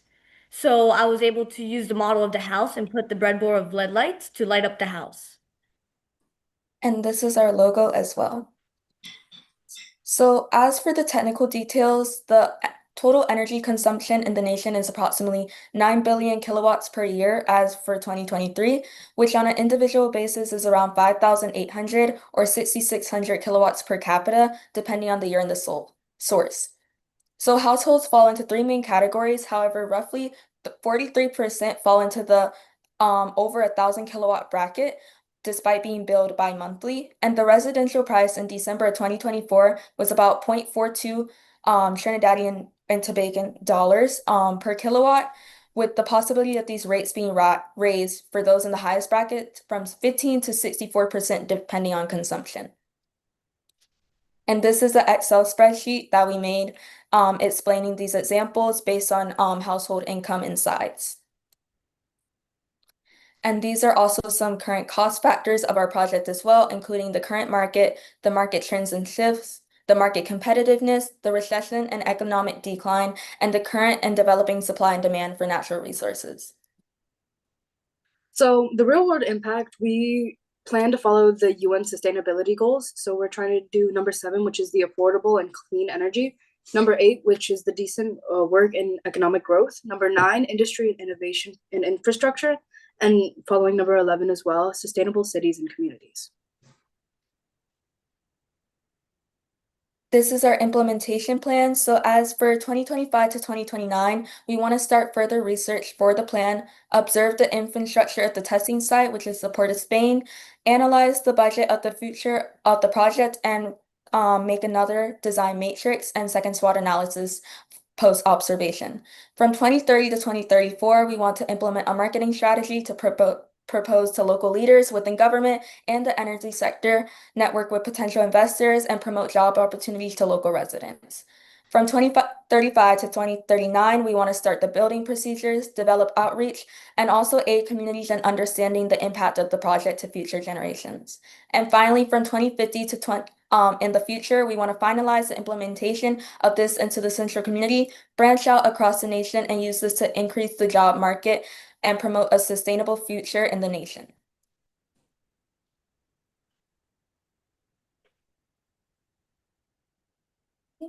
And So this this is is our our SWOT. SWOT analysis with strengths or weaknesses, opportunities, and threats.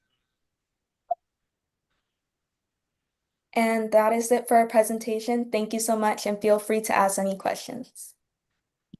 Great job, ladies. One question, judges. I hate that it's only one question. We are on a tight schedule here. I appreciate your patience.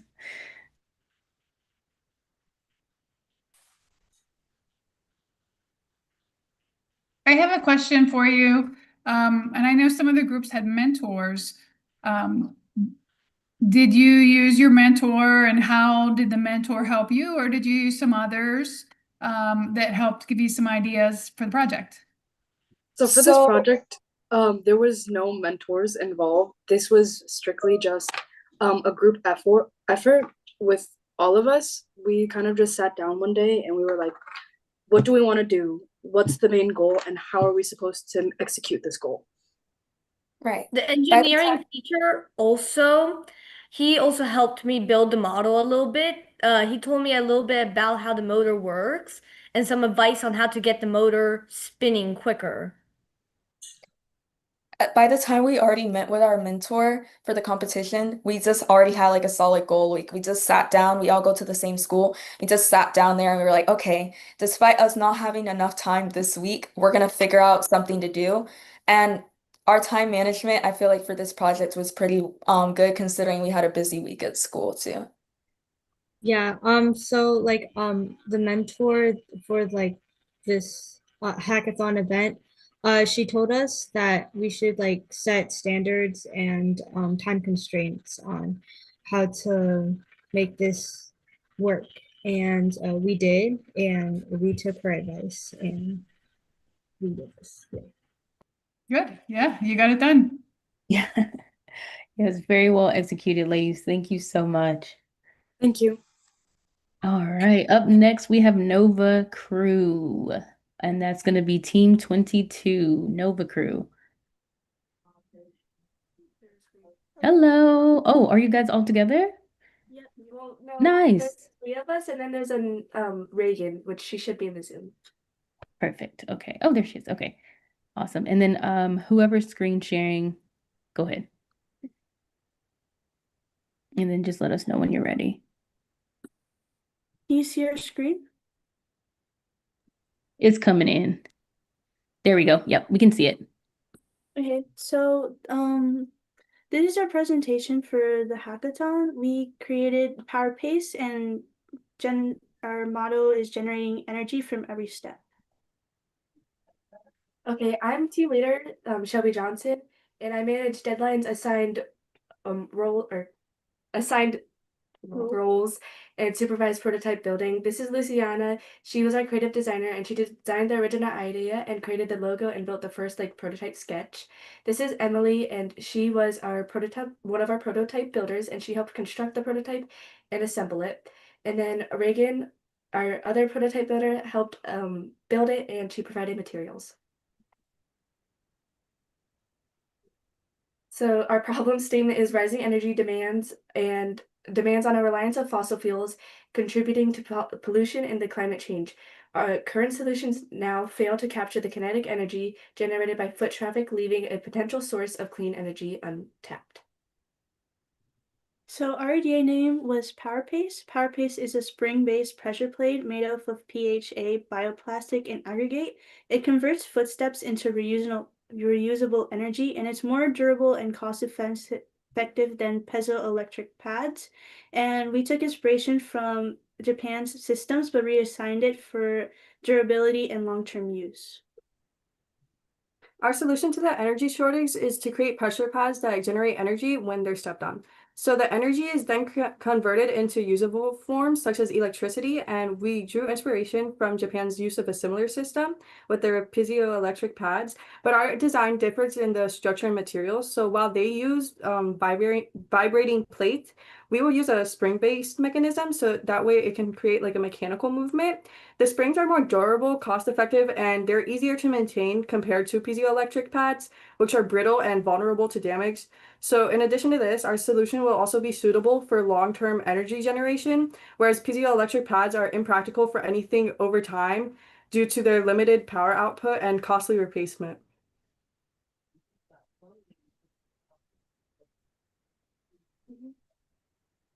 This is Reagan's slide.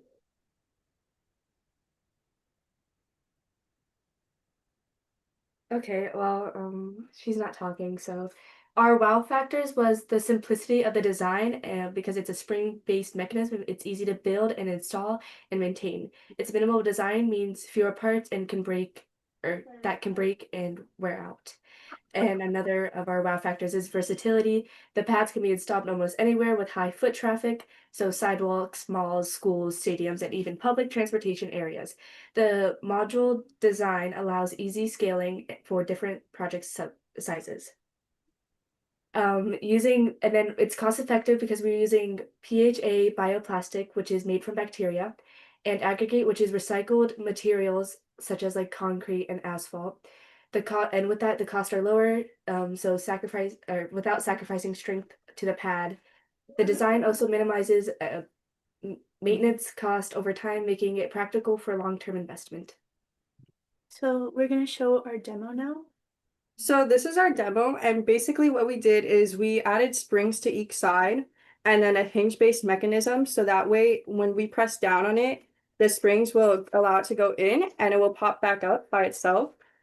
So it would be something similar to this. It can be, you can also scale it to your own needs. So if you need a bigger pad, then you would just scale up the requirements, like the size of the hinges and the springs. So basically, once somebody steps on it, it would go down. It wouldn't be this a dramatic of a push, so that way people wouldn't trip, but it's just like this, and that would lead the energy to go to be stored and harvested, and then we can use it in other areas. And this is some pictures of us building the prototype. Some of our learnings that what we learned so far was creating energy solution is challenging, especially to make it like cost effective. We realized teamwork and collaboration is vital in this like project, and we learned how to adapt to obstacles, and we learned about new careers and opportunities while designing and researching this project. Thank you. Thank you. Thank you. Good job. What was the biggest obstacle that you met? And how did you overcome it? Ours was the materials, finding like durable and reliable materials for a mechanism like this. Because what we would have used would not be like safe. So researching that was a little difficult. Also, the design for our prototype was really difficult to come up with. And we overcame this by researching different mechanisms that would work in our favor for this type of build. So originally, we actually were just thinking of the springs because we thought that those alone would be enough. But once we made our prototype, we realized that that didn't really support it enough, that we thought it would be safe. So we actually ended up adding these hinges in to our prototype, so that way it supports it enough that when somebody steps down, it wouldn't tilt to either side like this, an extreme way, but centralized pressure on the top would just push it straight down, and there wouldn't be any tilting at all. Awesome. Great, Thank you so much. Thank you. Thank you. All right. Next up, we have Green Voice, which is team 4. Green Voice. Are you guys here? Hello. Hi. Feel free to share your screen when you're ready.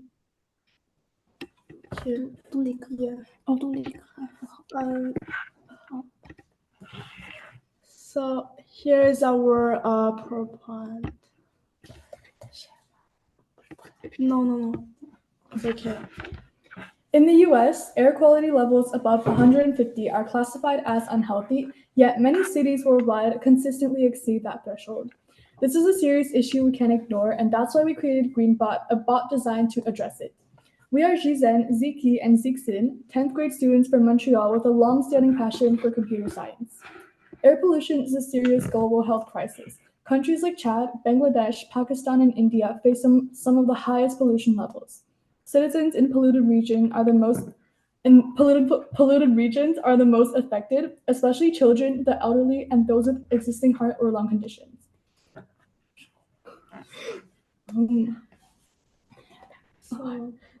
This is our robot, GreenBot, which is powered by This is our robot.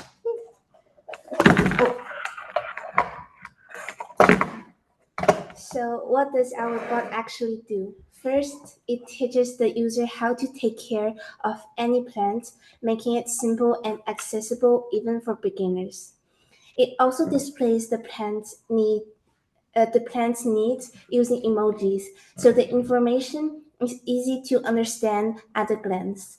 The bot notifies the user whenever the plant needs water or extra care, both through text and a speaker, which means you don't have to constantly remember to water your plants. It's very user friendly. So about the code, we have 3 parts. The first is the front end. Ski will explain this part later. And after that is the ESP32 firmware. So this is the code that we store on the on a microcontroller. So it's this is our microcontroller, and it is running in Python in using Tiny IDE, and when the ESP32 runs this code, it has two modes. So they have an online mode, so that the ESP32 connects to Wi-Fi and the web, and it reads the sensors and maps each value to 0, 1, or 2. So 0 means not enough, and 1 means normal, and 2 means too much. So based on that, it shows a message on the screen and play audio. It also sends the 0, 1, or 2 status on the Flask server, which displays the same information on the web. And for the offline mode, is the ESP32 performs the same readings, local display, and audio, but without sending data to Flask. And the third part is Flask backend. This part connects the ESP32, so the Mandiant PY, to the front end. It receives the 0, 1, or 2 status from the ESP32 to display emojis on the web, and also sends the user's selected planned category back to the ESP32. We generated this part with ChatGPT because we were new to Flask. And in the presentation, the word in blue represent features we plan to add in the future, and Ziki will also explain this part later. The words in red represent problems we encountered during development. For example, was the SD card used to store audio files, we couldn't add the files to the card, even after trying on several computers. But we will fix this problem later. The impact of our project is significant. Over time, air quality will gradually improve step by step. Cleaner air means better health outcomes, fewer hospital visits, fewer chronic illnesses, and an overall healthier population. Beyond health, improving air quality also benefits the environment, creating a cleaner and more sustainable future for everyone. My part of the project was building the front-end interface and interactivity for our Green Voice web app. I'm Ziki. I did it with the help of ChatGPT because I never learned HTML, CSS, or JavaScript before, and we have a short time to do this project. I started with the HTML structure, which organizes the app into two main sections. On the left side, we have the list of plant categories because each category has different data, and a search bar that lets the user quickly filter through them. On the center pane, we display the selected plant's name at the top, along with a connect and disconnect button, and below that, a dashboard that shows information about the plant's environment. Each item in the list also shows an emoji to indicate whether it is currently connected or not, which makes the status immediately clear to the user. For the CSS styling, I wanted the app to look clean and natural. We used a green gradient background to represent nature, and I styled the cards with a semi-transparent background and blur effect to make them look modern. For example, red for hot, blue for cold, green for wet soil, and yellow for dry. This way, users can quickly understand the plant's condition just by looking at the colors. I also made the design responsive so the layout adjusts when the screen is smaller, making the app usable on any device. The JavaScript part controls the interactivity. First, it renders the list of plants dynamically so the selected plant is highlighted and the connection status updates in real time. Second, I implemented the connect and disconnect logic, where only one plant can be connected at a time. When a plant is connected, the button text changes and the status icon in the list also updates. Third, the dashboard automatically fetches data from the backend API every 5 seconds, and it updates the cards of soil, temperature, light, and mood. Each one uses emojis to make the data very easy to interpret. Finally, the search bar is interactive and filters the plants list instantly as the user types. In the future, we aim to continue developing this project and make it even better. For instance, we plan to enable the plant to speak based on its sensation, allowing the user to have a conversation with their plant through AI to better care of it for it. In addition, we want to enhance the camera so that it can take pictures of the plant and analyze its condition, determining whether the plant is healthy or not. For example, it could detect if the plant is withering or if there are borers damaging it. This shows how each component is connected to the microcontroller through the breadboard. And here is the 3D printing. So for the robot body, we used a 3D printer. The modeling was done with Tinkercad here, and we prepared the files for printing using Bamboo Studio. And thank you. So now we will show our robot. What? Oh, yeah, web. How to?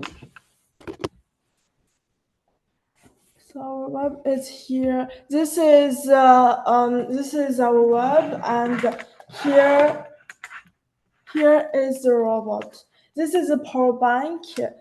So we'll put it, and here is the plant.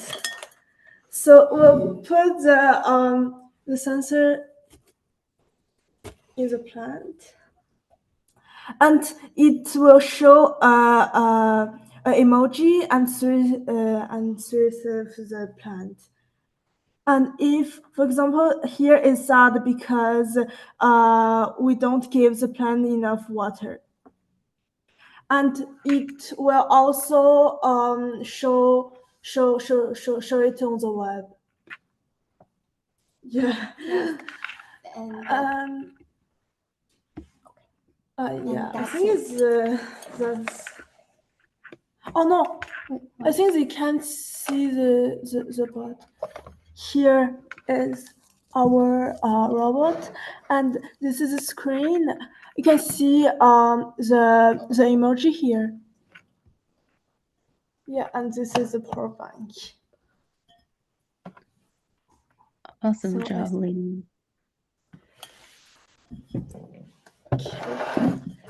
Judges, any question for this group?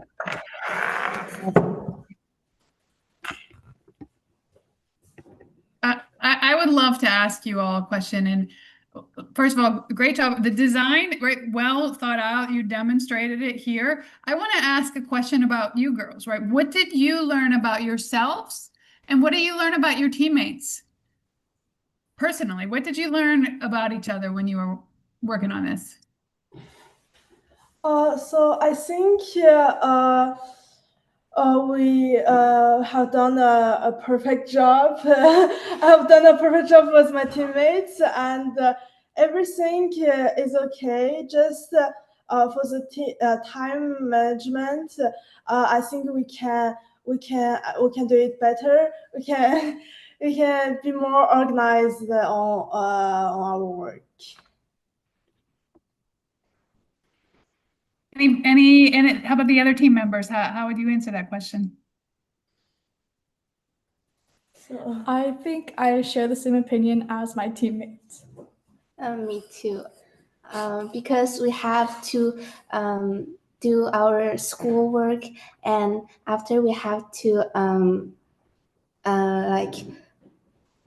like for do the project, and we have Yeah. time. We have to like time to do this project. So and we're in 10th grade, so we have many exams. Yeah, because we need to split our time into Yeah. 2 parts.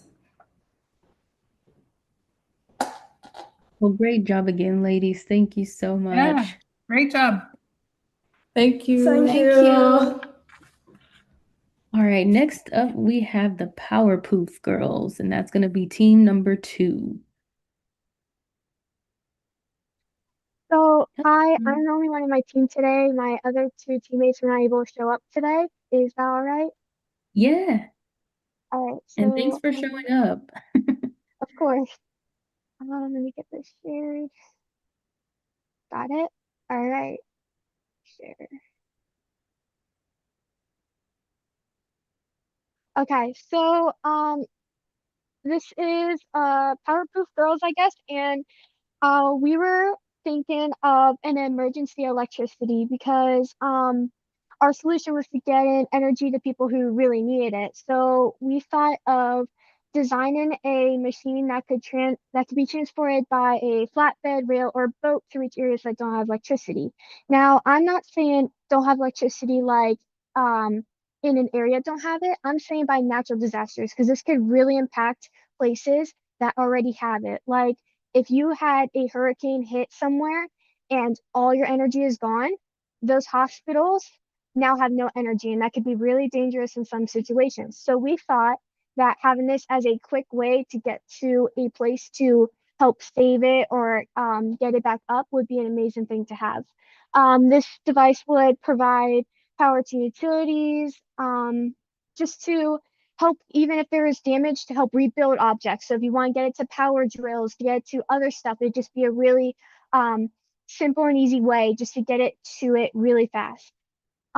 What our machine does is clean up and powers what you need. So our idea was to take a shredder and sorry, it's in a shipping size container. That's how we transport it. You put it in one of those shipping size containers, and the shredder is for downfall, like if there's any trees that fell during a hurricane, tornado, you can take those that are out of the ground, so it's clean up, and put them in the shredder to be used as our biomass pellets. Now, this does not stop only at trees. This could be things that could either destroy buildings too. Like if you have the excess wood that you don't really need anymore, you could put it in there. So it has the cleanup job's a bit more easier. Or if plastic has flown somewhere, it'll help clean up with plastic pollution. You can also put that in your biomass shredder.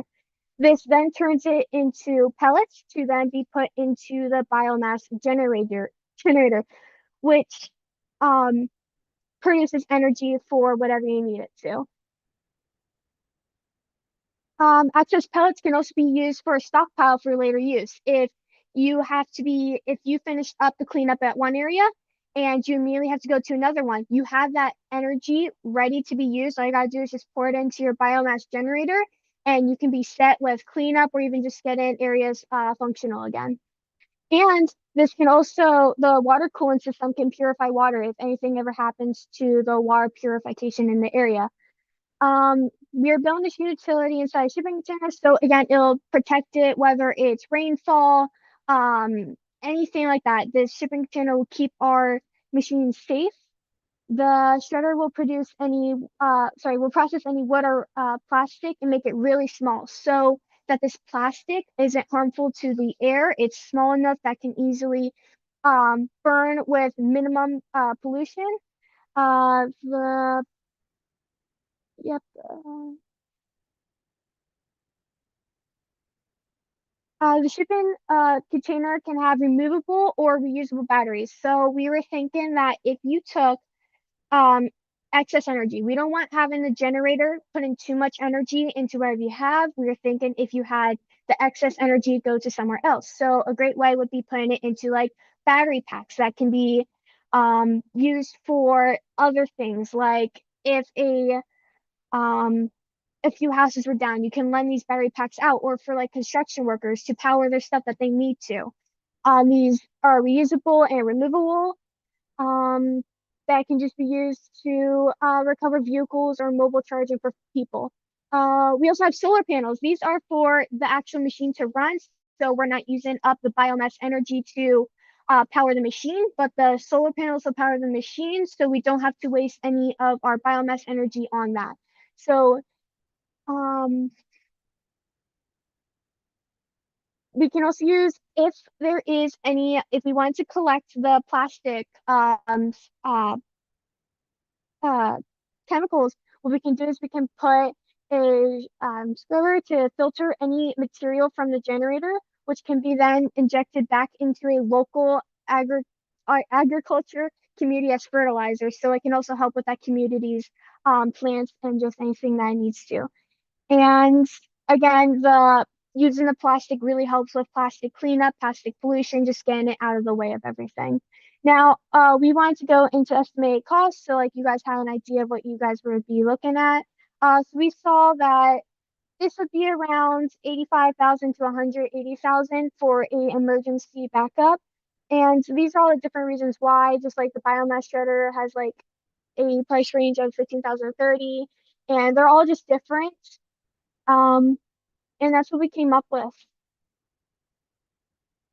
Yeah, it was great. Awesome. Thank you so much, Abigail. Judges, questions? I think this is a really, really cool idea that you came up with and aligns well with the theme. What I'm wondering is, how did you treat the challenge of getting this into the communities that you're trying to help? I'm sorry, could you repeat that? Yeah, like how did you guys overtake the challenge or think about how you would be getting it into the communities that you're trying to help out? Like, Like how would you transfer there, let's say in case like roads are flooded or anything like that, and you can't use the typical infrastructure because there's been the natural disaster. so what we could do is we had the idea that this was going to be a little after when it starts to settle, but in case of emergencies, like we talked about hospitals, if that does go down, um, it being in a shipping container and driving on the roads is just not one of the things that we could do. I guess what um oh, they had that down. Um, I really don't know how to answer that question. I'm sorry. That's okay, no worries. Like I said, it's a really creative solution. You guys did a great job on it. Mhm. Those are the types of things you could figure out along the way. Yeah, if we have time for another question, I guess I would ask Abigail if you had more time to work on the project, maybe besides like the question that you were just asking, but what would you like to do if you had a little bit more time to work on it? Oh, I would definitely try to figure out like other ways to either make it smaller so it's more portable, so even like just communities can have as a backup thing, even just for housing. Like just a normal like power goes out. I feel like this could be an alternative generator, something that doesn't need to really be like transported, but just in the area. I think that'd be really cool. So it could be different things. And again, it's biomass. So it's like it can clean up communities if you just had people pitching in to pick up the plastic around their parks, or even just helping clean up the lakes, rivers, and like all this downfall of trees and branches, just clean that up and using it to get energy for the community. That'd be really cool. And that was like an idea we had, but we thought it'd be more important to get it to places that did not have energy or needed it a lot just to keep it running. Great answer. Thank you. Awesome. Again, thank you so much, Abigail, for being here by yourself on behalf of your team, and great job. All right, thank you. Yeah. Up next, we have Team 54. GWE 54. Are you here?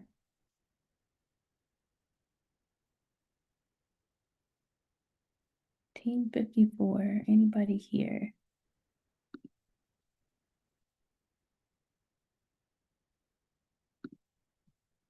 All right. What about Team 38? Hello. Hello. Hi. You guys ready? Yep. Perfect. Feel free to share your screen when you're ready.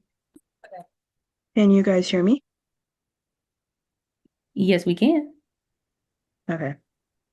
I'll just share my screen.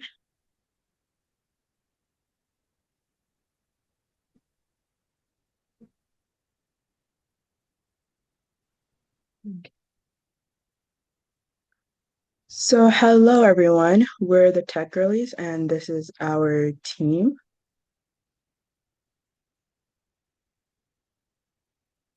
I'm Ikra Ahmed, located in Toronto, Canada, and I'm currently in grade 10.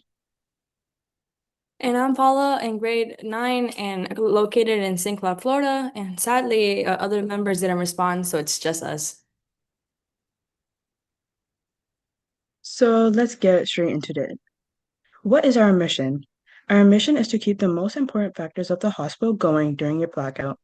Many hospitals in third world countries lose power during blackouts, risking patients' lives. They use diesel generators, which are pollutes the environment, somewhat pricey, and not always reliable, and that results in patient dying. But our main target for now includes India, Pakistan, Bangladesh, Sri Lanka, and Afghanistan.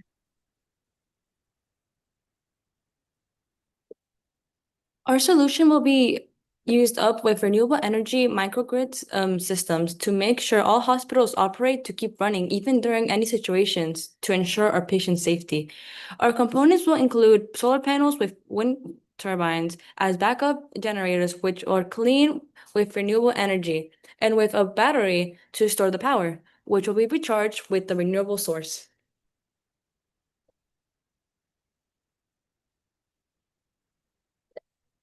It's important to understand that it should be only used during under dangerous situations. If any situation happens, we won't have enough power to provide them and probably be running low on battery. Even though they're safer than diesel generators, it's important to understand that our lives of our patients are more important. If any problem happens, we'll be saving them with backup generators that are cleaner for the environment. So what's the benefit of our solution? First off, it focuses on the most important systems of the hospital, like ICUs. It is also eco-friendly, meaning less pollution. It's a renewable source system, so no cost for diesel generators. Battery storage is included for the time if it's like cloudy or rainy or we face any trouble with the weather. And the price upfront may seem expensive at first, but over the time span of 3 years, we would have spent similar amount on diesel generators. But unfortunately, with benefit comes some challenges. So here are some potential challenges that you could face. For bad weather, the renewable sources would charge the battery to be used during bad weather. Battery limit can also be a challenge, so we have included backup batteries that will be covering for a few hours. Lastly, maintenance issue can also be a challenge, so we can give staff members some training on basic troubleshooting. The impacts that we'll be having is that they can be life-saving, and they can also protect the medical equipment, which is very important. They reduce pollution, empower the hospital, and even use life-saving technology that use clean energy. During our demo, we will be creating a scenario about what can happen during a blackout with our new clean technology that will show how much energy is being generated, which machines will be powered first, and even estimate how much pollution is being estimated. So for the sake of time, I'm going to just skip over the code for a bit and show you guys the main importance. So my code shows an hourly summary of how much power was used or not used, what was generated and what was not generated, and how much CO2 was avoided and how much money was saved. And at the end of the code, we're given a table of the hourly summary of 24 hours and how much CO2 was saved and how much money was saved. We're also given a graph to predict what the weather situation was. So as we can see, for 5 a.m. to 10 a.m., it was really sunny and then it drops down. And as it drops, that's when the wind energy comes into save the day, sort of. And then we go back up, and then at night, solar energy goes down, and that's, as you can see, wind energy comes back in.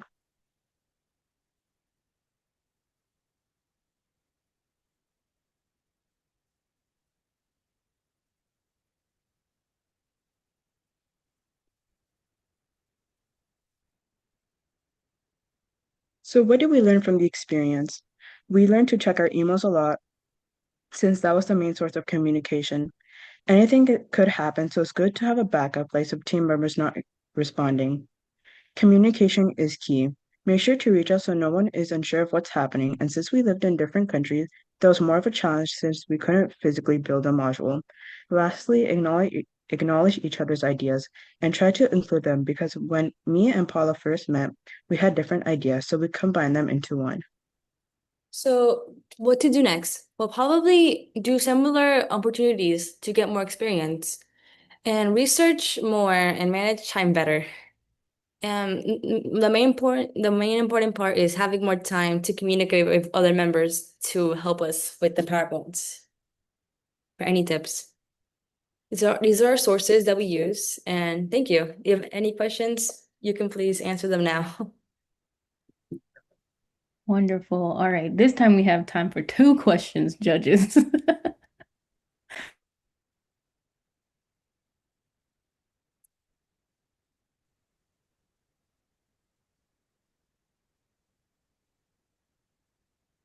Okay, I'll go. I was trying. I try not to talk too much, but um, I really like to hear about like what you learned from working together because I can relate, right? I have remote teams, so um, how did you divide the work up when you were working on email? And would you do anything? You talked about what you learned. Would you do anything differently? Collaborating Um, with that way. so I actually found out that I had Paula was like a few hours before the submission deadline. So I quickly emailed Paula and my other team members like, guys, we have to like work on it, like submission deadline is coming. What are your thoughts? And only Paula responded. So me and her quickly like exchanged numbers and we started texting and she was like, "Oh, my idea is to give like solar panels as the main source of energy to areas that didn't have it." And I was like, my idea was to use wind turbines for hospitals. So that's when we like collaborated ideas and to make it into like this big one main idea. So then we read through our emails, make sure that we hit like all the targets in our submission deadline that we could within like the few hours. And that's when I found out she lived in America and I lived in Canada. So I was like, we can do majority of the work online. So it was a bit challenging at first, but once I realized I could create a simulation on Python, I was like, you know what, this can also work. Something that I would do differently was definitely check the team list more often because when I first checked it, I was like, oh, I'm not with anyone right now. And then I checked a few hours before deadline. I was like, oh, now I have a full team. So I wish I just checked emails more often.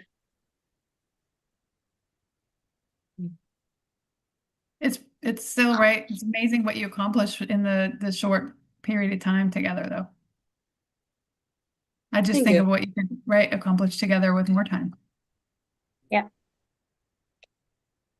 Because I'm interested that you both came up with different ideas and then had to merge them. So maybe you could both tell us what inspired you to come up with these ideas.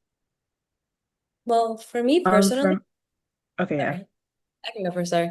For me personally, since most of the parts of the world didn't have power, since anything can happen, and since we mostly always have, the sun, it's good to like use that as an advantage to create power and create like energy to like power up anything we can.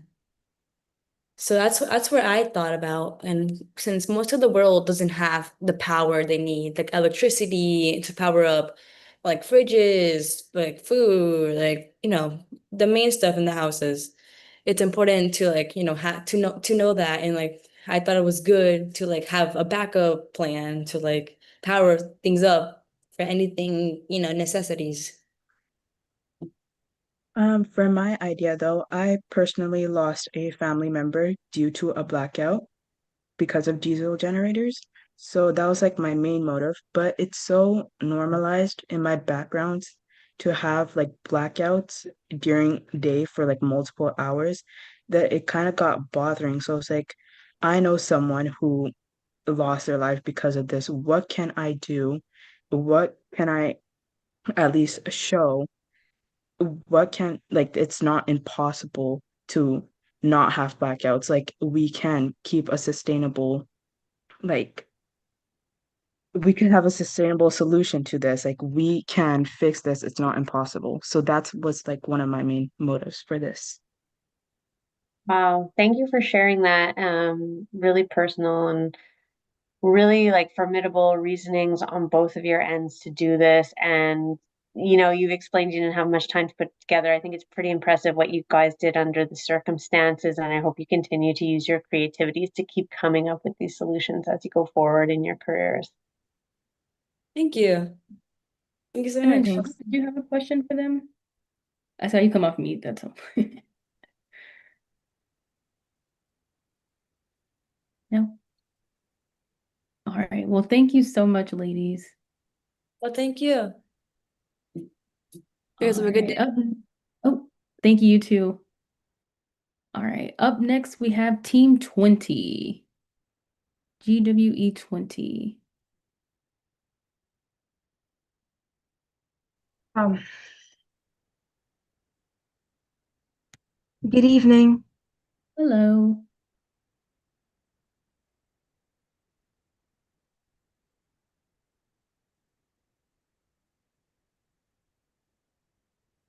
Awesome. And then you can share your screen when you're ready.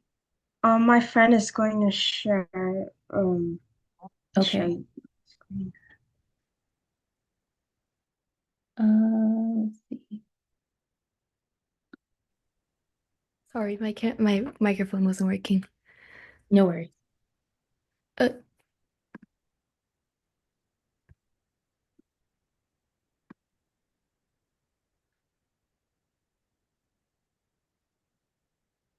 can you see my screen? Yes, we can. Okay. Hi, we are Power Play, and I'm Jashika. I'm in 10th grade. I'm Arshi and I'm in ninth grade. And I'm Sinishka. Together, we created Power Play. Our motto is Step, Spark, Shine. Every step makes a spark, and every spark can shine a light for learning. Imagine this. You arrive at school early in the morning. It's still dark outside, and often the inside is dark too because electricity can be expensive or unreliable. When this happens, the lights remain off. Projectors don't function, and students lose valuable learning time. Additionally, schools spend thousands of dollars each year on electricity, funds that could be better spent on supplies, sports, or clubs. We wanted to find a way for students to generate electricity simply by moving around the school. Our solution consists of piezoelectric floor tiles. Piezoelectricity refers to the phenomenon where certain crystals generate electricity when pressure is applied to them. We plan to install these tiles in high traffic areas such as hallways, gyms, and entrances. Each step taken on the tiles produces a small amount of energy, which is stored and used for other applications, such as powering hallway lights, charging ports for devices, and a digital display that shows the total energy generated from footsteps throughout the day. For the initial test, we will begin with one hallway and a portion of the gym, using about 300 tiles. These tiles connect to a small control box. Inside the control box, the electricity is cleaned up and stored in supercapacitors and a battery to prevent waste. This stored energy can then be used to power LED lights, charging ports, and a display.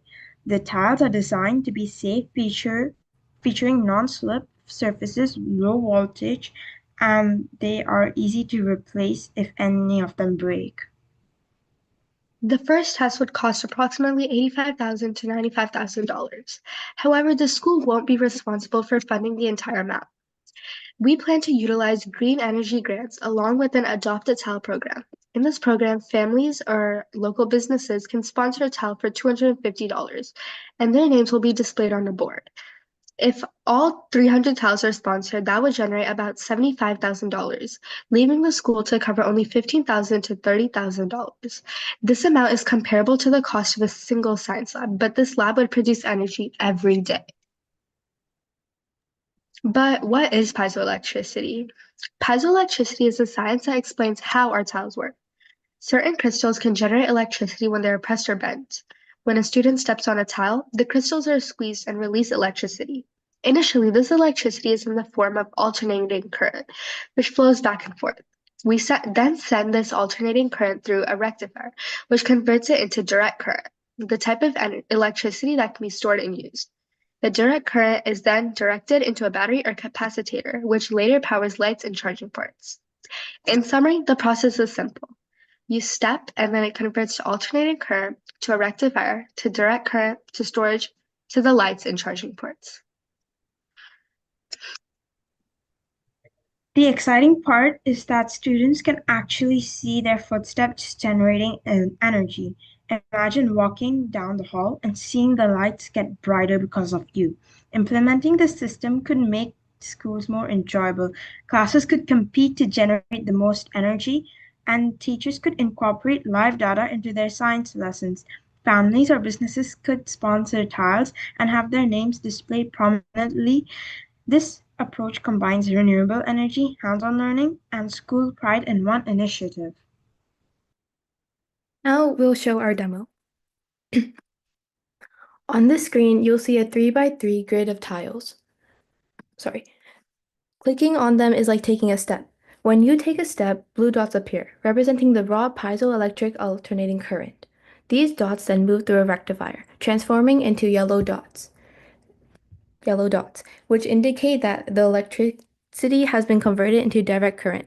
Finally, green dots represent the direct current, which is being stored for future use. On the right side of the screen, there are counters tracking the number of steps, total energy in joules, watt hours, and how many minutes of light that energy could power. Once we collect enough energy, the lamp will turn on, lighting up the room and displaying on the screen. We coded this project ourselves using HTML. It took us about a week to design, build, and test it. Our goal was to create something fun to interact with while accurately demonstrating this process that real tiles would follow. On one important note, the demo runs faster than real life. Each step in the demo is set to produce about 20 joules, so the lamp lights up quickly, allowing you to see the process in action. In reality, each step generates about 5 to 10 joules of usable electricity. Our school day goal is to collect 3.6 million joules, which is roughly equivalent to 1 kilowatt hour. Realistic for one hallway and part of the gym, considering the thousands of steps taken. Now I'll show you the 3 modes: hopscotch, gym, and hallways. Pay attention to how the dots transition from alternating current to direct current, and then the storage before the lamp switches on when we collected energy.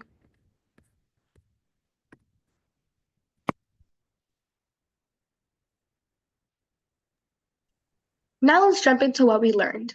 We discovered that footsteps can indeed be converted into energy. However, since each step generates only a small amount, the most effective results come from busy areas. We learned to plan for both costs and safety. Additionally, we figured out how to explain scientific concepts in simple terms that everyone can understand. Most importantly, we learned how to collaborate as a team to design, code, and present our project.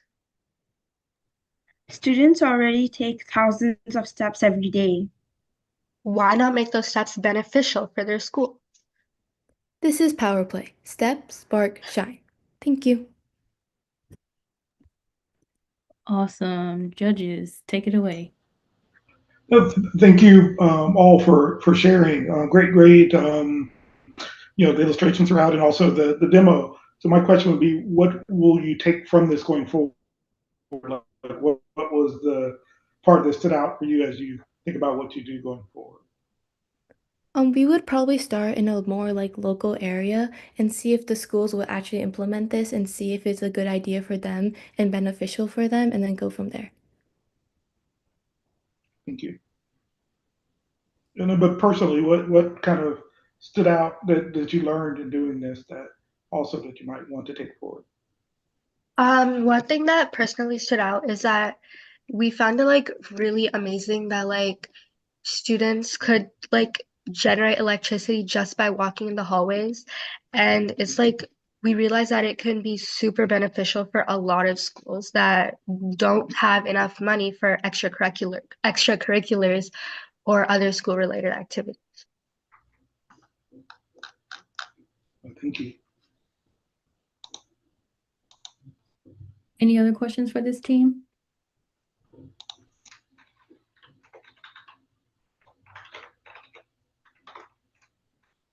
Nope. All right. Well, thank you, girls. Thank you. Thank you. Thank you. Next up, we have Team 8. So GWE 8.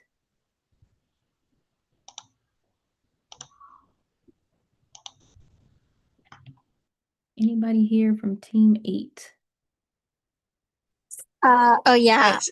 Okay. Sorry. No worries. Sorry, I was getting my audio set up. Okay. Okay. You can share whenever you guys are ready. Yeah, got it. Shoot. All right. Okay.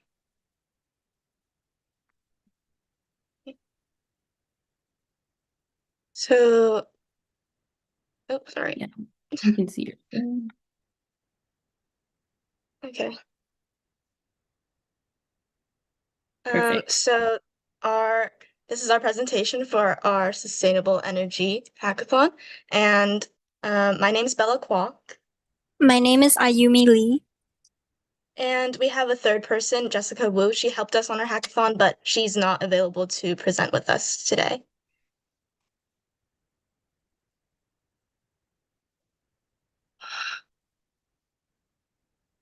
Um, Sorry, but there it is.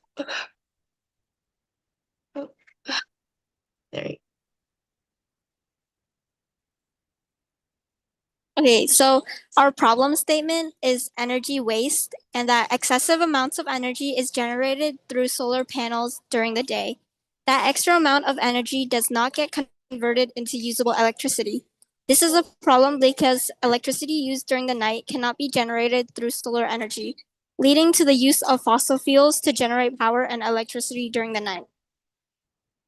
Now, why is fossil fuels a problem? Fossil fuels are a non-sustainable energy source that is being overconsumed to keep up with our demands. Constantly burning fossil fuels leads to environmental consequences like global warming and climate change. Currently, there are solutions to store excess energy to prevent the use of fossil fuels. For example, the battery energy storage systems. But this is a problem because it's too unaffordable for the general public and kinetic energy is too dependent on its location. Okay, so our solution is some satellite energy emissions. We plan to use high frequency beaming and satellites to convert solar energy to electricity. And our team name is Energy Savers. How it works, according to our diagram right here, is that satellites will take up solar energy from the sun 24/7, and this energy is converted into microwave or laser beams, and this will be sent down to Earth through antennas that convert it back to electricity.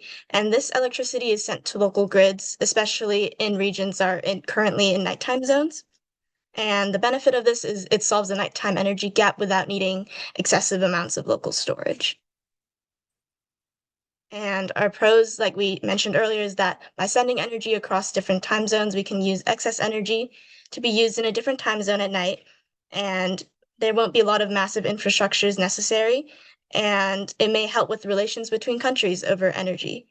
And some cons is that like current technology of satellite wireless energy transfer is not yet viable for practical usage, but there is a lot of organizations across like the world that are currently testing this type of technology, and there are missions set out for it for like from 2026 to 2030. So this type of solution may be possible like in the very near future. And we'll jump into our demo. Can get to it. Sorry. I'm gonna stop sharing for a second. One sec. Trying to get to my other slide.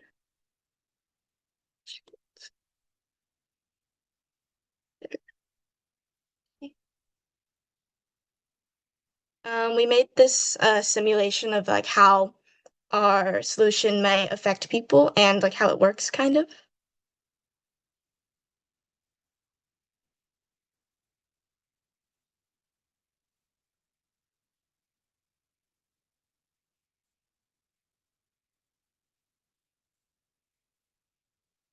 Okay, when the sun sets, energy production for solar panels decrease. This often means that not enough energy is produced for the high demand of energy at night. At the same time, during the day, excess energy is released from solar grids because there isn't enough storage. This means much of the potential energy that could have been used at night is wasted. How do we combat this? This is our solution.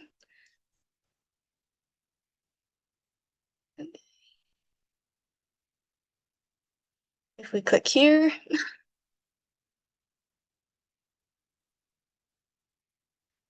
solar panels absorb solar energy from the sun. This provides 24/7 energy availability.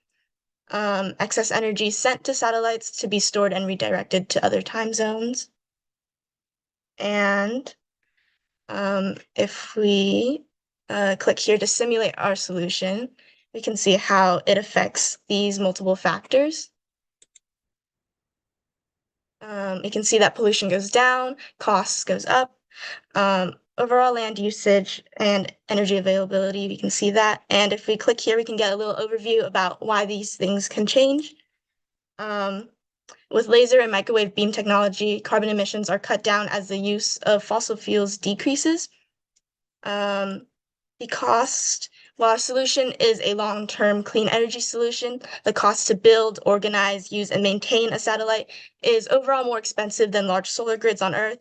But we hope that in the long run, this will actually decrease costs as more solar energy is more widely being used in countries that like more infrastructure won't be needed to build over and over in order to support these grids. So we hope that overall this actually decreases costs. And overall land usage, since our solution doesn't require lots of space for energy storage units, the overall land used for our solution is lower. And the energy availability, because the satellites will be able to bring energy across regions, this would help areas with less access to clean energy, and solar energy would be available 24/7.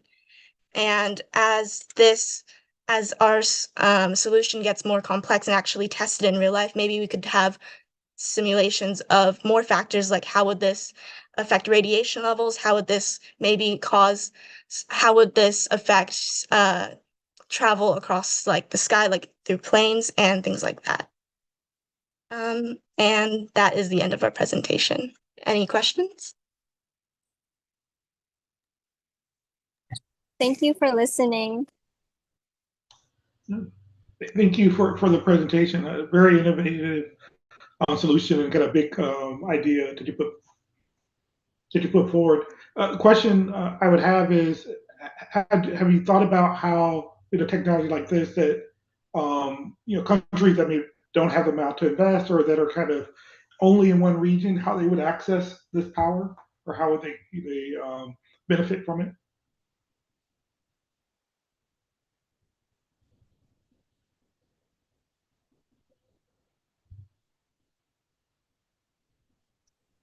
Well, originally we thought about doing our project on how to bring power back to places that experience wildfires because we're located in California.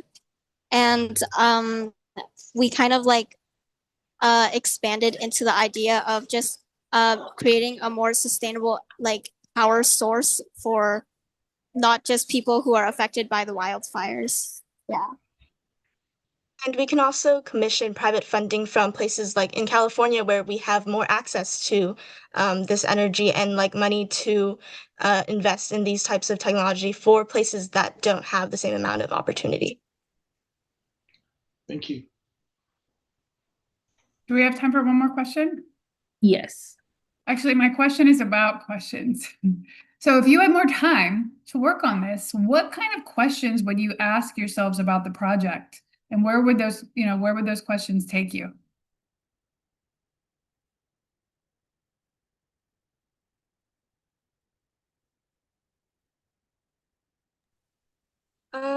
Sorry. I guess like if we had more time, I guess we would definitely work out more about like costs, especially, and also just like how would this like generally affect like I don't know, like how would this affect like normal day-to-day life and things like that.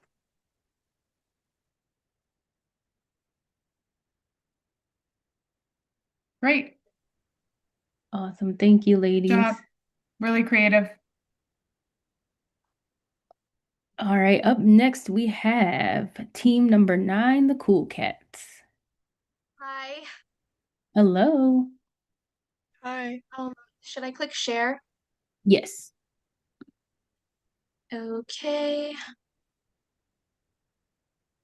Okay. Is it, hold on one moment. Uh, is it showing? We can see your tabs, like your browser tabs, but we can't. There it Oh, is. There we go. Yeah, I No, can we're see it good now. now. We're good. Yeah. okay. So this is harnessing energy from natural disasters, and this was me and my team's plan. Here's our team. So Anais Martina Miliana was Sorry. our team leader. You're good. Eva Martinez is their problem conceptualist. Rose Lopez is in charge of research, and then I'm in charge of scheduling.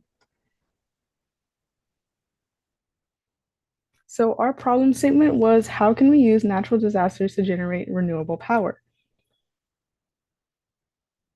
So we wanted to use energy generating flood walls, renovating nature's water power, energizing homes by the hour. To introduce our project, during the formation of this presentation, we decided to look at the potential sources of energy that we can discover throughout the world. And one in particular stood out to us the most was harnessing the power of natural disasters. There are many categories of renewable energy like solar energy, wind, biomass, hydropower, and geothermal. But something that these all have in common is that they're accessible to our environment through weather. Hot springs produce heat, sun gives off radiation, and that can be used to produce electricity. Natural disasters like hurricanes and floods make a lot of this energy, and we can use this to power other factors. So this is our plan. Our group intends to take the energy produced from natural disasters during thunderstorms and hurricanes, like water and floods, which are very common here in Florida, and find a way to give it back to the communities that are impacted by this disaster. This is especially helpful because water is a completely renewable and natural resource, and this sort of energy has minimal negative effects on the environment, just like wind turbines, and unlike resources like fossil fuels, which are harmful towards the environment. Natural disasters also often affect the available energy sources in a community. So this is a great way to utilize the natural disaster, the water from the floods, and give it back to the community in an impactful way. So the way that we would do this is by implementing these flood walls, which are reinvented in a way.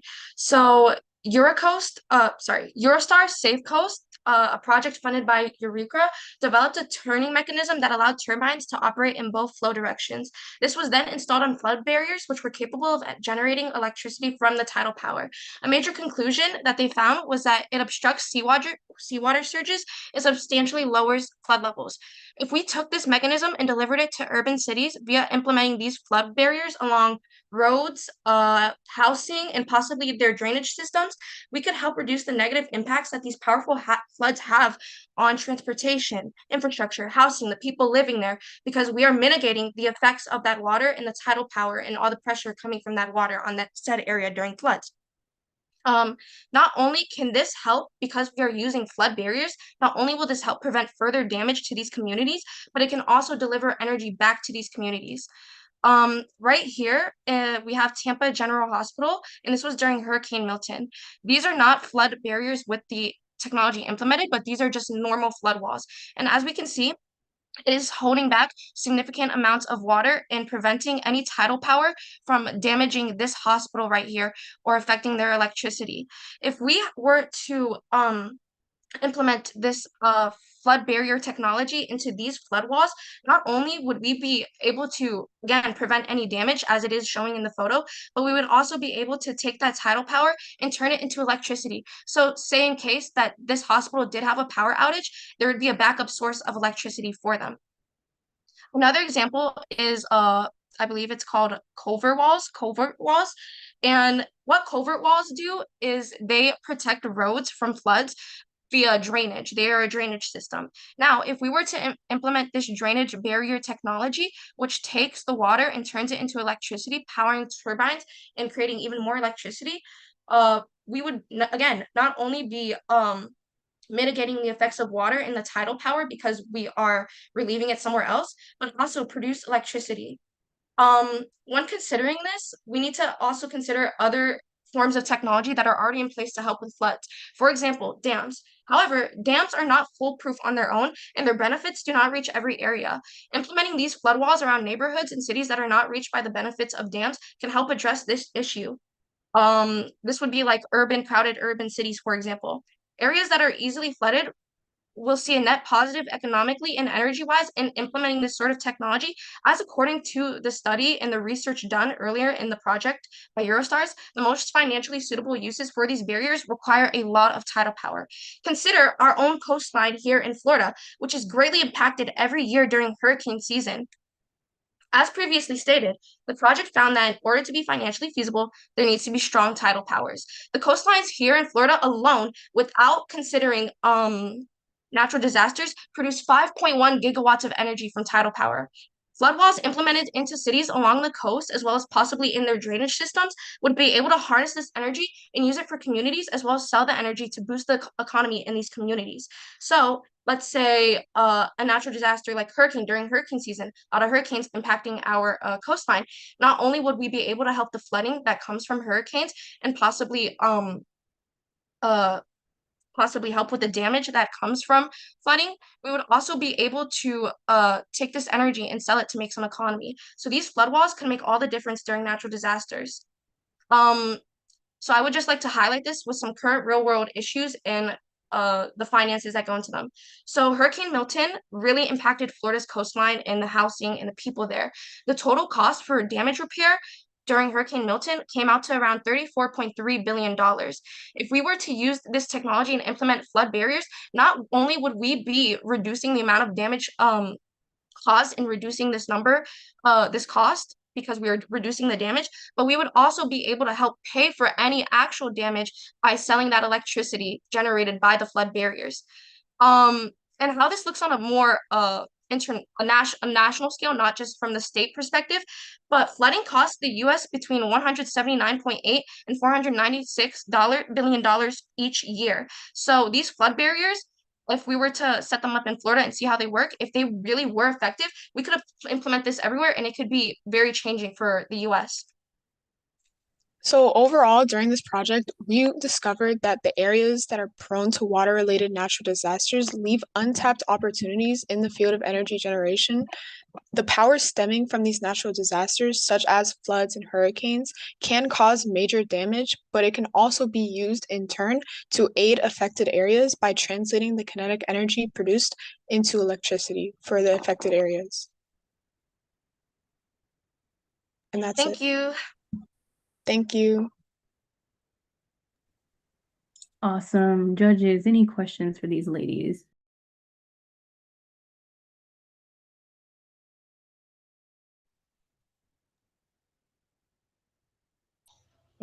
I would just thank them for the presentation.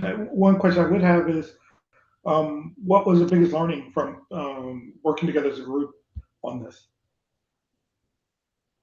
I'm sorry, what was the question? What was your biggest learning from working on this topic together? So me and my team, we do not live by the coast. We live more towards the center of Florida.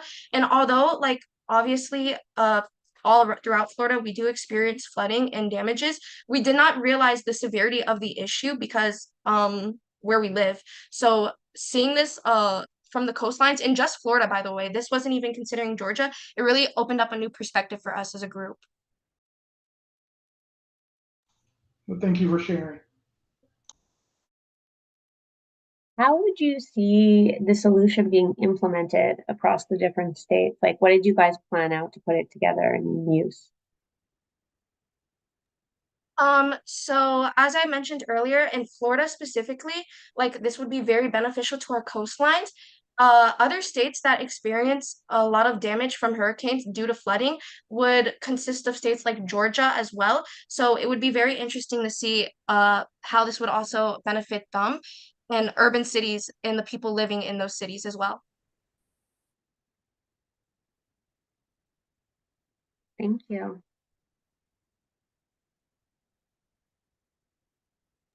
Awesome. Thank you, ladies. Thank All you. right.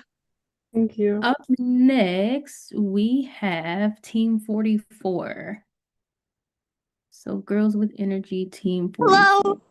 Hello. Feel free to share your Hi, I screen shared when my you're ready. presentation with you on WhatsApp. Say it again, I'm sorry. I shared my presentation with you on WhatsApp. Oh, just share it from your computer. How do I do that? So at the bottom of your, or no, just kidding. It should be a share option at the bottom of the screen for you, like a share button. And then you Okay, just, perfect. yeah. Okay. 1 second. Okay, okay. Share screen. Start broadcast.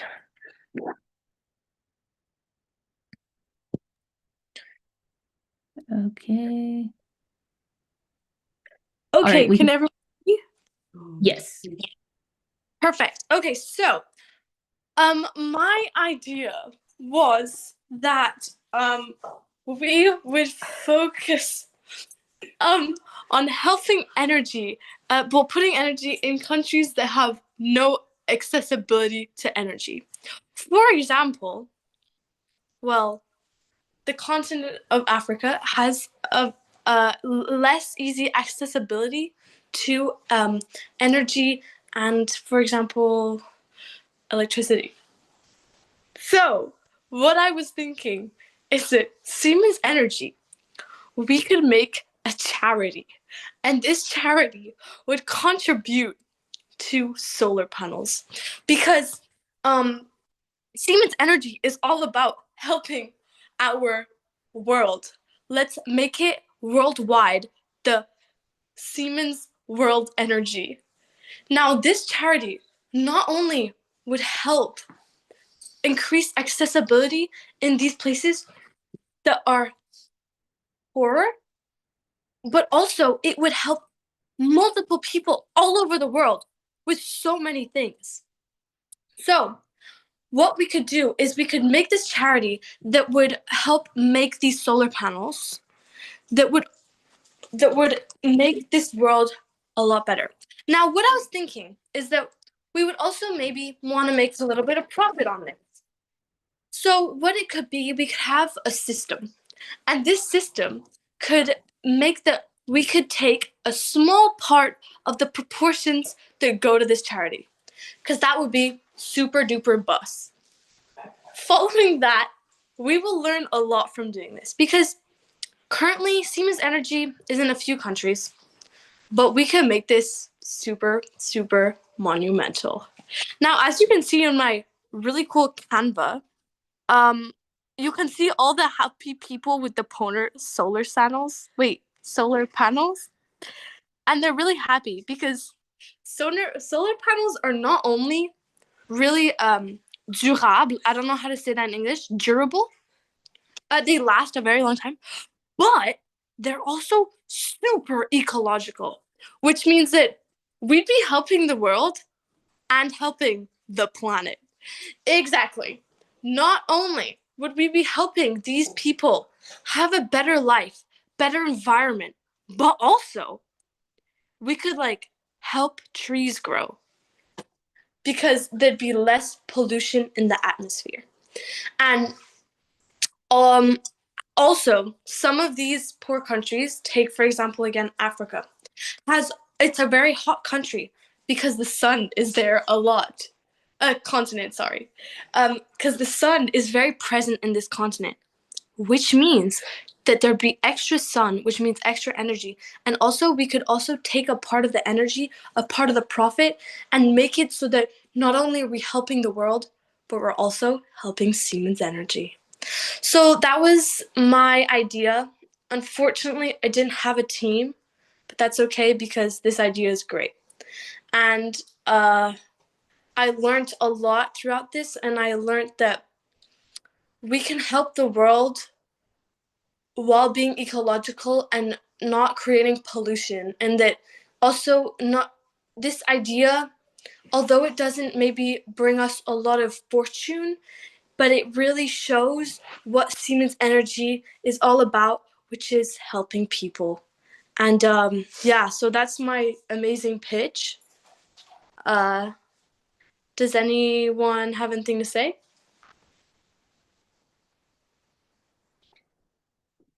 Or not? Yeah. So, Cecilia, am I saying that right? Yeah. Yeah. So, what would you do differently if you were going to work on this project again? What did you learn, and if you were going to do it again, what would you do to do a little bit different? So, one thing that I noticed I did kind of badly is my organization because I just started school ish. So, I didn't have that much time. So, if I had to do this again, I'd probably make some slides, but I didn't. And also, I learned. Oh, I would have also would have signed up for the teams because I didn't have one. But you know what? That's okay because I already had a super idea. And yeah, was that your question? Yeah. Yeah, that was a good answer. Okay, perfect. Thanks. So, Cecilia, obviously it was a challenge because you didn't have a team. What did you learn from having to do it yourself when like you had probably the expectation that you would have other people to bounce ideas off of? Like, how did it make you grow? Well, I think that although having a team would have made me grow in the way that um, I would have learned more of how to do teamwork and work with others, I thought that working by myself really allowed me to use the full capacity of my own ideas because not only did I not have to agree and compromise, but I could really try to see things out exactly the way that I wanted them to go. And unfortunately, I didn't have slides prepared. I should have done that. And maybe I could have done that if I had a team and that we had been a bit more organized. But my team never responded to me. So, yeah. Any No other worries. questions? I think you did a great job in consideration of what you had and, your passion for the idea shines through too. Thank you so So much. Cecilia, you kind of left me with a thought. And this isn't a question for you, but just a thought, right? Like, I wonder if a charity like this could grow beyond Siemens Energy. Exactly. I think it could be something that really like helps people in general. And I also know that what I was thinking is instead of it being like in the long term run, it could like help us because well, although there might be places in the world with not very easy accessibility to energy, they still have like phones and stuff. So it could be a kind of like a plan, like a cellular device plan that it like the charity helps to make this plan that is powered by solar panels, but it the plan in the long term like does have profit for Siemens Energy, if that makes sense. I also did forget your question, so I Yeah. It wasn't a question, right? You just had me thinking. That's all. Oh, oops. Sorry, my No chair worries. just. Awesome. Thank you, Cecilia. Thank you so much. Awesome. All right. Next up, we have the powerhouses. So, Team 14. Hello. And feel free to share your screen whenever you're ready. Yeah.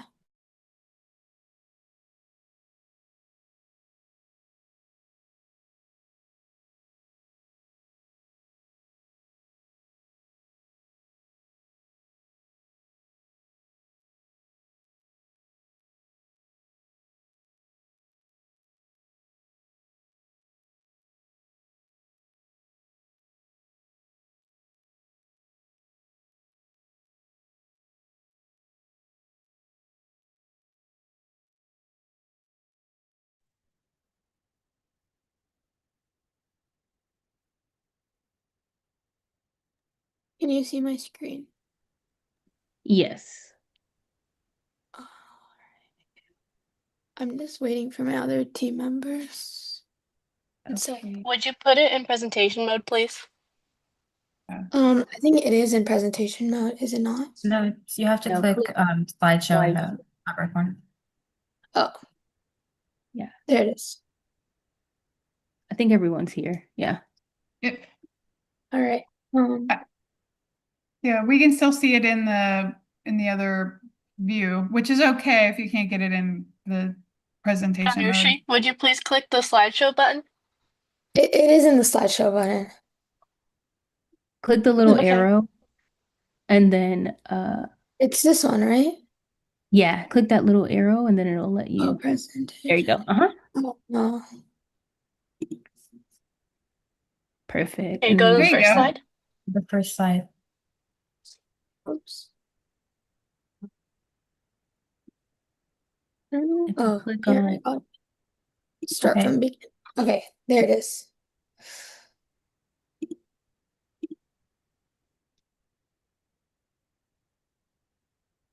click it one more time.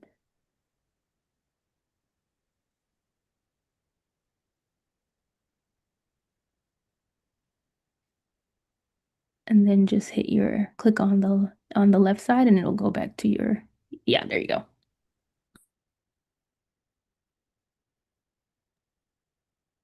Okay. Good evening, judges. My name's Sitlali. We're Ria, Samuchi, Tanrushi, and we're here to present Full Circle. It doesn't take a lot of energy to make a lot of energy. Next slide. 1.18 billion people live without consistent or affordable access to energy. Coupled with 10 outages per month that can last well over 3 hours per household in countries like India, there's a lack of energy for many. Can you go to the next slide? And they're not the only ones affected. Much of the population lives in remote, underdeveloped, or areas which simply lack a reliable energy grid. Communities, including those who live under the poverty line, often are the first to give up energy, as they lack the assets despite their needs for its benefits. And it's not just them. Everybody, and I mean everybody, is impacted by rising energy costs and higher demands on the energy system. Passing it on to Ria. So our solution is called Full Circle. Full Circle is a generator powered by rotational energy.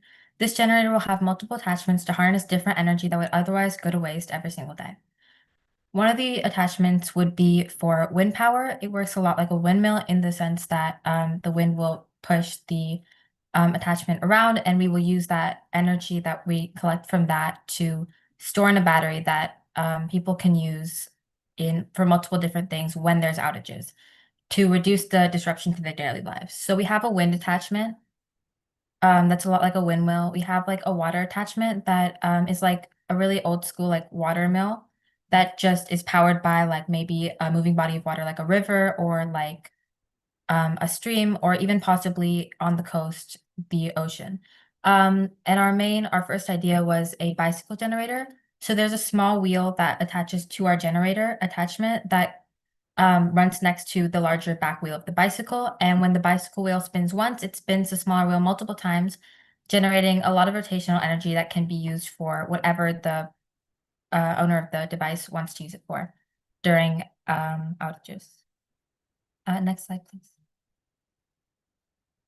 So the applications of Full Circle are through bicycles, rivers and streams, and wind. As I previously talked about, a bicycle is much like for personal use. You could attach the generator to the bicycle and the attachment, and when riding the bicycle, energy that would have otherwise gone to waste is used during outages. For rivers and streams, it is one of our plans to like scale it up and use it for community access, but it could also be used for personal access as well. Next. And I'm going to hand it over to Thanush.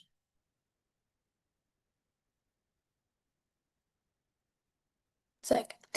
So I'll be talking about the implementation plan. So here we have like two main things that we want to highlight, which means like educating areas that we're launching the site product to. And so first we'll be creating like simple visual manuals to target people with like low literacy.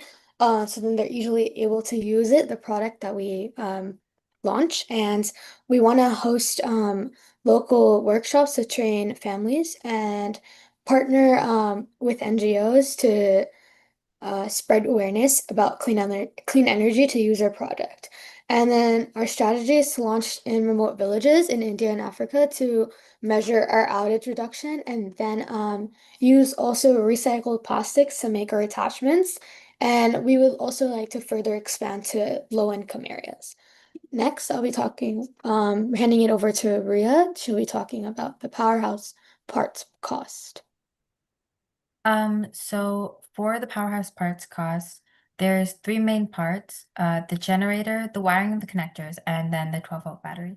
So for the generator, we have, when buying it in bulk, we have an estimated cost of about 25 to 35 US dollars.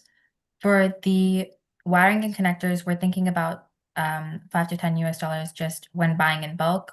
And for the 12-volt battery, anywhere from $5 to $10 as well when buying in bulk. Therefore, it's a lot cheaper.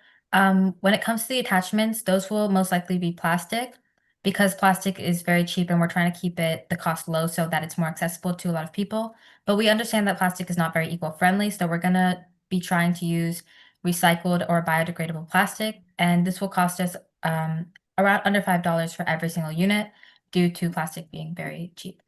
As well as another attachment that another thing we were going to add to it is an inverter that would be around $10. All of this combined for our product is about $55 per unit. We understand that this is a pretty high cost in places in India and Africa, so we were thinking we could partner with like governments and nonprofit organizations to keep the cost lower for the general population. Next, I will be handing it over to Banushri for success. Actually, I'll take it. So, the markers for success for Full Circle would be maintaining and expanding on its high potential for scalability. So, beyond personal use, it could be made into a larger version to support entire communities during outages. Additionally, we want to focus on keeping all parts of production eco-friendly and plan on using biodegradable and recyclable plastics for the packaging. Full Circle distinguishes itself from other companies that are using rotational energy because, for example, sports art uses gym equipment to make energy and offset what is the energy that is used in a gym.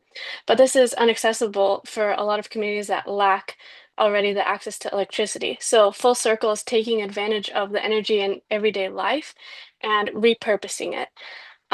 We would also to reach success, secure grants and subsidies to cut costs for the public and make Full Circle achievable for all. I'm going to pass it to Thanrushi. Here I'll be talking about the timeline. So here's a year by year timeline from year 1 to year 5. And so this is just an estimate or like what we plan to do as in goals. And so we will build about 100 prototypes and then create like training and then visual manuals and partner with 2 NGOs in rural India and Africa in the first year. And then next we'll do initial expansion, which we scale to 1,000 units across 5 villages and launch maybe an app and collect user feedback to refine and improve our product. In year 3, we do regional growth. We would distribute about 5,000 units in 2 countries and work with lenders and train 100 plus team members to deliver the product and for user feedback. And then year 4, we would do international scaling. So we would expand further with more hybrid solar wind add-ons or attachments. And then year 5, we want to expand to about 5,000 households powered with measurable and improvements in our product and partner with global partnerships with organizations. And in short, we start small and learn fast and grow responsibly and empowering communities with reliable and clean energy. I'll be passing on to Sitlali for impact. Okay, so our solution brings a real impact. In India, it saves lives during heat waves and reduces healthcare disruptions. In Africa, it boosts economic growth. And across communities, it lowers crime, increases access to education, and cuts about 10 power outages per month. Globally, it helps those 1.18 billion people who lack consistent electricity access. Next slide, please. That's our works cited. Next slide. So coming back around, we hope you understand how one powerhouse can go full circle and how it doesn't take a lot of energy to make a lot of impact. Thank you for listening to our presentation, and we hope you'll support Full Circle.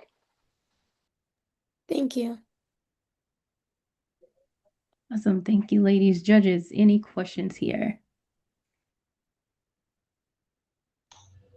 I'll start just saying I definitely like the idea and the thought of different modules and how to try to make it accessible. The question I have is, what made you kind of settle on that idea? It seems simple, but also powerful. So how did you come to that even idea you put forth? So I actually went to India before. Some of my relatives live there, and I noticed that many people lacked energy. Even in my grandparents' house, they had so many outages, and it was disappointing because they couldn't do anything to stop it, and they lacked energy. But how did you decide on the full circle concept as the solution? We decided on the Full Circle concept because, as Samuchi said, this is something that impacts like communities that we are like related to, and we have like first or like in our group firsthand experience seeing, and how this can be devastating to like hospitals to who are helping support people to it can increase crime rates. And so we came with the theme of Full Circle because it uses rotational energy and stuff in everyday life. So just instead of going out and looking for something big and grand as a solution, we're trying to come full circle and look at what we're wasting and how we can bring it together and repurpose it. All right, thank you. I'd be happy to ask a question. What did you learn as a team, working together? And would you, knowing what you learned as a team, would you do anything differently as a team next time? Or if you continue this project as a team? I think we learned how to work as a team through helping out each other with what we wanted to say. And also when we were coming with our project idea, I think we had different ideas, but we think we supported each other and like came up with solutions to make into one. And I think we really helped each other through this process as we all have like our schoolwork and everything, and that we kind of adapted with each other. And we wanted to bring one idea to you guys. So we were working on slides and like how we wanted to do it, and from designing our product. And as you can see in the art that we did, we had a design of our product. And I think we really learned how to like help out each other and really learn and help each other to bring this product together. If I could just pop in really quickly, I think that I will admit that in the beginning, I was a little bit frustrated when like I had time to meet and to do things and like other people were like, I'm busy. I was a little bit like, well, I'm free, like why aren't you free? But then I kind of started to realize like not everybody's free all the time. Like I have times where I wasn't free and they were. So I kind of think we learned a lot of how to like work together even when you might not have a lot of free time to like video call or anything, how to like put it in the chat and like work on things not necessarily just when we can all meet together, and how to work with like busy schedules. Yeah, that's great. Awesome. Thank you, ladies. Good job. All right, up next we have Team 15, the Glitter Knots. Team 15. Hello. Hello. Feel free to share your screen whenever you're ready. Will do.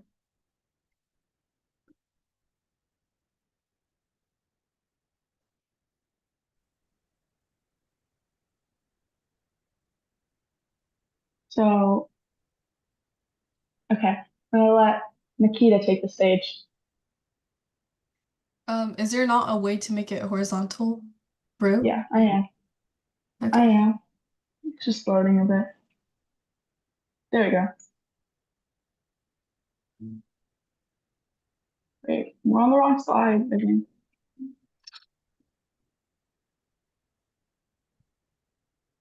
Oh. Bro, wait, sorry, give me a minute. Do you want someone else to share their screen? No, I can share it. It's just it's being wonky.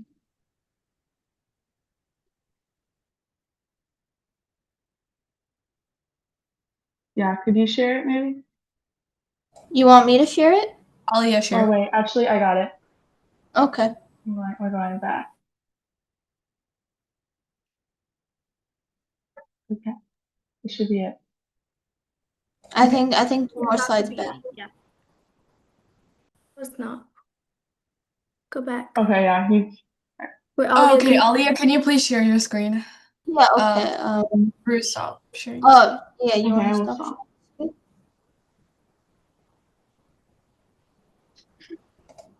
Sorry, technical difficulties. Yeah. Okay. Can you see my screen? Or is it too small? Okay, share your screen. Yeah, put it in present mode. Present. Yeah. First screen. Okay. There First we one. go. Okay. Looks like we can see it full screen now. Okay. Okay.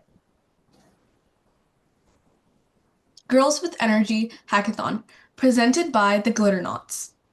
This is our team, the Glitter Knots. I'm Rue, the team leader. Hi, my name is Bhavna and I'm the team communicator. Hi, my name's Alia Lakhani and I'm the designer. Hi, my name is Nikita and I'm the innovator. Okay, so our problem is focused on bringing energy to communities who lack access and the ability to get clean energy. The communities that we are focusing on are families in sub-Saharan Africa, which is perfect as their environment is filled with sand. And sand is exactly what we need for the product we developed. With that being said, we are introducing our product, Sandergy, turning heat from sand into tomorrow's energy.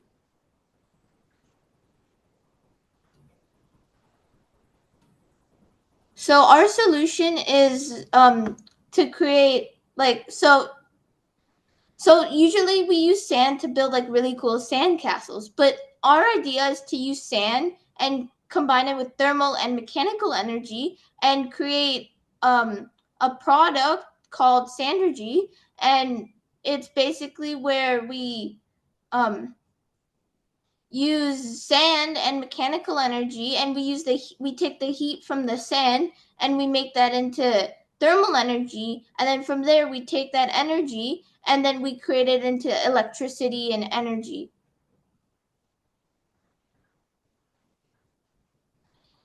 This is our solution. As you can see in this diagram, we have a greenhouse-like structure with sand being housed on the inside. What makes up this structure is thermal glass panels, which allows the sun to heat up the sand during the day.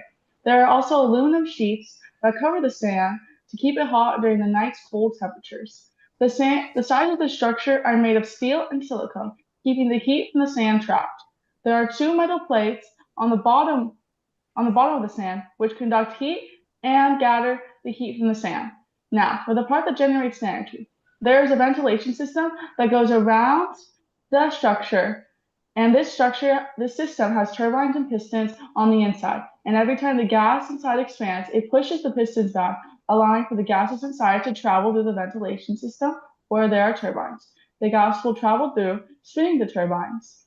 There are also vents which allow for the cold air to enter, but not for the hot air to move out due to the valves that are placed as well as the pistons.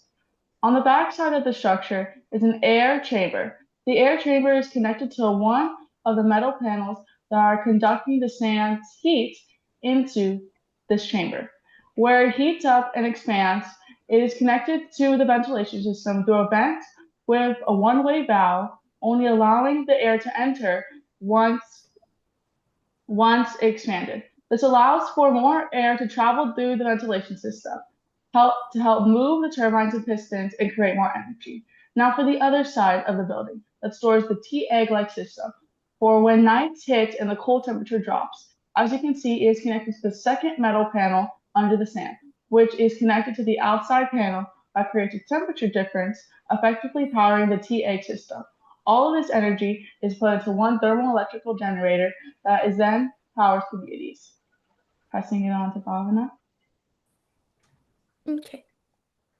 So now I'm going to talk about the eco-friendliness and efficiency of our product. First of all, this system runs entirely on renewable energy. There's no fuel, smoke, noise, and zero carbon emissions. We use sunlight, the most abundant and free resource on Earth, to heat ordinary sand. That heat is stored and later converted into electricity without burning anything.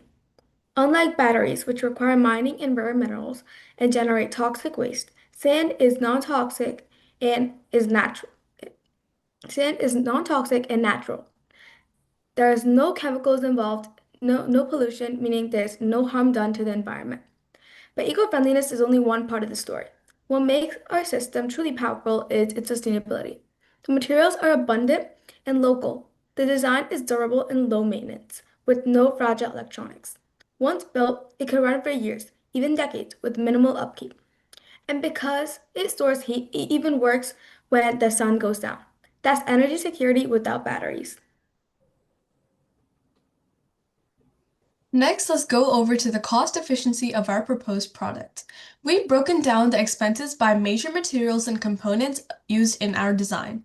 Tempered glass and sand house will cost around $4,000 each, which gives us durable and sustainable structural materials.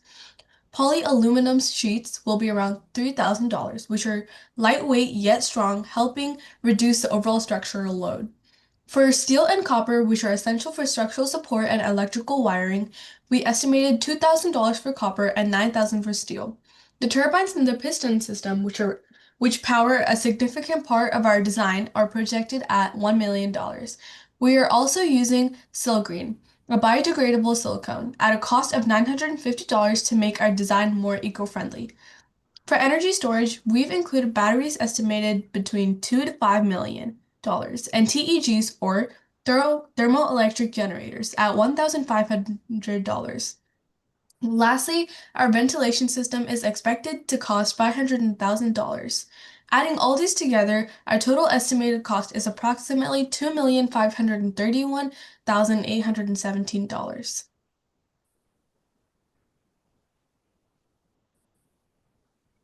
What we have learned during the... Oh, sorry.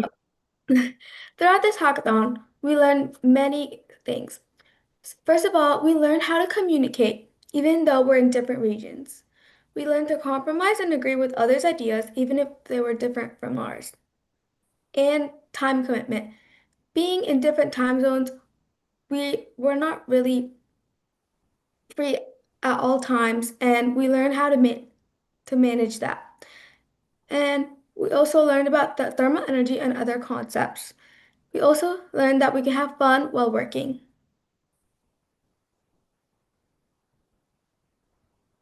Thank you for listening. This is Team Goodernauts.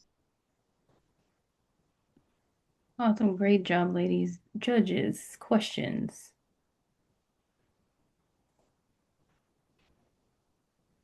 Oh, great job, ladies. What was the most challenging, like technical aspect of putting together your solution? I can answer this one. So I think it was finding out an effective way to get the heat from the sand and converting it into an energy source or a way that can generate energy without hurting the environment. I think, yeah, that's it.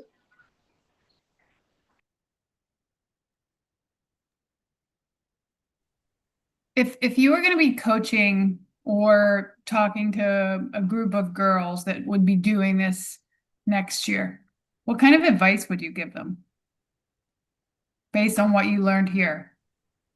I can take this question. So, if I were passing our baton over to the next girls, I would say that it's important to talk everything out from the starting and learn about everyone's schedule from the starting so that you can make a schedule for when you can meet and so that you can understand everyone else better and know that you can compromise in every way and have fun and not just like think about working all the time. I Yes, like that I you talk can. about having fun, by the way, because that is so important. A part of doing projects with teams. Okay, I didn't want to cut off the others. Go ahead. No, you're good. Sorry. I was gonna say that in the beginning when we had our meetings, I didn't know what was East time and PS time, so I kept on arriving to the meetings a bit later because they said 5 o'clock, and I thought 5 o'clock was 5 o'clock in my time, but it was actually 2 o'clock because it was EST, not PST. So that was really that was really difficult. We got through it though. So Yeah, that was and then also I've made friendships with these people. So like I'm from Canada and I think they're from like US. So then we've been friends and we've been talking across borders, like literally. Yep. Yeah, and like once I've met these girls, like it was easier to talk to them and like share my ideas. As like in the beginning, we were like kind of shy and like we didn't really talk, so it was harder to like compromise on ideas.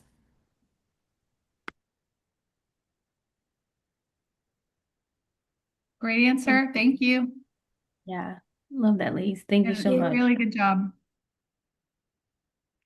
All right, up next we have Team 46. It is the Gubble Buppies. Am I saying that right? I think my brain wants to say it the other way. Yeah. But if you guys are here, feel free to share your screen. Yeah, I'll be the one sharing my screen.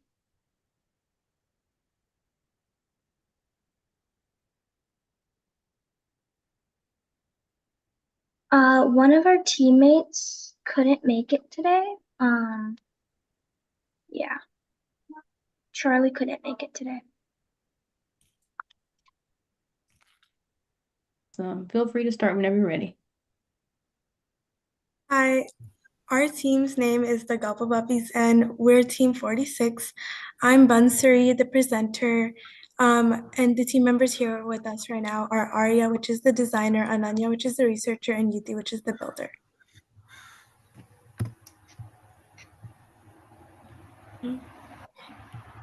So the wind turbine.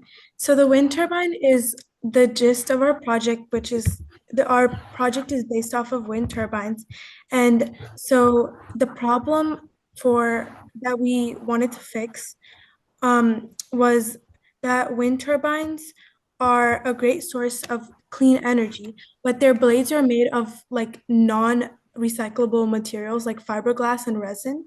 So once they reach the end of their life, they can't be reused or broken down easily. This leads to thousands of blades piling up in landfills and creating long-term environmental waste. And why it matters. The whole point of wind power is to be alternative to fossil fuels to help the environment. But if the blades creating themselves, if the blades themselves can't be recycled, we're just creating a new kind of environmental problem. As more wind farms are built, the amount of blade waste will only increase. Finding a sustainable solution is key to making sure wind power is truly green. Okay, the impact. The impact of these wind turbines is that the landfills get filled with huge bulky blades. Cities and communities use or lose valuable land space. The wind industry risks losing credibility for not being fully renewable, and future generations are left to deal with massive amounts of waste. And so the desired outcome of our wind turbine blades is to build the blades from recyclable or reusable materials like thermoplastics, recyclable composites, or bio-based resins. This way, at the end of their life, blades can be recycled, repurposed, or reused in new products instead of going to the landfills. This reduces waste, lowers environmental footprint of wind power, and makes renewable energy truly sustainable.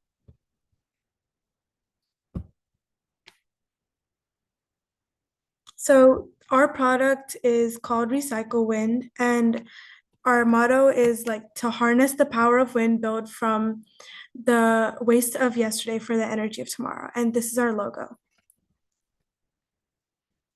So I'm gonna be heading out now because I am at an event. So thank you so much, but my team will carry the rest of the presentation. Have a nice day. Okay, what needs to be done?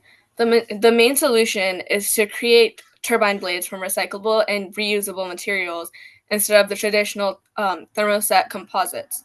This can be achieved by using materials like thermoplastic resins, bio-based composites, or chemically recyclable resins.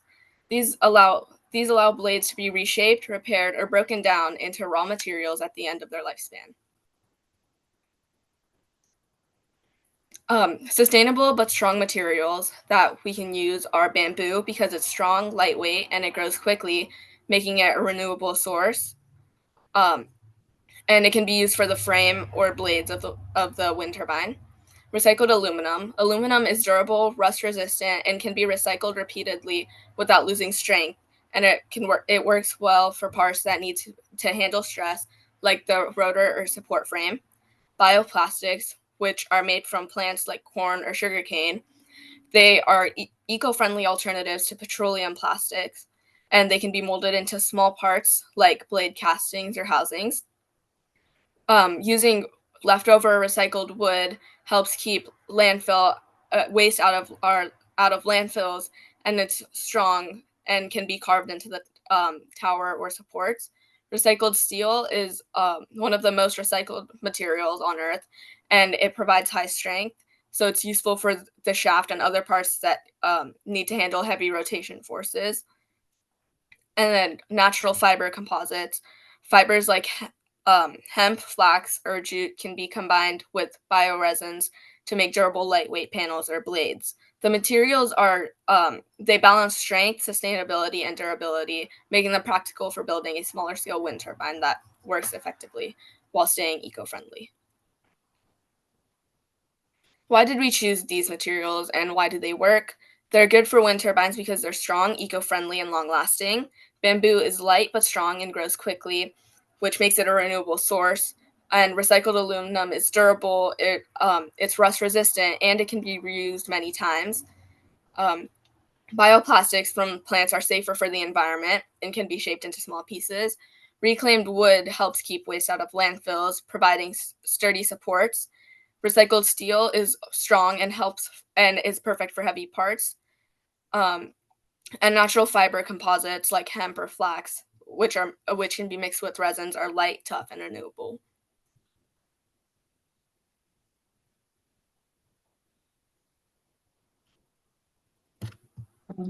Why is this the solution? Why the solution works? Thermoplastic resins can be melted and remolded, making them far easier to recycle than thermostants. Bio-based composites reduce dependence on petroleum products while creating a more natural material cycle. Chemically recyclable resins allow fibers and resins to be separated and reused. The cost. The cost of recyclable wind turbine blades. Materials. Recyclable resins like thermoplastics cost more than regular ones. Manufacturing. New machines may be needed, but production is faster and uses less energy. It can be a little expensive at first, but sometimes it ends up being the same price or even cheaper. Disposal. Throwing blades in landfills is cheaper, about $50 to $100 per ton. Recycling costs more, about $200 to $500 per ton. Selling recycled material can bring back some money. How this affects the cost. New technology is expensive at first. Bigger blades equals more cost. If recycling centers are far away, that's high transportation costs. As long as even the government support helps, like landfill bans, can make recycling cheaper. If recycled materials sell well, costs go down.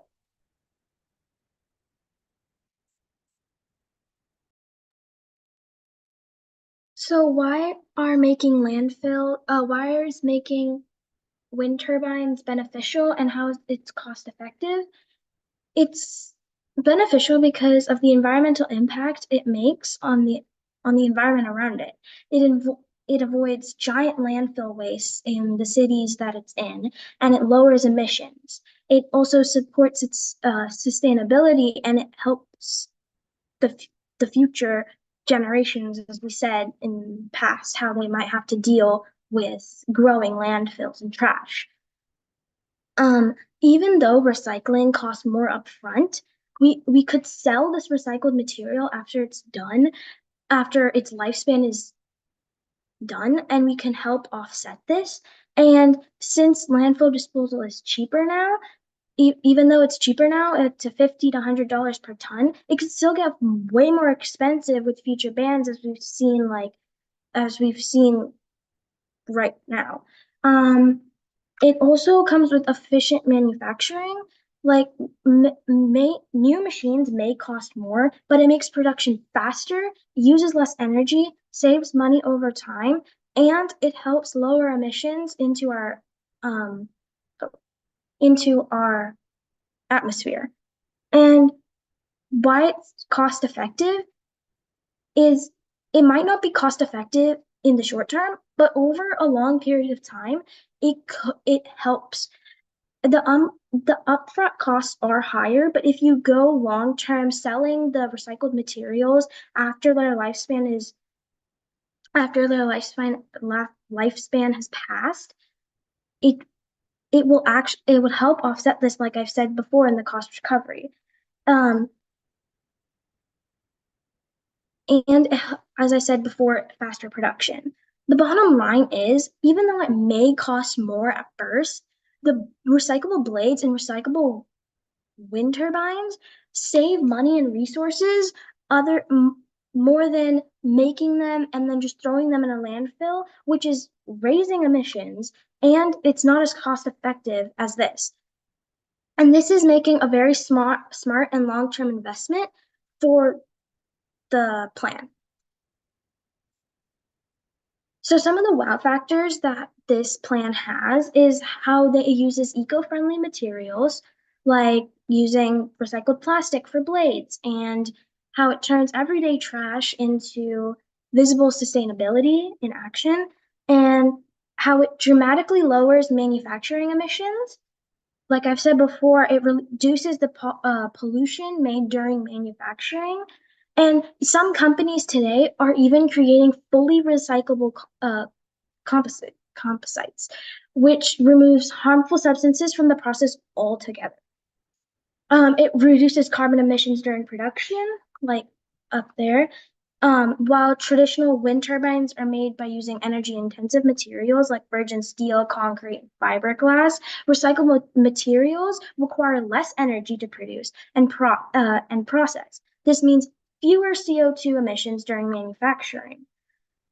And once it's up and running, it provides clean, renewable energy without any emissions during its operation, which make whether it's made from recyclable materials or not. But because our wind turbines started cleaner, the overall impact is much better. We have, just before questions, we have a model to show you. We made, a little wind turbine out of plastic, well, not plastic. We made out of metal paper cups and wood, and there's some styrofoam to use as base. This would work more effectively with regular outside wind, but it's not very windy where I live right now. So I'm gonna mute I'm gonna mute myself because it gets pretty loud when I start the fan. So you can see how it still works just as effective.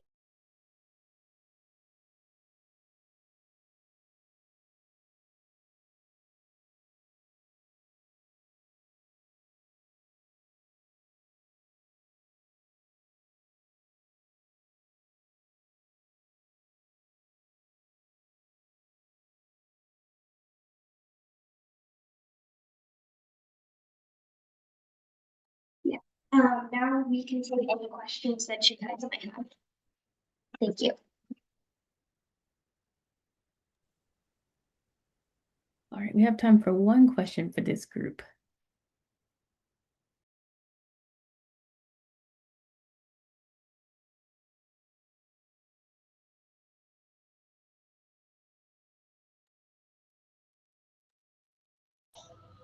So, Thank you. go ahead.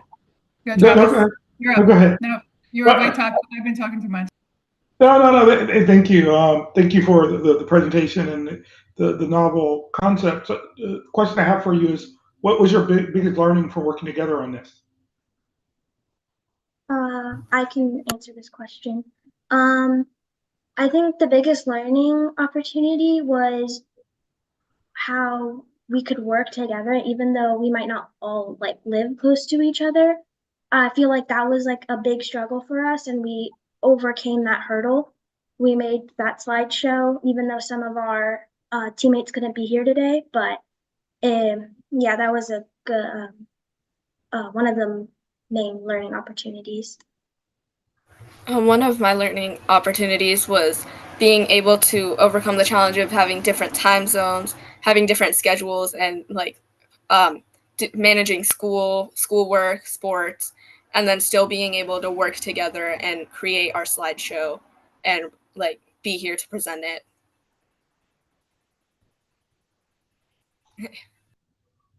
Thank you. Awesome. Thank you, girls. All right, our last presentation of the evening is going to be Team 37, the Girls of Gold. Are you all here?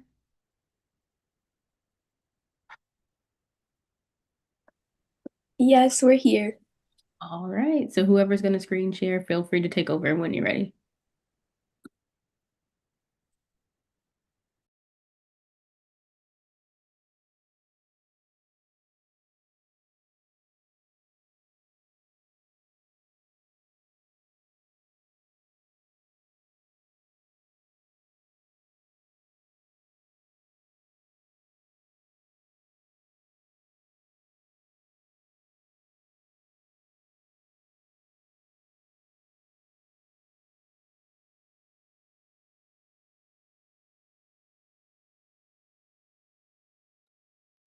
Do you know how to share your screen? Oh, we're trying to get it up. And Okay.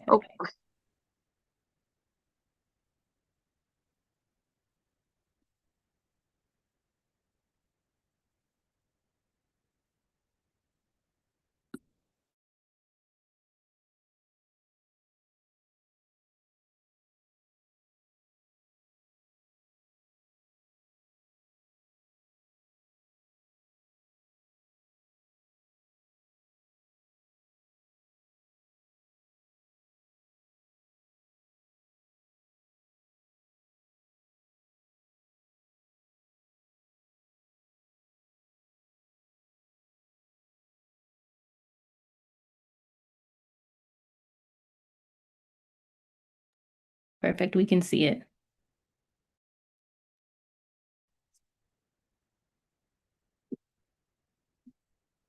Oh, you're on mute if you were talking to us. Oh, we lost it. Can you see it? Yeah, we saw it. We can see it now. So this is our project and it's called the Piezoelectricity Producing Harvest. So Basically, in the new day and age, we rely on the ability to have electricity for almost everything. But for something we use and need so much, it can be difficult for some to afford, whether it's electricity bill itself or the necessities that come with the bill that add up.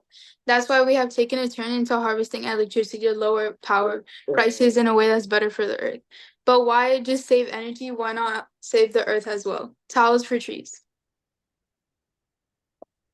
Renewable energy solution. Our idea uses renewable energy to address the pricey electricity bill issue because it uses human footsteps, which is kinetic energy, to produce electricity by using tiles. The money saved by using these tiles will be invested in planting trees, which are a renewable resource. This idea is innovative because not only will it help lower costs, but it will also make cities more modern and less dependent on fossil fuels. Plan for action. Ask the city/country for approval to start the project. Ask tourist attraction owners for approval. Step 2, once approved, install the tiles in tourist attraction areas where people walk a lot. Step 3, calculate the difference between the usual electricity cost and the cost after installation. With the money saved from using the tiles, we invest 50% of the money into planting trees and the other 50% into lowering electricity bills. Real impact. So our idea will improve lives if successful because it'll assist with several businesses that are having difficulties with electricity bills, making more spots open for employment. It can also improve people's health and the overall environment since the adding trees can regulate temperature and cleans air by absorbing harmful gases. So that's it. Do you have any questions?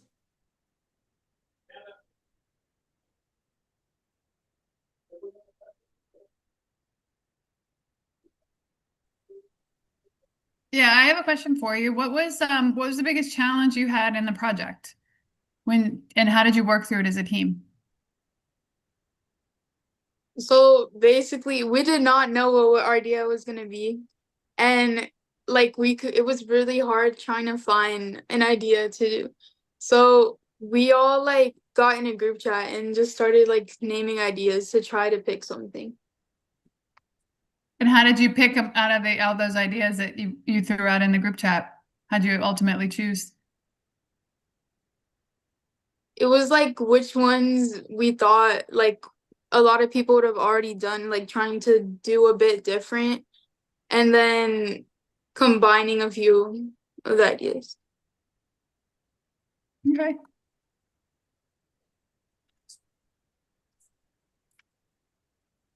Can I ask another question, judges? What are you most proud of when you look back at, your hackathon time? I think what we're most proud of is the outcome because our idea is really good for the environment and it also helps with global warming because all those trees will help absorb the harmful gases and also make the prices cheaper.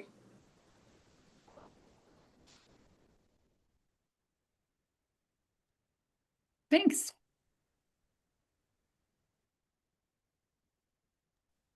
All right, awesome. So before we send judges into deliberation, I'm going to pass it to Anna, who is going to have our judges share a word. Hello, everybody. Can you hear and see me? Hi. Yeah, Anna. Hello. Anna. First of all, thank you so much for your time today. I just want to say, the high school girls, we had 26 teams, which was almost double what we had with the middle school girls. So you guys had a very tough job this evening judging so many teams and projects. So first of all, thank you so much for your time and your attention to detail for all the projects. Now, I just want to take a moment to kind of just reflect a little bit on all the projects that were presented and give the judges an opportunity to kind of give some closing statements and last words to all the girls who presented. So to kick you guys off, what I'm going to do is just kind of reflect here. So I think what was really impressive was like the thought that went into all of these projects. Like they're very like you had like cost sheets. Like you really thought about like how would you implement your ideas, which was very impressive. So judges,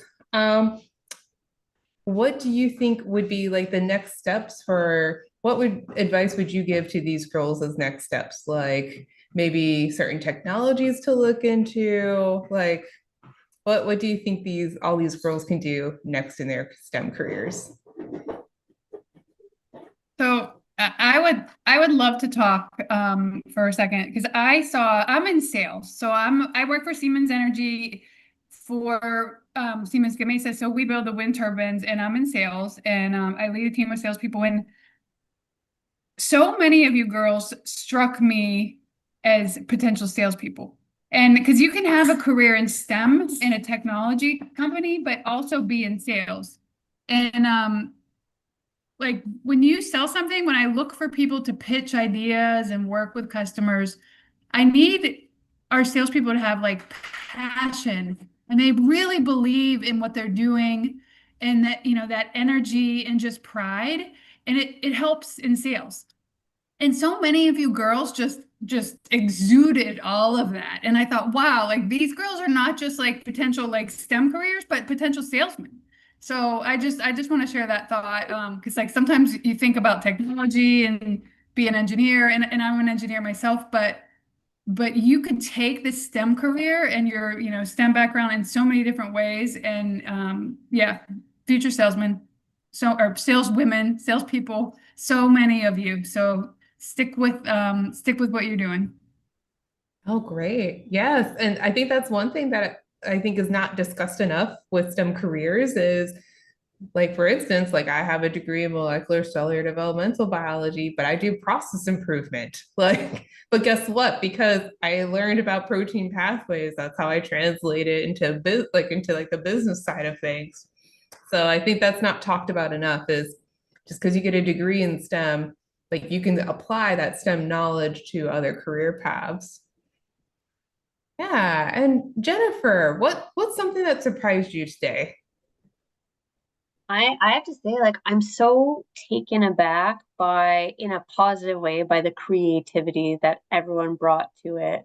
Like the ability of all you guys to come up with these ideas together as a group, which like in itself is so difficult to have a meeting of the minds when you're dealing with other people. So that's a skill in itself. And then to use it towards an idea that you came up with that's going towards bettering the world. If I could take a bit from like the question you asked Christy too, because I was thinking about that as you asked it, I'd say like keep up with this questioning and like coming up with these solutions and you know curious or creative like solutions to problems that we have in the world because that's really what's going to move our technology and everything forward. And I was just like I said, like really impressed by the level of thought that you guys put into this. And if you stay dedicated that way, I think you're really going to have a fruitful career. Oh, excellent words. And Travis, you get the last question. Oh, okay. Thank you. I mean, I'm just blown away by what I saw today in terms of just a lot of things that I've already said, the passion, the pitching of it. I'm in the ventures team, so we deal with finding problems and try to find solutions somehow in the venture climbing team I'm in. The one thing I would advice I would give to teams is keep doing what you're doing now. It's like that taking the time, the challenges that you have, they're great for what you're going to do later in career. I saw many of you mention working through these different schedules and different time zones, but coming together, working across countries and borders to kind of come up with a solution. Building on what experience you have in your life that kind of give you motivation. The reason I'm here so wholeheartedly for like STEM education events like this is that was for me a path out of kind of where I grew up, and it was like it wasn't a sports guy. I was like really liked math. I really liked chemistry, and I like science. So I ended up going in to become an engineer based on that. And like events like this, I just like I'm blown away when I saw like the coding and the different models. So I think all I can say is keep doing this, and it does lead somewhere. So. Oh, I love that. Yes. I'm the same way too. I did things like science fairs and band camp. I didn't do sports. Oh, that's great. And then maybe I have one last question for you, Travis, because I think one of the questions that you asked the team a couple of times was like, what was your inspiration like for your ideas? I really liked how you asked that as a judge. How do you cultivate into like this inspiration? What are some like words of wisdom that you can give to the girls as like a final closing statement? A lot of pressure, but I would say it's having that why you do it. So, for me, I participate in events like this because someone did it for me. Like they took the time, they put on these events. I was, able to go to it, whether it be summer programs or whether it be like not quite hackathons. Don't want to date myself, but recall that at that time. But it's finding that why. There was one young lady that she mentioned about her grandfather, and another one around different things that touch them. So using that why to help find the solution there, or being inspired from your own life. I mean, in terms of the solution, there was just so many things like that really take that why and build upon it. Oh, all right. No, that's excellent. That's a perfect finisher. Just keep finding your why, keep doing what you're doing, girls. You're awesome. You're amazing. And guess what? You're also full of energy. Excellent. Great job, everybody. You guys should be so proud of each other. You learned so much. Good job. Thank you, ladies. All right, so we are going to send the judges into a quick deliberation room, and then we will stay on. And we'd love to hear from some of the ladies who are on the call with us, and who haven't had the chance to share. Just how has your journey been throughout this hackathon? And then also, if there's just anything else that you've learned that you would like to share. You don't have to answer both questions. Feel free to answer only one. But would love for some of you to come off of mute just to kind of share your experience and any other thoughts you may have.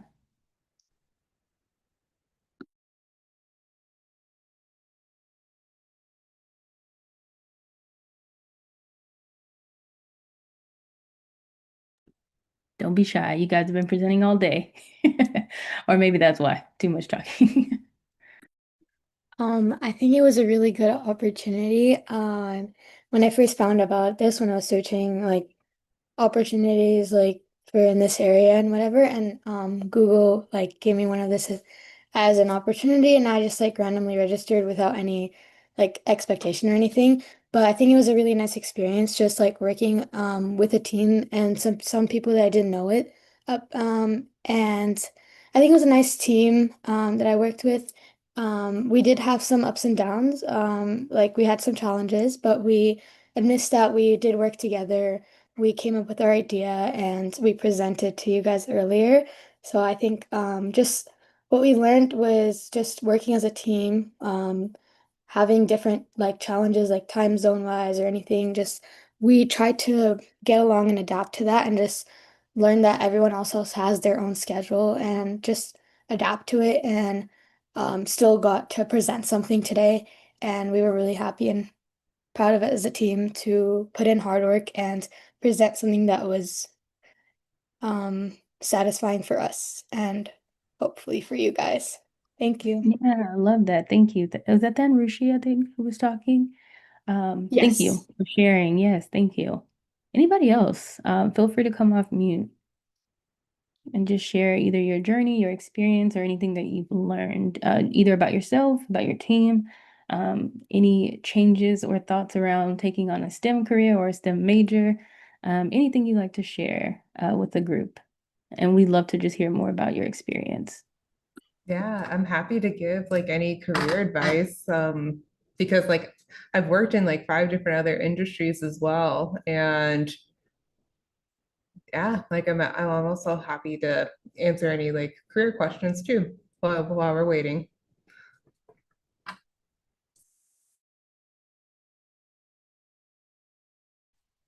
I can answer the second question about like something I learned and then I learned and I wanted to share. So like in my group, just like working with people who were all over the state, and like meeting like around like 6 or 7 times just to like call and talk things out was difficult because we all have schools that end at different times. And just like learning to work together was something that I learned because usually when I work, it's like in a group in school, but then coordinating around that challenge was something that I learned. Love that. Thank you so much. And I saw another hand up in the chat as well. Alia? Yeah, so I just want to say that I got like really good teammates, and I think we did like a really good job. Um, so I actually just found it out by like just randomly searching. And I thought, because I've done hackathons and I really like hackathons. So then I joined and I found it like very interesting. Like, I learned lots of new things. Like, I didn't know what piezoelectric carpets were. And some struggles as a team we had was like to actually decide the idea because we all contributed one idea. And then the four ideas that we had as a team, they were so good that we couldn't decide, and then we had to do votes, and then that's what took up most of our time. And then, hey, look, this, no, I want to change it, this, that. And then also teamworking, I think we did pretty well on teamworking. But then, like, as I think we've said before, like the timings, like, oh, you're in PST and I'm in Eastern, so then I was like, oh, I'm in school. Oh, no, I'm in school. And oh, I'm home from school. And then we used to like work it out like that. And sometimes not all of our members could join. So then, and then we were like rushing because like it was like short, like 1 week deadline. So I think I had like lots of fun with my team. And thank you for actually making this Girls with Energy hackathon. I had fun. Absolutely. We love to hear that. Yeah, I mean, also too, if anyone wants to share just how they found out about the hackathon, that'd be awesome too.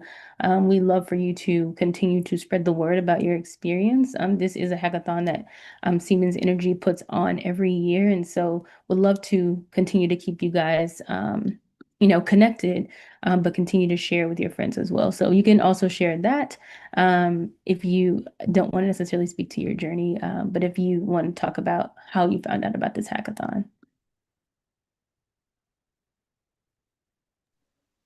So yeah, I actually found out about this hackathon by I went to this tech trek program a while back, like 2 years ago, and they were talking about this SWE website, and I like get like daily emails from them because I want to like find something that I can do or work on. And then this email came up, and I was just all like, "Oh, wow, this seems cool." And then I joined, and I was all like, wow, this is so different from like what I normally do because even at the program I was at, we were like face to face working together. So Yeah. yeah. Nice. Anyone else want to share who this may have been your first experience with the hackathon? Would you want to share how that kind of went for you?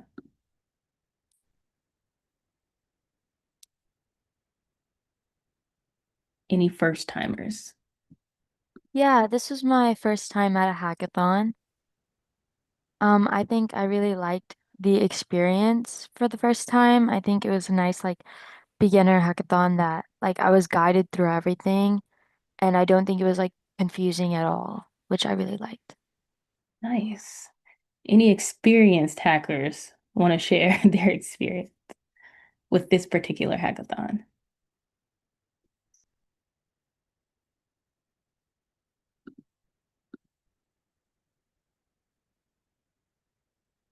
Oh, and I see in the chat, thank you, Cassandra.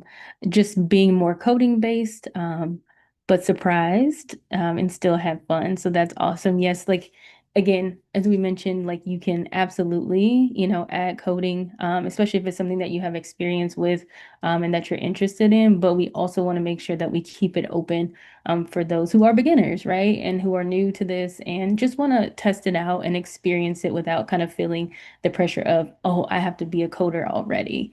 And then also within teams, mixing up the team so that there's a mixed level of experience as well.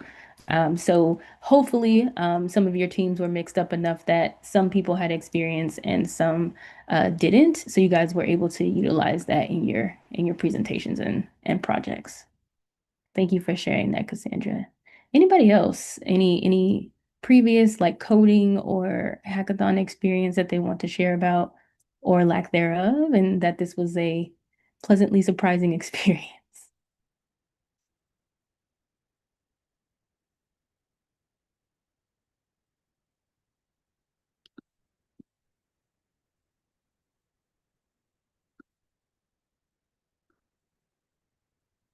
And thank you guys for hopping back on. We will be sharing the finalists soon.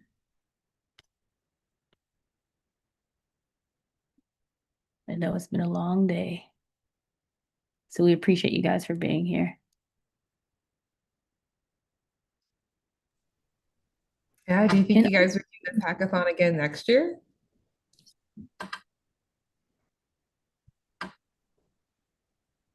I see a thumbs up, and feel free to come off mute too. I see some more thumbs up. Ooh, yes. Well, we would be happy to have you back.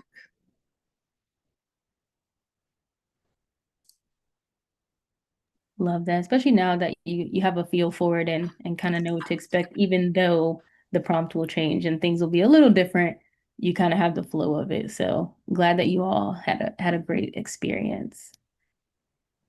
I know we had a great time with you guys. Just the ideas alone, like I don't know, just a challenge to like, oh, maybe that's something different we can do at Siemens Energy. So great job, everybody.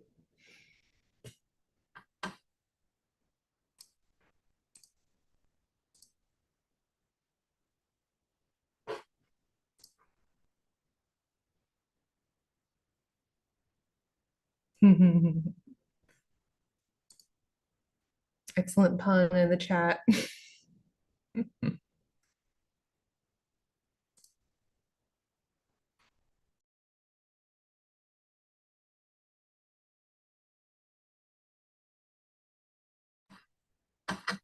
Maybe using emojis. Who use your favorite, like use an emoji to share like what STEM career you're interested in.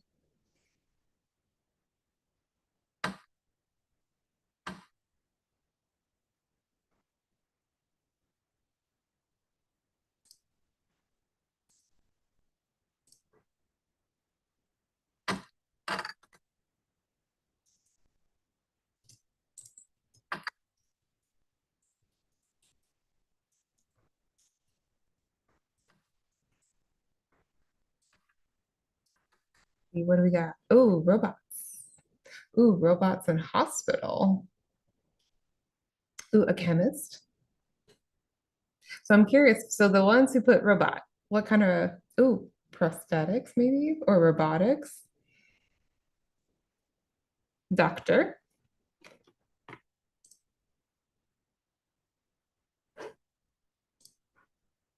What else we got?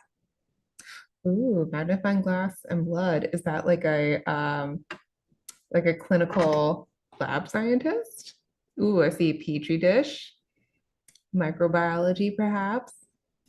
A tooth? Dentist? What else we got? Ooh, robot plant earth. Oh, computer science. Architect.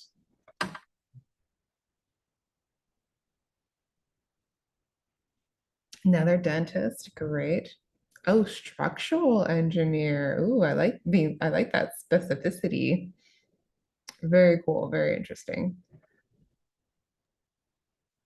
Also, continue to drop those in the chat. And while the judges are deliberating, any Siemens Energy employees that are still on and volunteers, if you would like to share just your experience with the hackathon thus far, or if you've done it multiple years in a row, feel free to come off of mute and share your experience.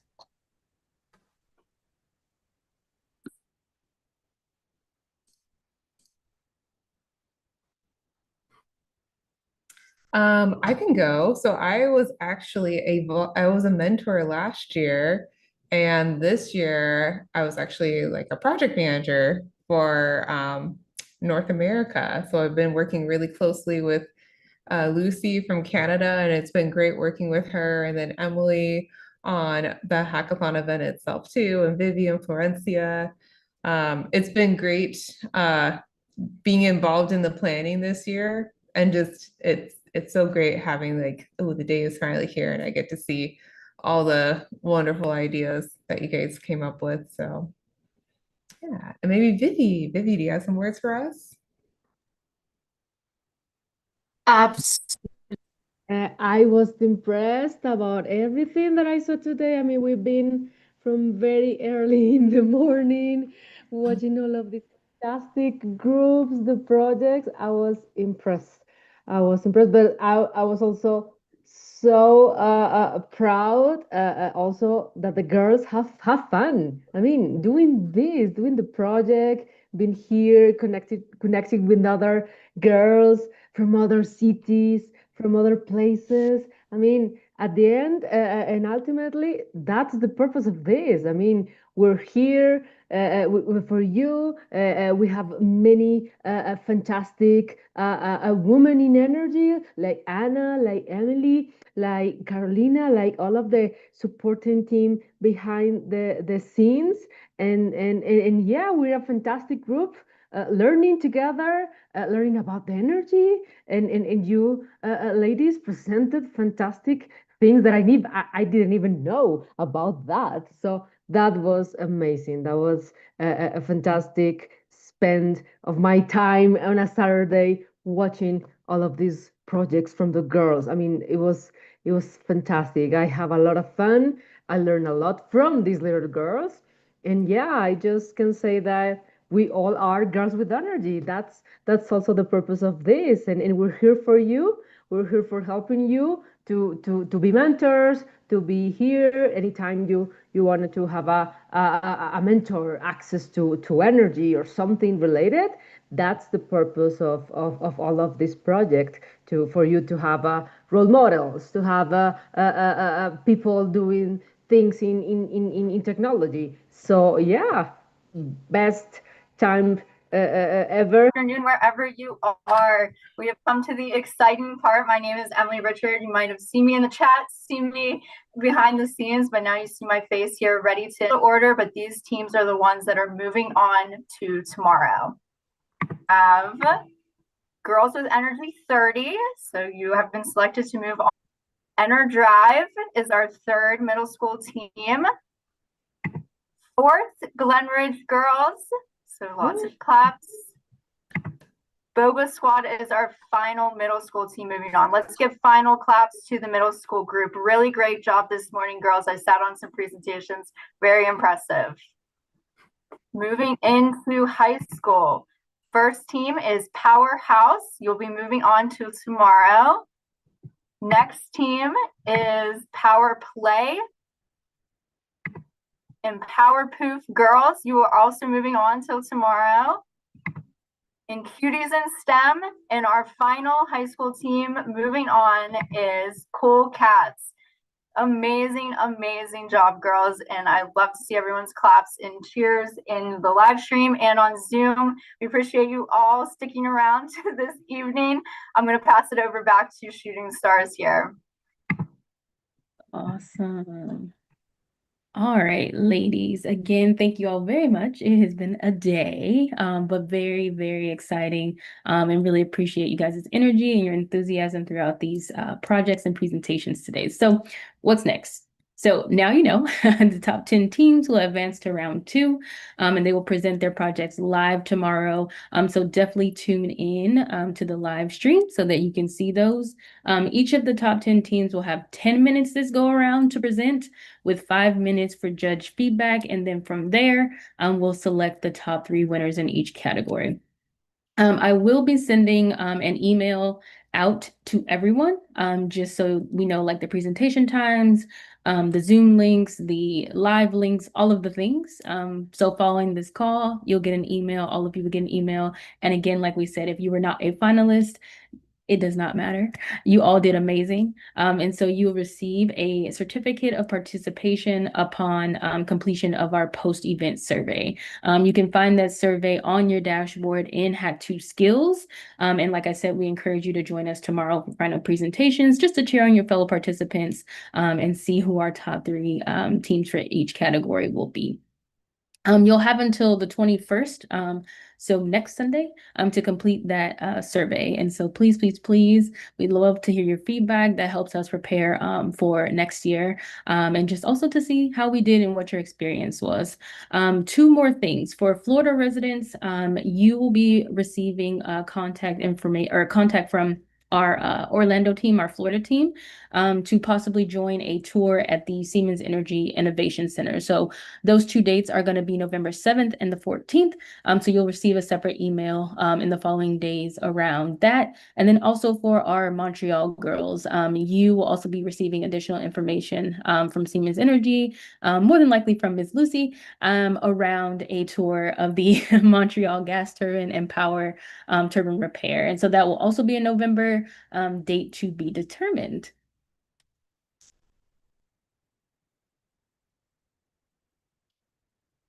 And then lastly, thank you, thank you, thank you, thank you, judges. Thank you to the Siemens team. You guys have been rock stars behind the scenes supporting me, so thank you. And so again, if you did not, if you were not a finalist today, that is not a reflection of anything. We appreciate all of you for putting yourselves out there, learning something new, pushing yourself to grow. And so we will see you all tomorrow. Thank you all and have a wonderful evening.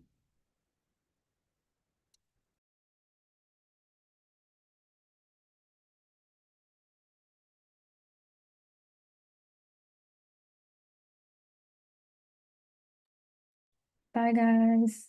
Thank you. Thank you.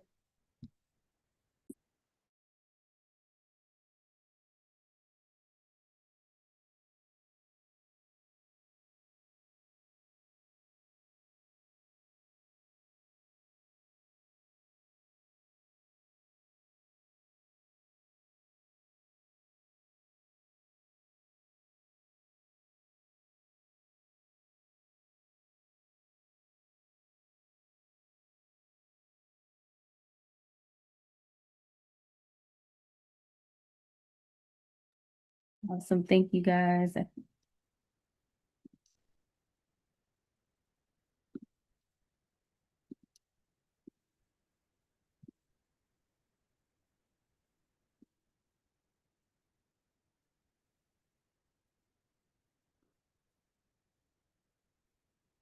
All right. Thank you. That was my next button.